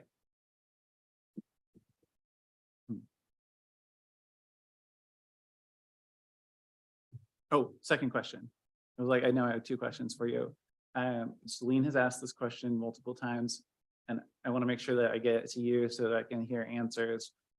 What are transportation facilities other than roads? And do you have examples of something that if we removed transportation facilities from the language, that something might not be approved that's essential for the operation of a road? I was thinking of like park and rides or just, anything, anything that might be associated with a road being put in. So I don't mind if you Okay. modify the language if you think that's too broad. Okay, so you can't think of anything. That's good. Because I couldn't exactly think of anything. I was like, maybe those silver boxes that run lights, like, would that be permitted, right? I just didn't want to preclude something that might be a road improvement that wouldn't have,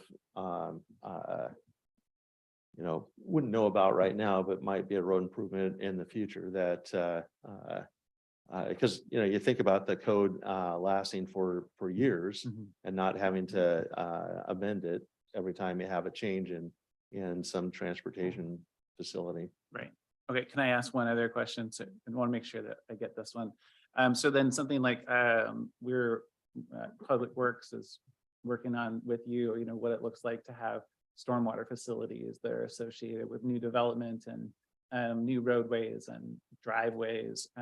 Would stormwater facilities be an example of a transportation facility, or is there a separate process that you would go through for that?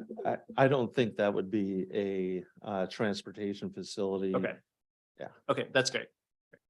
Just want to make sure that people can do them if they need to. Well, initially, my reaction is that this is really broad. We had a lot of different zones that were going to be impacted by this, and that was concerning. I think it could be limited, could be tailored specifically to what needs to happen for the bypass. I would be in favor of asking the Planning Commission to take a look at that, and I use the word, or Wendy's used, the sort of the surgical application of addressing the concerns of the sort of the unintended consequences, and then come back to us. And I don't think it has to be a long drawn out process. I think knowing that I would assume that these will be conveyed to the Planning Commission, what our concerns are, and that those could be addressed. They did, if you look at the minutes of the Planning Commission, we see staff recommendation, we see some of the concerns of the people who are specifically concerned about the changes, the number of different zones impacted. So I don't think that I don't think it's unreasonable to ask them to come back with something that's more tailored to what we're concerned about, and still be able to address the problem, which is the bypass zoning issue. Commissioner Stair, it seems though like there's still going to be, when they bring things back to us, it's still going to be for many zones. Is that okay? No, I think it's going to address other zones. I think it's going to address the other zones that we've talked about here, is what happens if somebody wants to build a road in conjunction with a subdivision. But I think that when you talk about the language which has included ongoing projects or proposed projects, I think that puts some guardrails on the language. Do you, Director Friday, do you know what she means about the ongoing projects and because I want to make sure that you have the direction you need Proposed projects. and proposed projects. Yeah, I'm trying to think of how I would be able to convey what the board wants. And I will say I would struggle to sum up this hearing. And so I really would like a motion to present to the planning commission that sums up, because I do think there's different feelings on what the solution is to this. And I'm fine with following what the pathway is, but I'm not really sure what you're asking me to do and what you're asking the planning commission to do. Well, I think Chair Bershauer brought up the two components to what the ask would be. Unless I Do you want to go over misunderstood, those again? unless I misunderstood what you were saying, was basically summing up what we would ask them to take a look at and then bring back to us. Well, and I think what was being requested is if that took the form of a motion, and if we were able to restate that to make sure that we're accurately presenting that to the planning commission as a directive on that policy. And then the board could take action on that, and then we could do that. And it would also be helpful for us to make sure that we clearly capture that directive in the record as well. So do I have to make a motion to remand something?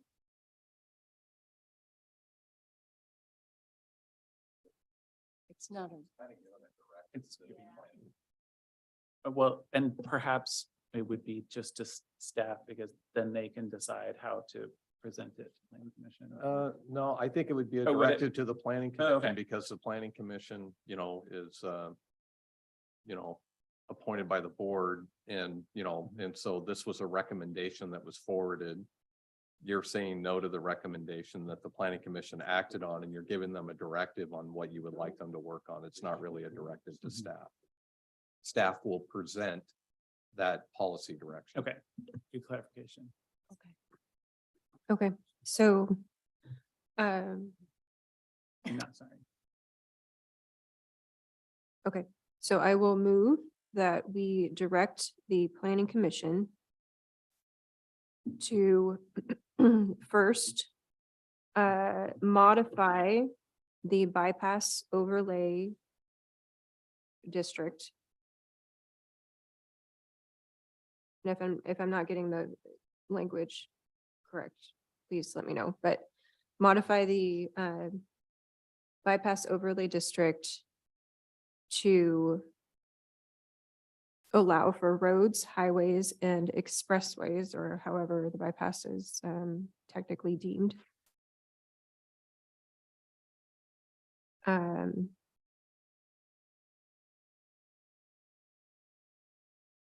And make sure that the underlying zoning conforms to the overlay district. Does that make sense? I feel like that second statement probably has like a couple more hours of conversation about it. Well, I'm not trying to hash out the language now. I kind of think that that's their job, but Oh, I just mean, Chair, that that last statement is really like what we have the proposal in front of us, which is to modify the underlying zoning. As I would hear it. well, yes, but it was described that you have to make sure that the ordinances. The 6 ordinances conform to the directive of we are now allowing roads, highways, and expressways in the bypass overlay zone. That's what I mean. Oh, you mean the ordinances, yeah, not the underlying zoning. Whatever needs to be modified to allow for the bypass to be completed in the overlay zone, irregardless of what the underlying zoning is.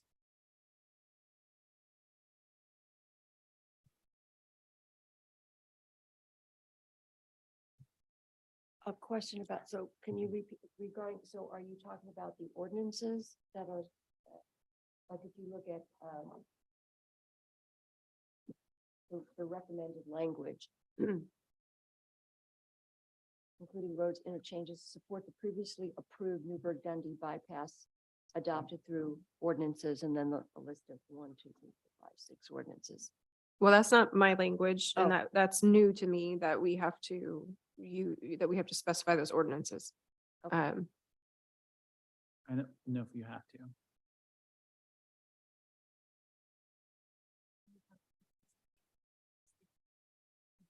Mhm. The planning commission might have to.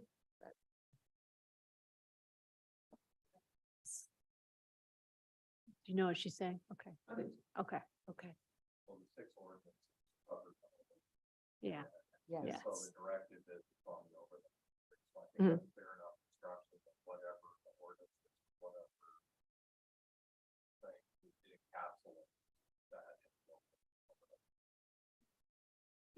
Modify the bypass overlay district and don't mess it up. Sorry, I was reading. And the second, well, that's the first motion. Let's just start there. That takes care of ODOT. So, questions, discussion, anything further on that? I would say, Chair, that I remain open to the proposal that was brought to us with the recommendation from the planning commission. And so I'm gonna stick with that. That's my position, and that I respect what the planning commission has brought to us by voting no. It's like the measure 114 thing. Sure. Because I want to make sure that we acknowledge to the public that we all are in support of continuing to move the bypass forward. Absolutely. Mhm. Okay. Okay, Nothing to say. nothing, to say. Okay. All those in favor of the motion, signify by saying aye. Aye. Aye. All opposed, same sign. Aye. Thank you. Let the record show Commissioner Bershauer and Commissioner Starrett voted in the affirmative and Commissioner Kula voted in the negative. Thank you. Okay. The second motion that I'm going to make is to direct the planning commission to focus on zones that allow for development. And if clarification is needed on roads and highways, then to come up with a targeted solution, propose changes to the zoning codes that would allow for roads and highways, that would not prohibit us from approving common sense development that otherwise would be permitted. That may take several forms. I'm not directing them to do something specifically, but I'd like to see some proposals so that we are not concerned about future development. Chair, oh, you have some questions. I just have okay. 2 clarifications. Can you identify which zones you want them to address and which zones you don't want them to take any action on? And then the other one would be, I'm just not sure how this is different than the proposal that's been brought forward by them. And so that might be good to clarify either in your motion somehow or in the associated with the errata, is that what we call it? ERRATA? Just that, like, how do they distinguish that from what they've brought to us? Well, the proposal brought forward had conditional and permitted uses. I'm not sure that all of these are sort of quote unquote justified to be changed in terms of future development. But I would like to see a focus on conditional use in conjunction with something else. What otherwise would be permitted as development in that zone? So perhaps they would naturally tailor it to be a smaller list. Can you go over that again? So which zones are you're just giving them direction to reduce the number of zones? Not reduce, but justify why we need to have roads as conditional uses in some of these zones. As opposed to a As- permitted use? Right. So you're, I also think that we should remove other transportation facilities and improvements because we are opening the can of worms to have significant pushback based on the trail debacle. So if we're focused on roads and making sure we can build roads, then let's focus on roads. can you restate your motion before I provide any additional discussion? I mean, at this point, I just don't know what it is. That's all. No offense intended. Even though Commissioner Starrett's laugh made me think I was offending. Because I was looking at you trying to figure out how you were gonna word what you were gonna word. Sorry. That's fine. It's great that we get to look at each other. It's been great. It's been real. You know, I guess my struggle with this is that it is also a policy discussion, which I see as our responsibility. So I'm not sure that, I'm not sure we've come to a conclusion on the policy of what we want to see yet. So I'm not really sure if I'm directing the planning commission to do the right thing. Perhaps we don't need to direct them to do anything right now, since we don't have any pressing needs for this, but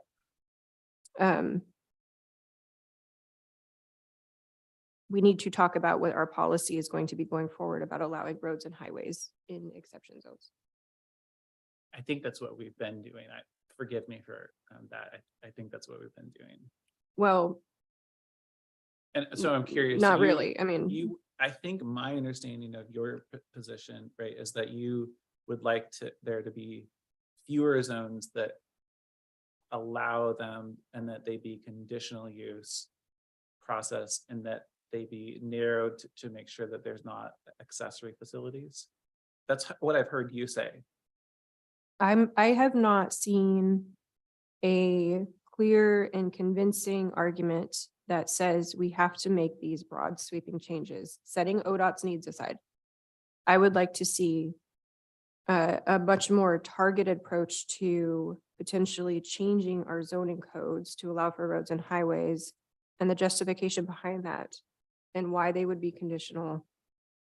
And like I said, maybe this isn't a directive for them. Maybe this is us having to come up with a policy.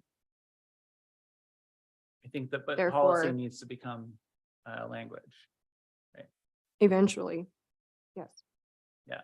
What I'm hearing is that you don't see a pressing need to change the code. Yes. In that many zones. Oh, I just heard Or no. did I Yeah. get that wrong? Well, We're we speaking were, for- we were told that we have had no applications that we've denied. Nothing's come forward in 2 years. We have very few development potential in the county. So perhaps we can flesh that out a little bit more before we make sweeping changes to our code.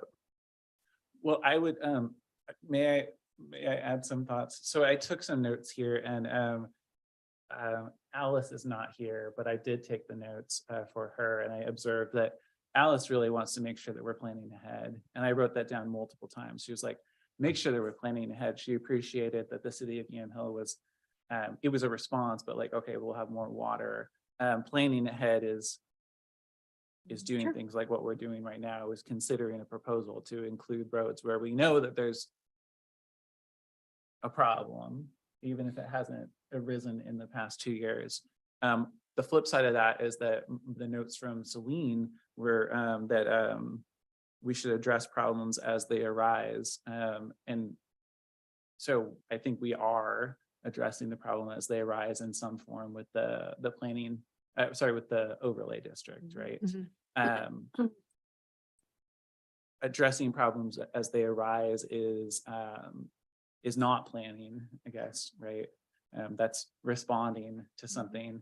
And if a property owner wants to put in a road in order to have a subdivision, which I believe is coming up, like, I'm guessing. okay, yeah, then that'll be a problem that will be a problem, right? There will be a conflict because we've heard from Councilor Kellington, for some reason I blanked. We've heard that she will challenge the county if she's the attorney for the applicant when that decision is denied. That's a mess, right? That's a problem that actually needs to get solved. So it seems like we have a proposal in front of us to address it so that we don't have the problem. And if there's language that you want to like tighten in order to make sure that we don't allow things that we're not intending, we could do that now. Or we could direct planning commission to do that. I don't have any problem having the planning commission weigh in at this point. I think it's entirely appropriate. They've been appointed by the board and they've got lots of experience and many years of addressing the minutia of these types of issues. So I think I would be in favor of that. Well, and I don't want it to get to that point, Right. but that doesn't come in front of us until it's much further down the road. So I would like to hear some more information from them in terms of, hey, we could really have a problem in these zones. We have potential development here. We have this going on. That's something I want a little bit more specifics on. Because I don't want to, if this is a huge problem because we don't have the word roads in there, then we need to fix it. But I want to see a little bit more tailored approach and more specifics around that. Can you state that as a motion? I don't know if I already had a motion going. For the Anyway, second if part. I had a second motion, I strike that. And I'll move to direct the planning commission to provide justification for potential development in each of these zones and why code amendments are needed for roads and highways.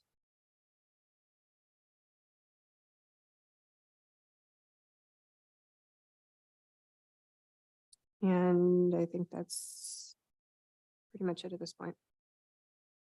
I foresee us having further discussions, but for now, I think that's a good start.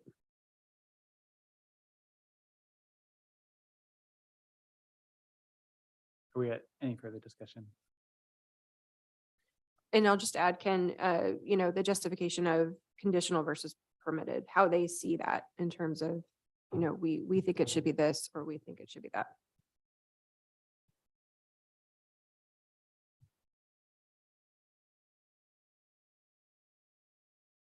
Okay. Any further discussion? My only comment Questions? is that I will be voting no because I believe that what the motion is to do what the planning commission already did for us. And I don't need to say more than that. No discussion. Okay, all those in favor signify by saying aye. Aye. Aye. All opposed, same sign. Aye. Okay, great. Motion passes. Let the record reflect Commissioner Bershauer and Starrett voted in the affirmative and Commissioner Kula voted in the negative. Okay, thank you. Thank you, everyone who participated in the discussion and sat here for, Yeah, gosh, thank what you. are we going on, 5 hours? Thank you. I appreciate it. Appreciate it.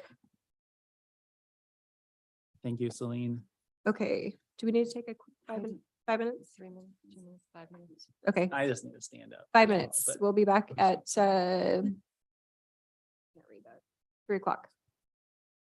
Thank you, Manchester Solar Yes. attendees. Did you see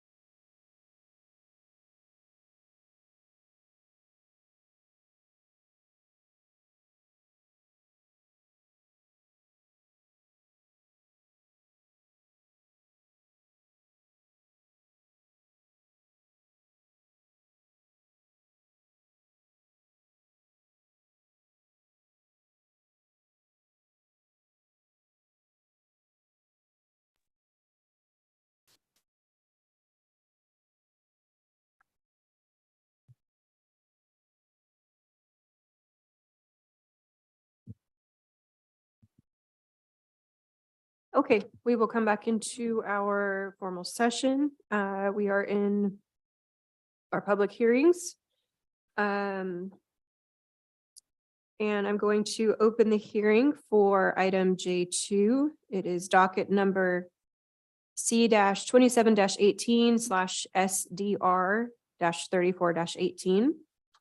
A request for an extension of a conditional use and site design review approval to site a commercial solar facility consisting of approximately 10 acres. The applicant is Manchester Solar LLC.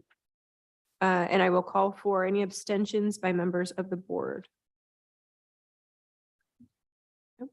Okay. Are there any parties that object to the jurisdiction of the board to hear the matter? Okay. Does any member of the board need to announce and state on the record any substance of ex parte contact or any site visits? Yes, Chair, there's an email exchange that's been submitted to the record.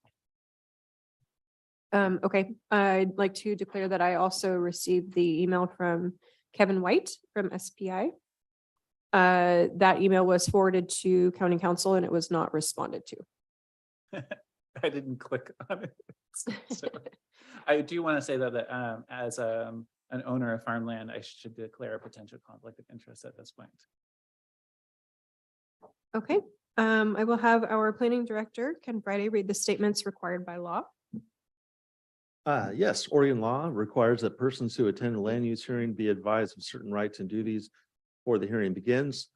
First, with regard to the standards for approval, state law ORS 197.797 requires that we list the applicable substantive criteria that must be met in order for the county to approve the application. Testimony, arguments, and evidence must be directed towards the standards for approval. Second, the raise it or waive it rule.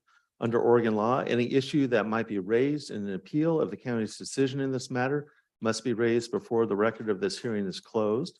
Failure to raise issues accompanied by statements or evidence sufficient to afford the decision makers and the parties an opportunity to respond to the issue precludes appeal to the board based on the issue.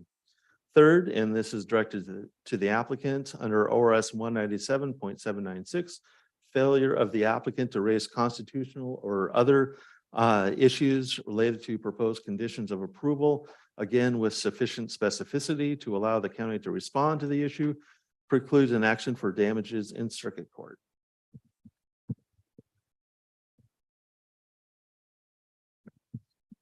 Thank you, Ken. See, that brings us to our staff report. Yes, I just wanted to give an overview of how we got here and where we are in the process. The attorney for Manchester Solar requested an extension of their land use approval after the approval had expired. I issued the decision to deny the extension application for this 10-acre solar field, and the attorney for Manchester Solar submitted an appeal form with additional arguments. Our code states that an extension decision is not a land use decision subject to appeal, but is a decision that the board can call up on their own motion. Since the board did not call up the decision on their own motion, the attorney submitted an appeal to the Land Use Board of Appeals.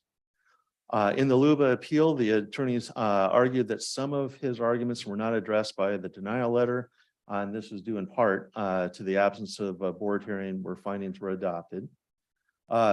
Jody and I discussed this issue and agreed that the chances were high for a LUBA remand. Therefore, our office, with the cooperation of the applicant's attorney, requested a voluntary remand with the hearing limited to the issues noted by the applicants. The hearing is limited to accepting argument based on the record regarding only the following issues that form the basis of the remand. No additional evidence will be accepted into the record. The scope of the remand is limited to the following. One, has the applicant vested the right to complete development of the conditional use permitted by initiating development action pursuant to Yamhill County Zoning Ordinance 402.08A? And two, should the conditional use permits construction blackout time periods be excluded from the substantial completion deadline required under Yamhill County Zoning Ordinance 1202.05D? that ends my staff report. Okay, before we get into the applicant's case, I want to clarify, so we noticed this hearing in a way that we would have noticed otherwise, correct? Yeah, it's a remand hearing, and so notice was sent to interested parties. So previous interested parties were sent notice of this, and we've had some communication submitted into the record from those parties. And so far hasn't included any additional evidence. It's just argument. And so, yeah, it's a little bit different of a process because it is a voluntary remand. But I would recommend still following just our regular hearing order of procedure. Okay. Okay, so we will start with the applicant's case.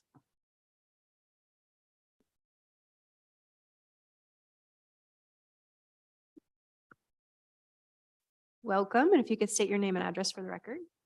Gladly.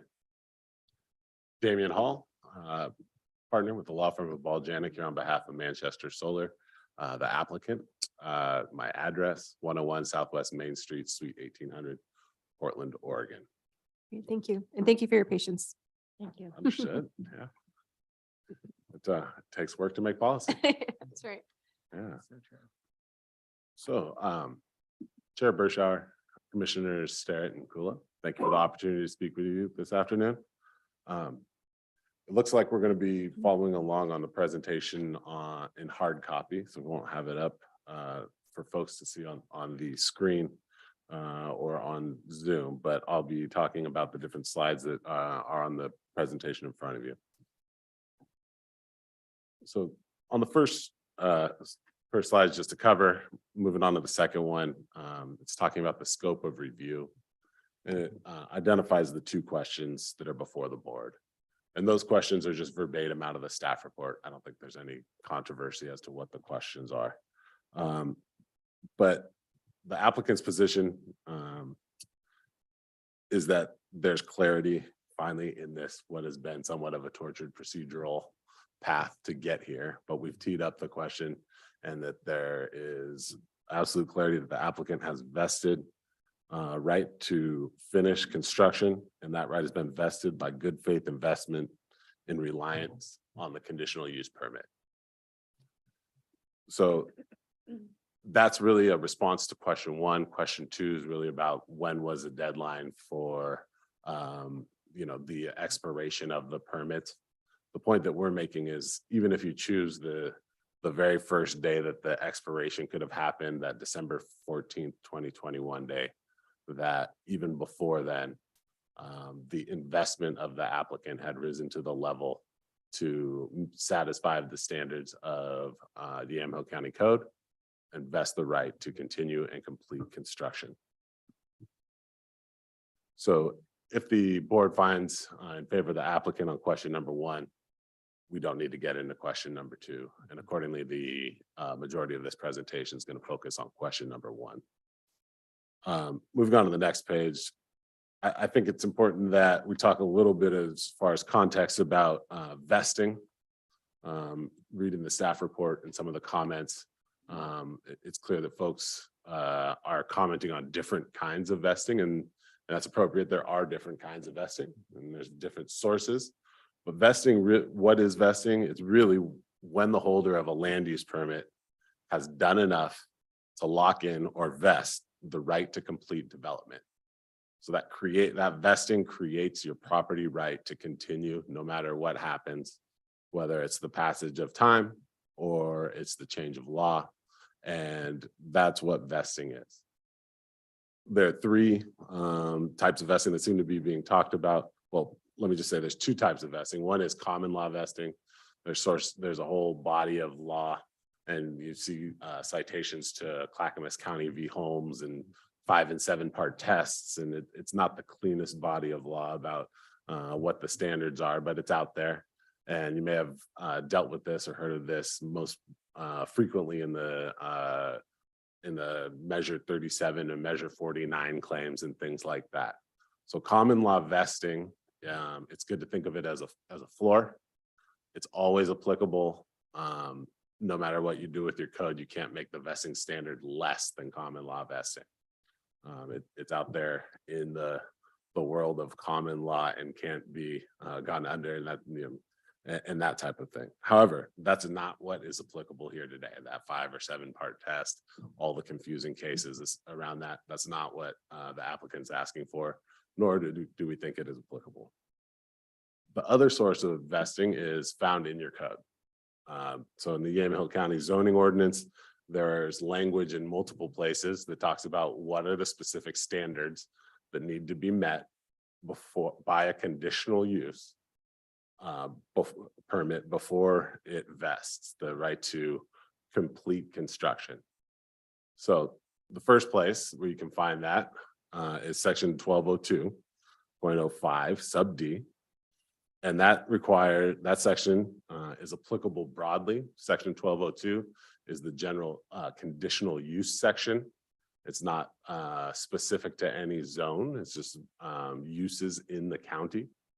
And that requires completion or substantial construction to happen in order to vest the right to complete construction prior to expiration of a conditional use permit. So that's, you may have seen with the staff report included an exhibit to board order 00-514, which was an interpretation of this body, different members at the time. I believe it's from the year 2000, going into how to interpret substantial construction and substantial development as a standard for vesting. There's, again, a number of factors. I think it's even more than the 5 or 7. It's like A through G or F. And again, that's not what's applicable here. What is applicable is what is needed to vest. What is the standard needed to vest a conditional use permit in the EFU zone? And that is found in the EFU section of your code. That's section 402.08 sub A. And it requires that a development action to have been initiated prior to expiration of the conditional use permit. And that's a very different standard than substantial completion or substantial construction or substantial development or any of those phrases that are addressed under the board order 00-514. What's applicable here in the EFU zone for conditional permits granted, such as the permit for Manchester Solar, is whether or not a development action has been initiated. The next slide, may have gotten a little ahead of myself. It really just kind of says what I just mentioned, and it has the exact language of 402.08 sub A, so you don't have to take my word for it. It is if development action is not initiated in the period the conditional use permit expires. And then, so let's talk about the timeline. Again, long and kind of tortured process to get here, but I think we have some clarity. The conditional permit use approval happened on November 29th, 2018. The last extension granted by the county indicates on its face that it lasts until December 14th, 2021. Question 2 could involves arguing about whether or not that's the right date, but I don't think we even need to get there. If we just take that date for face value, December 14th, 2021, we have the question of, did Manchester Solar initiate development action prior to December 14th, 2021 as your operative question to answer here today? Can I just ask a clarifying question from memory? So this was a 2-year conditional use permit that was extended once, correct? Correct, yes. Yep. And that And that extension gets to goes the to, 2021, December to- 14th. yeah, so those dates sync up, I believe, with what is in the staff report that I just said. And so you have that question in front of you, and you have substantial evidence in front of you that Manchester Solar has made substantial expenditures to initiate and advance development under the conditional use permit. These expenditures were made in good faith and reliance on the effective conditional use permit. They were made before December 14th, 2021, when there is no argument either by the county or on our side or by anyone involved that there was not an effective permit on which to rely. And the chart you have in front of you shows the total amount of investment that happened before that date, 12/14/21, is just under $475,000 in advancement of the project. Read the staff report. The staff indicated that they'd like to see receipts. We had our client go through, and here are 2 years of receipts. There's a summary on the very top. It has just over 100 line items of what the expenditures were and what they constitute. And behind it, you have invoices, agreements, documentation of actual payment, et cetera, to back up the summary. That all rolls up into the numbers that you see in the chart before you today. Sorry, go ahead. Excuse me, and thank you for that. At this point, it seems like there's additional information that's being presented. And since we were supposed to review simply the prior information, I'm wondering if it's appropriate for us to have an additional, Yeah, and I believe you have an option on it's how you wish to proceed. okay, However, I think just generally out of a sense of fairness, since we've remanded because I've made these arguments and not been able to get an answer to them. And we have a staff report that says, show us what it is that documents the numbers that you've presented. You know, it's not the first time we've said that we've had substantial expenditures. And there's also no contradictory evidence in the record. I think it would, proceed and behoove the process to be able to answer this and actually get it right based on the real evidence, the real facts of what has occurred, especially because we're talking about vesting. And vesting is, not just a land use thing, that is a property right. And, the idea being that if, a land use, if someone's fortunate enough to get a land use permit and they act in reliance on that land use permit and they make substantial investments, that they can rely on those investments to be on solid ground. And, so to the extent that the board sees fit to receive evidence, additional evidence, I believe that you have the ability to do that of your own volition, and there's no statutory requirement to the contrary. okay, I'm not arguing with the evidence. I'm wondering procedurally if this Sure. is something we would need to, how do we address that at this point? Sure. So the hearing is on the record, review on the record. So if the board wants to open it up, you would have to make a motion first, and then you can either open it up to new testimony and evidence, or you can open it up to be a de novo. It's your choice. And the difference between those is gosh, how do I describe the difference? One, you would just simply accept specific things into the record, and the other would obviously require sort of an open announcement. We have this new decision. It could potentially open the scope if that's the way the board wanted to go. But if you just want to accept new testimony or new evidence, you would make a motion first specific to that and proceed with And that. proceed. Yeah, Okay, thank you. but yeah. The Go ahead, only Ken. thing I wanted to add is that the notice said that no new evidence was going to be accepted. And this is the first I've heard any sort of objection to that, so. So it is possible to, if you do want to move that way, it might be best. And I believe we got a comment to this effect. Yeah, I was gonna say. we got Yes. this one. We got To kick this guy out at least a couple weeks so that both staff and certain comments have a chance to review the additional evidence. But that didn't he makes sense. withdraw that request to keep the record open? It says. As I'm long as there's withdrawing no- right now. I think we're saying the same thing. Yeah, he did. Oh, I He should did. say it then, because your voice is dying. which is that I request to leave the record open unless the applicant submits letters or exhibits in addition to in-person Oh, testimony. okay. Yeah. All right. Chair, I Well, would be open to, sorry. Yeah. I mean, I think if we're going to consider this, we're kind of there. so. Yeah, yeah, and I'm open to it. Do we need a You motion? need a formal motion. Yes. I move that we accept new testimony into the record. Okay. And evidence. Sorry, Say both. Just new say- evidence and testimony into the record. Perfect. Okay. Okay. But not a de novo hearing. No, I'm just making the motion that we allow new evidence and testimony to be entered into the record. And then probably, I'm seeing this email from Andrew Mulkey that once we hear from Damien, Mr. Hall, that, we can observe that the record has been asked to be left open.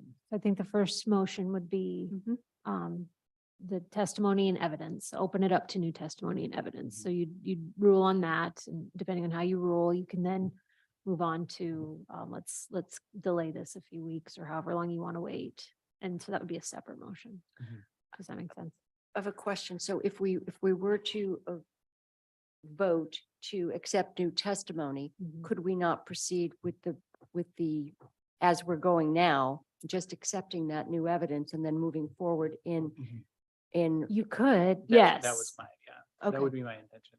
Yes, so, okay, yes, good point. So if you don't want to delay a couple weeks, then yes, you would just proceed. You'd have to do a motion to sort of stop the process and wait a few weeks, if that makes sense. Am I not answering your question? But could we not proceed, accept new evidence, theoretically, accept new evidence, proceed with the hearing, Mhm. and then at the end, make a determination and leave it open at the point of Record. Mhm. Yes, as long as staff has an opportunity to submit new responses to the evidence, because I don't think they'd be able to do that today. Right. so that we could return at the point of Staff recommendation? staff That's recommendation. perfect, yes. That should be Okay. fine. So we have a motion. Chair, I move that we allow new evidence and testimony into the record and continue on with the hearing. Okay. Point of clarification, Yes. that also allows us to like keep the record open. I was Does- gonna make a motion once we're through Afterwards. proponents and opponents before doing that.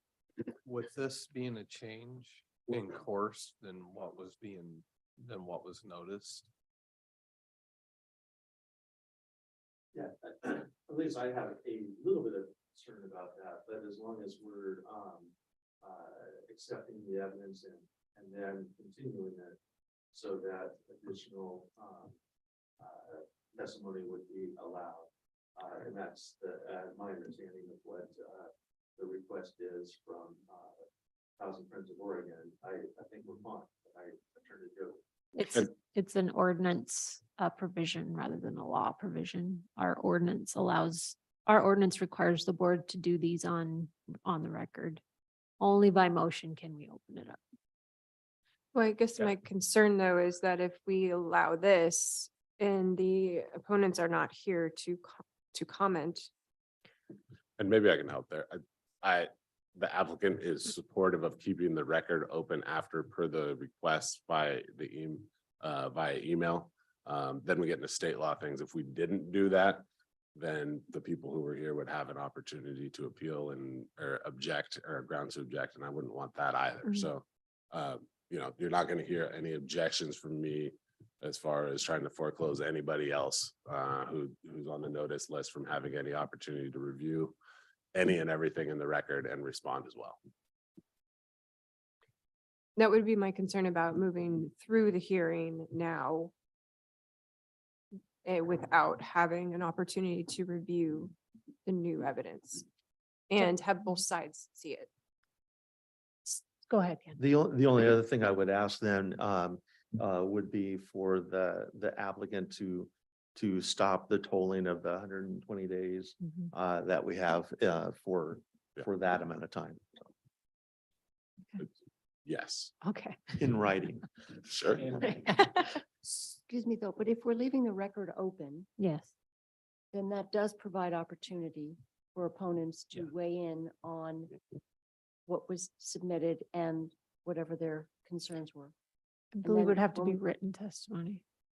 And that would be written testimony that could be submitted. And people who are here will also be allowed to provide new evidence if they wish, Right. in addition to testimony today. And I just want to recognize that Catherine Durnstead has been waiting to, and she may have something that she wants to add to the procedural. We don't have to recognize at this moment, but just wanted to. Okay, well, let's vote on your motion first. So. the Did you get motion- all of your questions answered though? I think so. Okay, so Commissioner Kula moved that we allow new evidence into the record. All those in favor signify by saying aye. Aye. Aye. All opposed, same sign. Okay, motion passes. So just so we're clear, we can move through the hearing and at the point of staff recommendation, we'll just leave the record open per the request. Gotcha. Okay. Okay. So I'm just throwing out there, you can do it in any order, but I would finish my presentation, then everyone else has a chance to come up and talk as well. And It's about the motion. I just want to make clear that both, since this is actually, we are supporters of the issue, not the opponents, that we will also have our chance to submit additional testimony. Chair, my motion was to allow new evidence and testimony, and I did not specify. Opponents are. Okay, and that's my understanding. Okay. Thank you. And I just wanted to clarify because you said about resuming the next session at the point of staff recommend, but that's, I don't believe that was in the motion, right? Or we didn't. No, we haven't done that. That We is haven't gotten that far Chair's yet. intent, but I would recommend it that we wait. Yeah, we haven't got that far yet if we're gonna do the 777 or if we're gonna do something different. Okay. Right. Okay, so we're going forward. Proceeding right now. Okay. Okay. All right. Mr. Hall, take it away. no, we're We doing know great. this too. And yeah, no, we will keep the record open and everyone will have an opportunity to participate. And I'm on, I have 2 more slides, albeit my presentation will be done pretty quickly. So initiation of development action, I think by any measure, good faith expenditure of just under $475,000 constitutes initiation of a development action. The applicants provided substantial evidence documenting its good faith expenditures, and there's no contrary evidence in the record or otherwise. Thus, the applicant initiated development action prior to December 14th, 2021, and has vested the right to fully develop the conditional use permit that it has received. In conclusion, we respectfully request that the board do take 2 actions, and after I guess this will be after the record is kept open, et cetera. But 1, find that the right to fully develop the conditional use permit is vested based on the substantial good faith expenditures of the applicant, and 2, direct county staff to proceed with the processing of the submitted building permit application and plans, which are at the county right now. Glad to answer any questions. Thank you. And provide any additional information. So I have a question, based on the new evidence. Can you kind of summarize what that is? What's an initial investment for this type of development? Absolutely. So professional services, and that's going to be engineers, attorneys, consultants, independent engineers. There's also land control costs, payment of lease, rent under leases. There's also interconnection costs.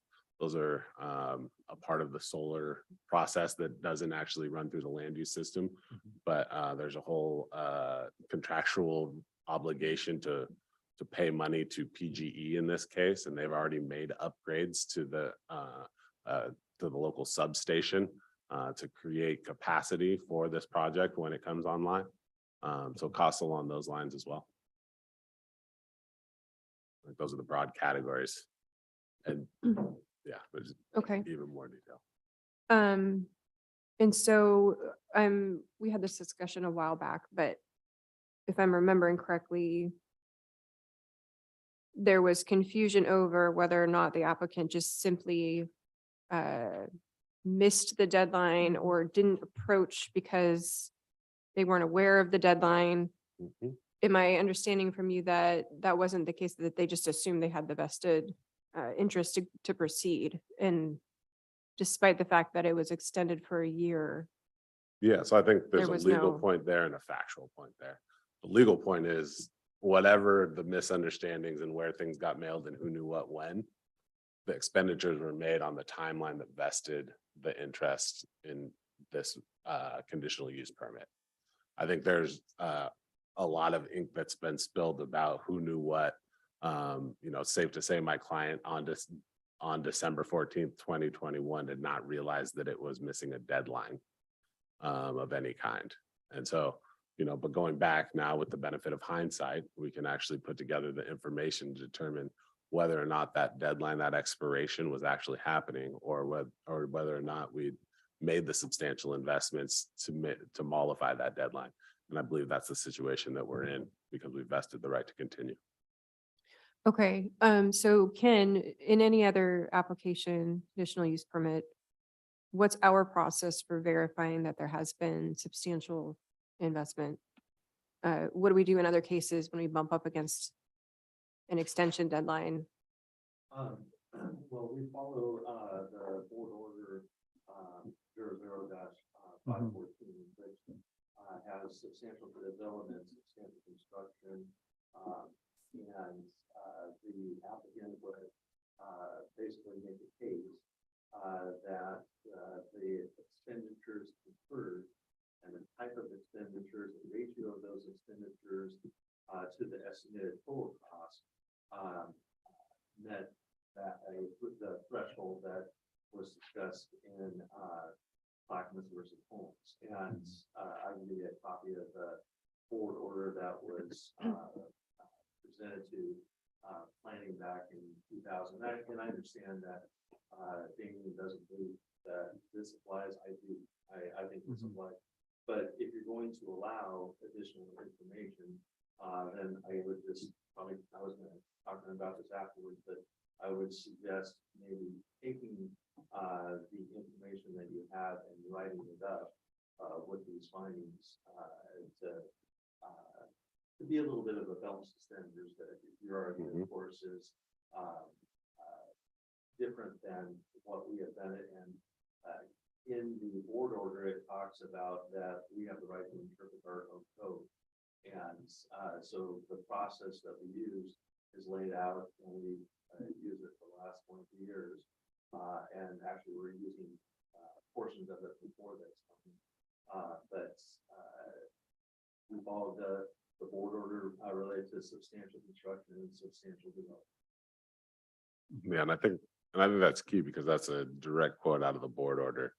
That it says it's applicable for certain in situations where quote unquote substantial construction has occurred, and that in determining whether substantial construction or substantial development has occurred, you follow the following steps.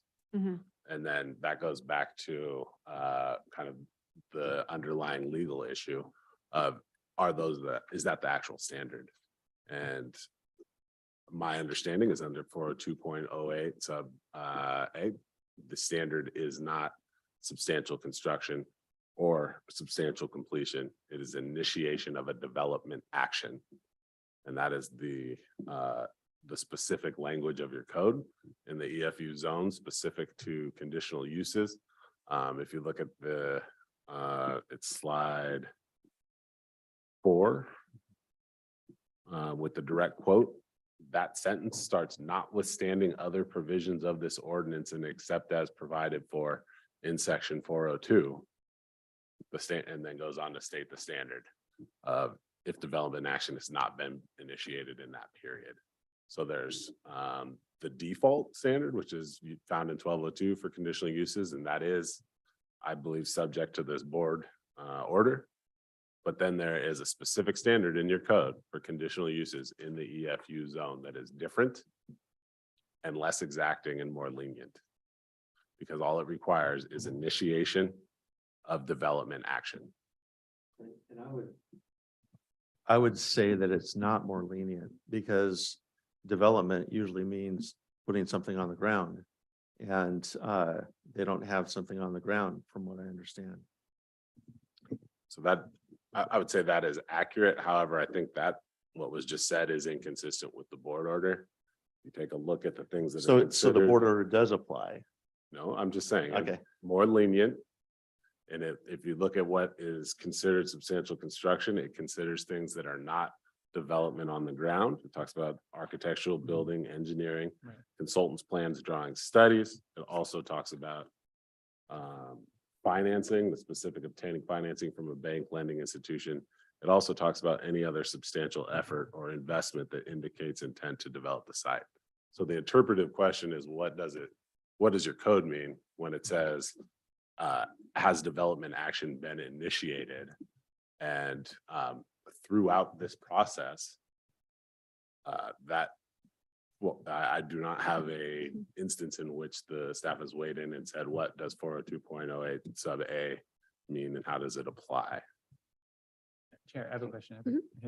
So Mr. Hall, right, Mhm. Mr. Hall? Yes, Okay. I heard Damien earlier, but Damian you're- Hall. You're Mr. Yeah. Hall. Both Damien of Hall, those. okay. Damien However you'd Hall. like. So your argument for us is that you've initiated or that your client has initiated development. Mhm. I'm hearing from Director Friday that he'd like to see that a definition, examples and definition of how you've initiated development based upon the criteria that are in O-514. Are you able to do that? It sounds like you are, but are you able to refer to some of the I mean, criteria? yeah, so it's Because I noted yeah. that too, that like sub A is architectural building engineering. Mhm. That's not on the ground. Yeah, we are absolutely able to do that. Okay. And I think, everything in here falls within one of the categories that I just read to you. And I gladly in the open record session, provide a memorandum just sort of summarizing that. However, our position is that interpretation done in 2000 expressly applies to a different standard than is applicable to this application and the decision before you right now.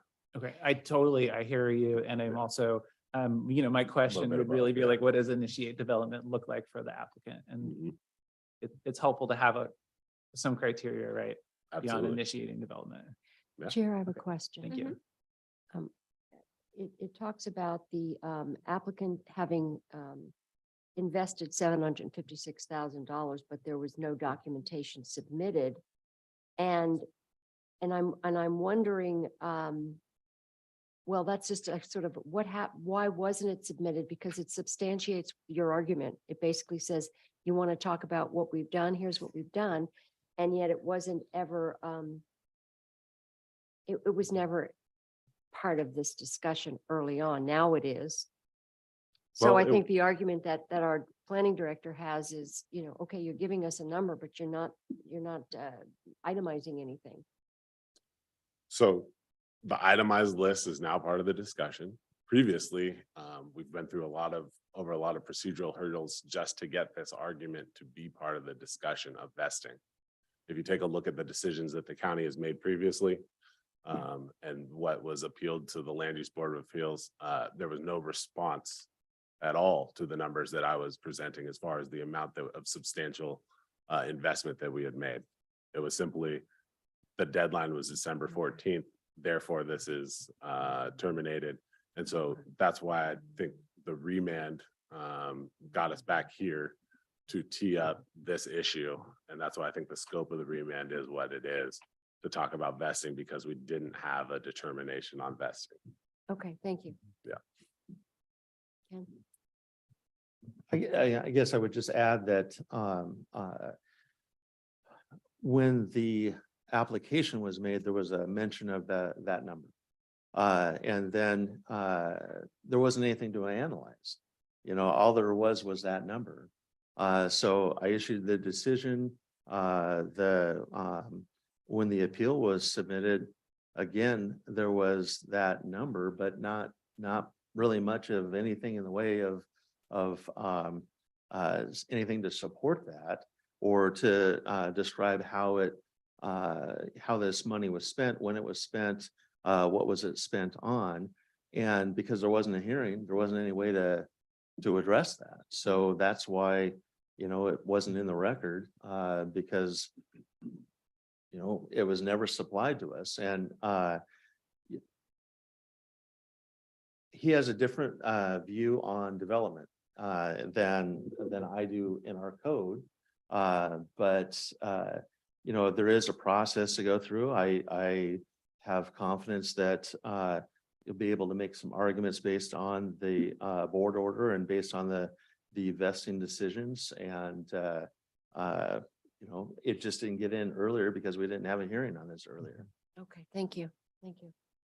But is it not the burden of the applicant to make sure that that is well established before you get up to an expiration deadline? I mean, it's expressly talked about in our process where we're granting you a conditional use permit, but you have to show that you're acting on that. I agree. And I So, would say the operation of the process is that you do get a piece of paper with a deadline on it. There was question as to where that piece of paper went because the project was sold throughout the process. There's plenty of details in the LUBA briefing. But the point is the operation of the process is not whether or not you've shown up with evidence before the vesting deadline. It's whether or not you've taken the steps necessary before the deadline to vest what then becomes an immutable property right once it's vested. Which you have to demonstrate to the decision makers. Here we are. okay, but that opportunity didn't happen because we don't have an option for a second extension or whatever it might be. It didn't happen because the board didn't call it up on their own motion. And the appeal was filed to Land Use Board of Appeals. Okay, any other questions, further questions for Mr. Hall? No, Chair. Thank you. All right. Yeah. And I'll be back for rebuttal. Thank you. Yeah.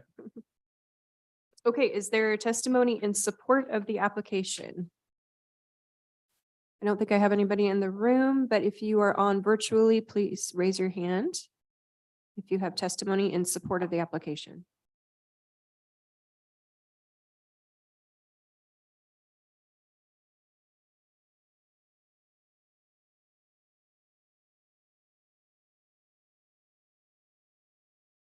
Okay, seeing none. We will move to the appellant's case, Or perhaps opponents, maybe. opponent's case. And I'll go to testimony in opposition to the application. And I do have, did Catherine leave? Yes. Okay, I see Andrew Mulkey is on Okay. online. well, Perhaps I want to even- get to Jenna. Jenna, are you still here? Okay, come on up. We'll start with you. You better testify if you've been here all day. I know. Thank you for your patience. Yes, If you of could state course. your name and address for the record. Yes, my name is Jenna DeYoung. My address is 18530 Southeast Neck Road, Dayton, Oregon. I'm here today to testify regarding the Manchester SIP solar conditional use permit extension. I live on a neighboring property on Neck Road. I ask that the county treat the applicant here no different than me or any other applicant. Oftentimes, land use approvals and permitting revolve around following strict rules and regulations. If you fail to comply with said rules and regulations, you do so at your own risk. The applicant here had 3 years to substantially complete construction, including a year extension. They let it lapse. They did not begin construction at all for what I considered as like breaking ground for my knowledge on that. If the county were to include blackout dates Why would every applicant not be able to use weekends and holidays to extend their construction timeline? 3 years is 3 years, as it has been for everyone who has ever gotten a conditional use permit in a EFU zone from Yamhill County. This is Yamhill County's chance to value high-value farm ground and keep it in farming, as this would not be approved if asked now. They missed the deadline. I support Yamhill County land use laws concerning solar panels and farmland. Thank you for considering small voices from neighboring farmers and landowners. Great. Thank you, Thank Jenna. you. Thank you. Okay, so Catherine is not here, but she did submit the letter via email, or a letter via email. So we'll look for that. And then, is there any further testimony in opposition? If you're on virtually, please raise your hand.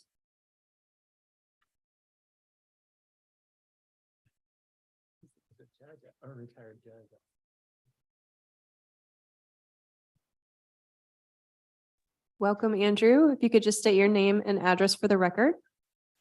Hello, this is Andrew Mulkey from 1000 Friends of Oregon. We are out, my office is in Portland, but I'll just give our PO box real quick. That's PO Box 40367, Portland, Oregon 97240. And my email address, I believe, is already in the record. And I would prefer service via email or communication via email. And I apologize, I have my 1-year-old son with me, so you may hear him in the background.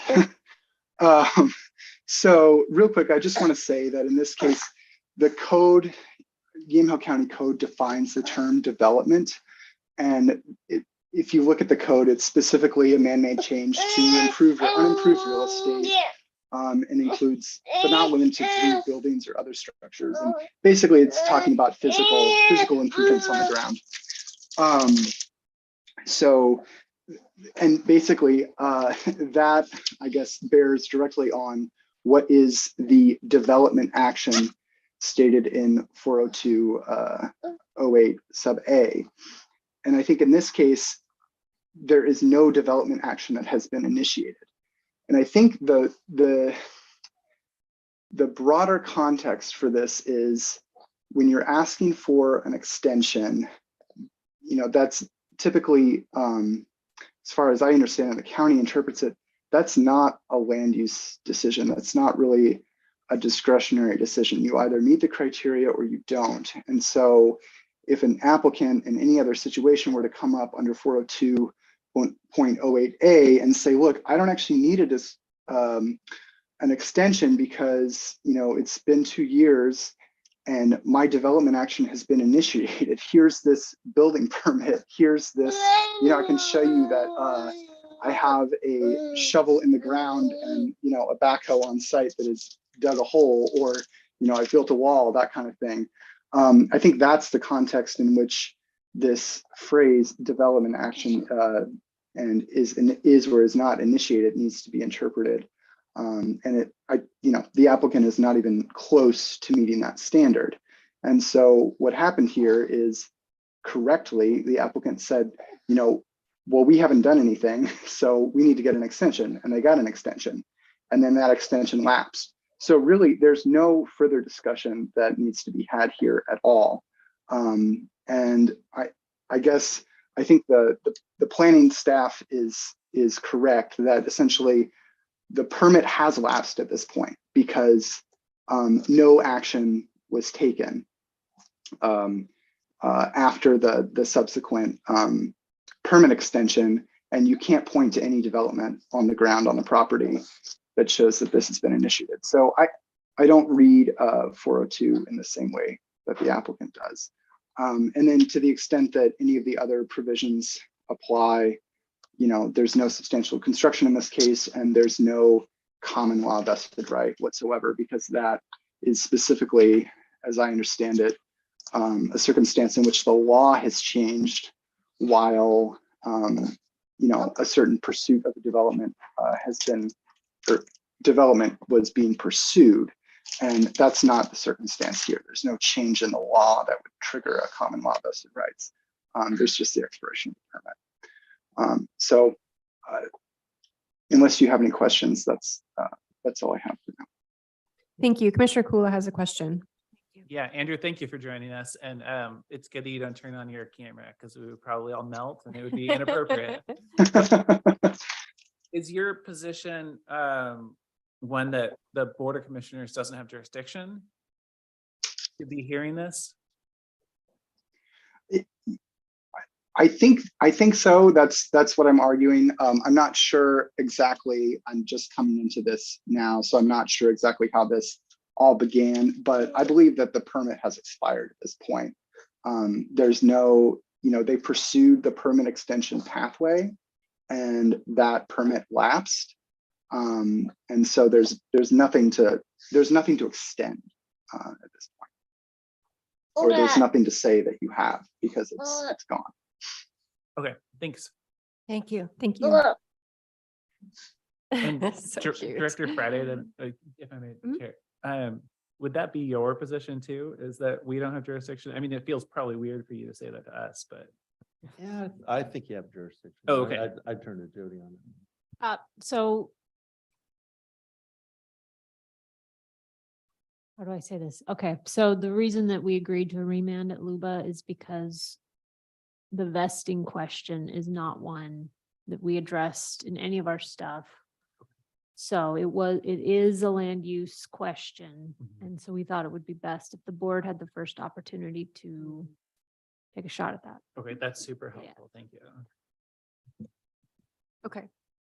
Can I ask a clarifying question about when building permit application and plans were submitted? Do we know that?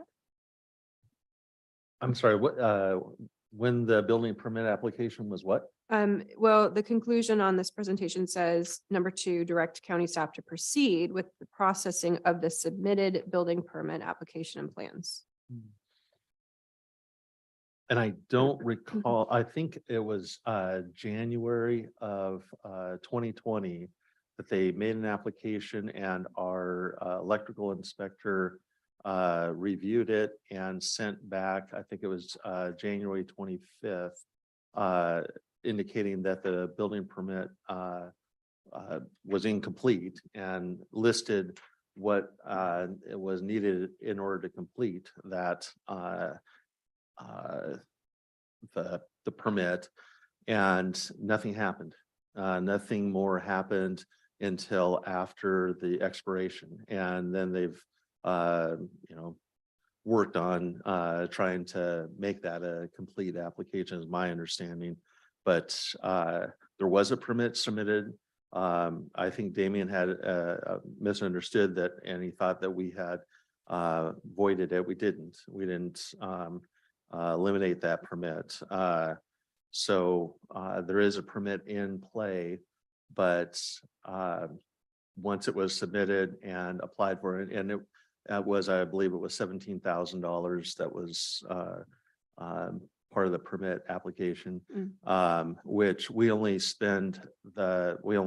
keep the portion that we work on. So there's only a portion of that would have been spent on the plan review. We haven't done any inspections or anything because the permit's not issued. So that's the status of it presently. Okay, thank you. Let me make sure I get all the opposition testimony. I'll just call for that again. So if you're online and you have testimony in opposition, please raise your hand.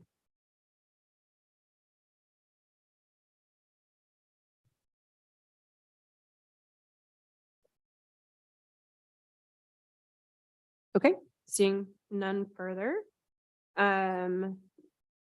We have public agency reports before rebuttal. And there were no public agency reports. Okay, so now the rebuttal by the applicant. I just, a quick question process wise. Are we going to go through all this and then hold the record open for additional testimony and then a second rebuttal, or? No. At least past practice has been, he would have a verbal rebuttal now. We'd have the record left open for written rebuttal. And so a written rebuttal. I just want to make sure that we're not going so far through the process to ensure that the applicant has the last word.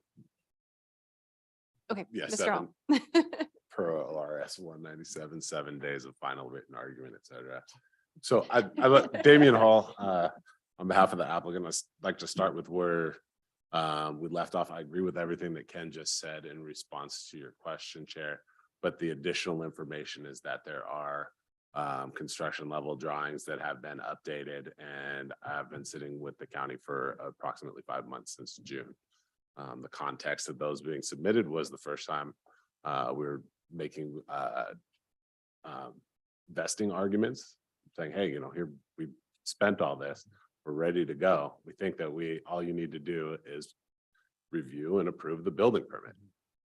We don't have to argue over this conditional use permit process at all. So that didn't go as smoothly as hoped. So we needed to take steps to appeal. And that got us back to where we are today. And, you know, I see it as the charge of the board today to, you know, take into account everything that's gone on, all the information before you, and let's get this right. You know, it's not a matter of, as you heard from Mr. Mulkey, it's not a matter of having missed a deadline, right? Vesting isn't about missing a deadline. It's what did you do before the deadline? And what expenditures did you make, and did you make sufficient expenditures?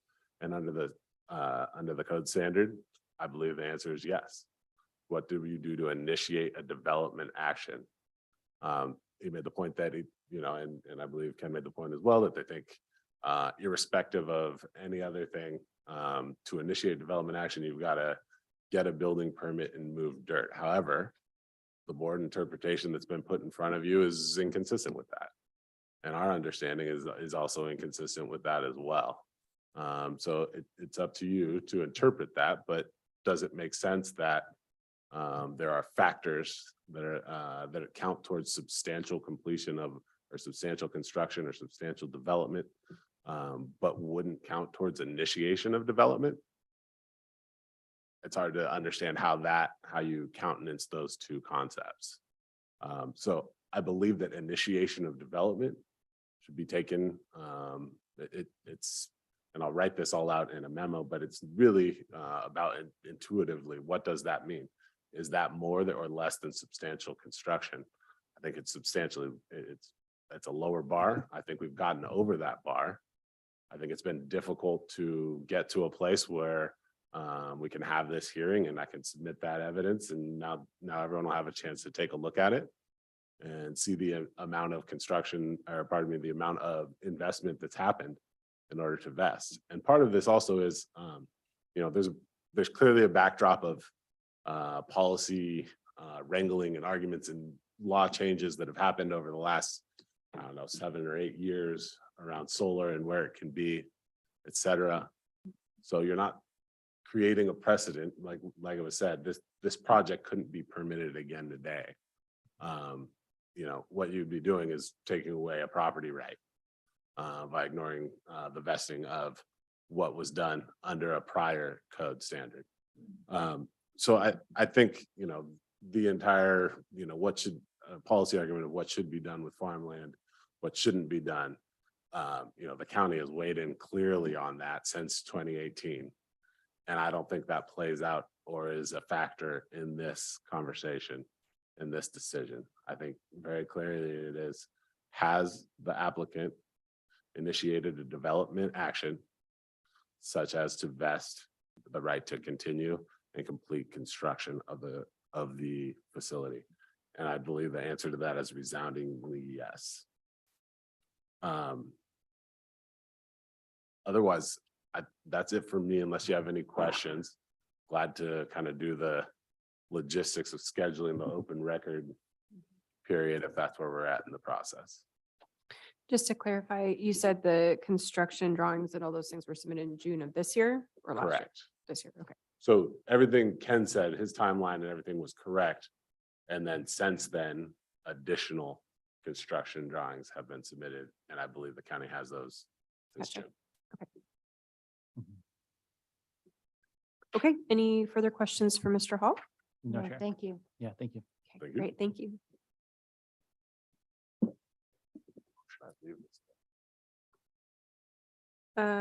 Okay, so The first person who reaches here, their hand out. Here's where I make a motion to keep the record open. And it probably Ken has a calendar if you wanted to. Yes, and Thanksgiving's in here, so I do want to kind of ask if the schedule is okay, that it would be the second open record period would be open until Monday, and then final rebuttal would be the Thursday following that Monday. And I'll explain it here in a second, but the motion that I've written out is the record shall be open until 5 p.m. on November 17th, 2022 for all parties to submit written testimony or evidence to the planning department at 525 Northeast 4th Street, McMinnville. The record shall then be open until 5 p.m. on Monday, November 28th, 2022 for parties to submit to the planning department written rebuttal to what was submitted during the first open record period. The record shall then be open to the applicant only to submit final written argument with no new evidence until 5 p.m. on December 1st, 2022. At that point, the record shall be closed. The board shall then reopen the hearing at 10 a.m. on December 8th, 2022 in room 32 of the Yamhill County Courthouse at the point of staff recommendation. Perfect. So moved. Any further discussion?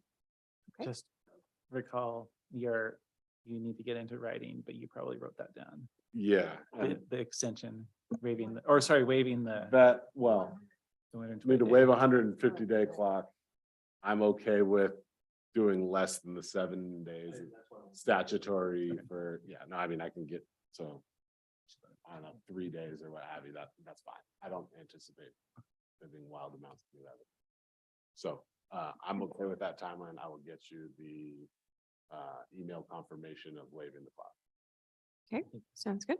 All those in favor of the motion signify by saying aye. Aye. Aye. All opposed, same sign. Great, thank you. So we're gonna keep the record up and be back on what, December 8th, we said? December 8th? Great. Okay, Thank you very much. Thank you. thank Appreciate you, it. Mr. Hall. Yeah. And thank you in the back for waiting. Thank you.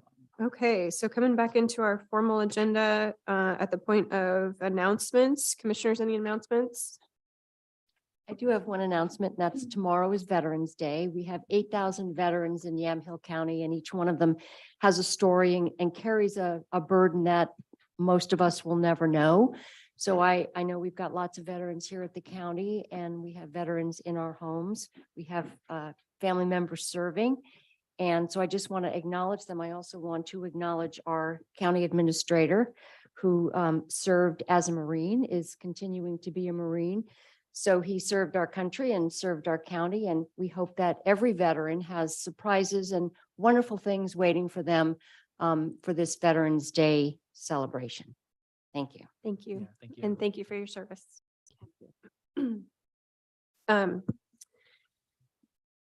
Commissioner Cool and I attended Willamette Workforce Partnership meeting yesterday. We can forward along the presentation that was given there, some interesting facts and figures on our economy and the workforce. I did promise that I would read this. So we have a Yamhill County resident employer who is being honored as the Youth Employer of the Year. And I think this is really neat. The It's national. yeah, it's from the National Association of Workforce Development Professionals, and I'll just read this little blurb. It says the 2022 Youth Employer of the Year is awarded to ARE Manufacturing in Newburgh. Owner Alvin Elbert has been dedicated to training and employing youth since he founded ARE Manufacturing in 1980. ARE currently employs 45 people, including 14 full-time and part-time youth between the ages of 16 and 21. Believing in the importance of exposing youth to machining and manufacturing while in high school, Elbert has a longtime relationship with the Newburgh High School and has recruited his first summer intern 36 years ago from the high school's machine shop program. 5 years ago, Elbert founded Tiger Manufacturing in collaboration with Newburgh High. The manufacturing program is student-run and is fully functioning at Newburgh High School. Students machine real parts for real customers for real paychecks, handling the process from receiving customer orders and procuring tools and materials to sending invoices and reporting payroll. And Albert also serves as a board member for the Willamette Workforce Partnership. So congratulations to him. That's incredible. At a time when we talk about mentorship all the time and the lack of, or at least the decline in mentorship, it's wonderful to have individuals like this in our county.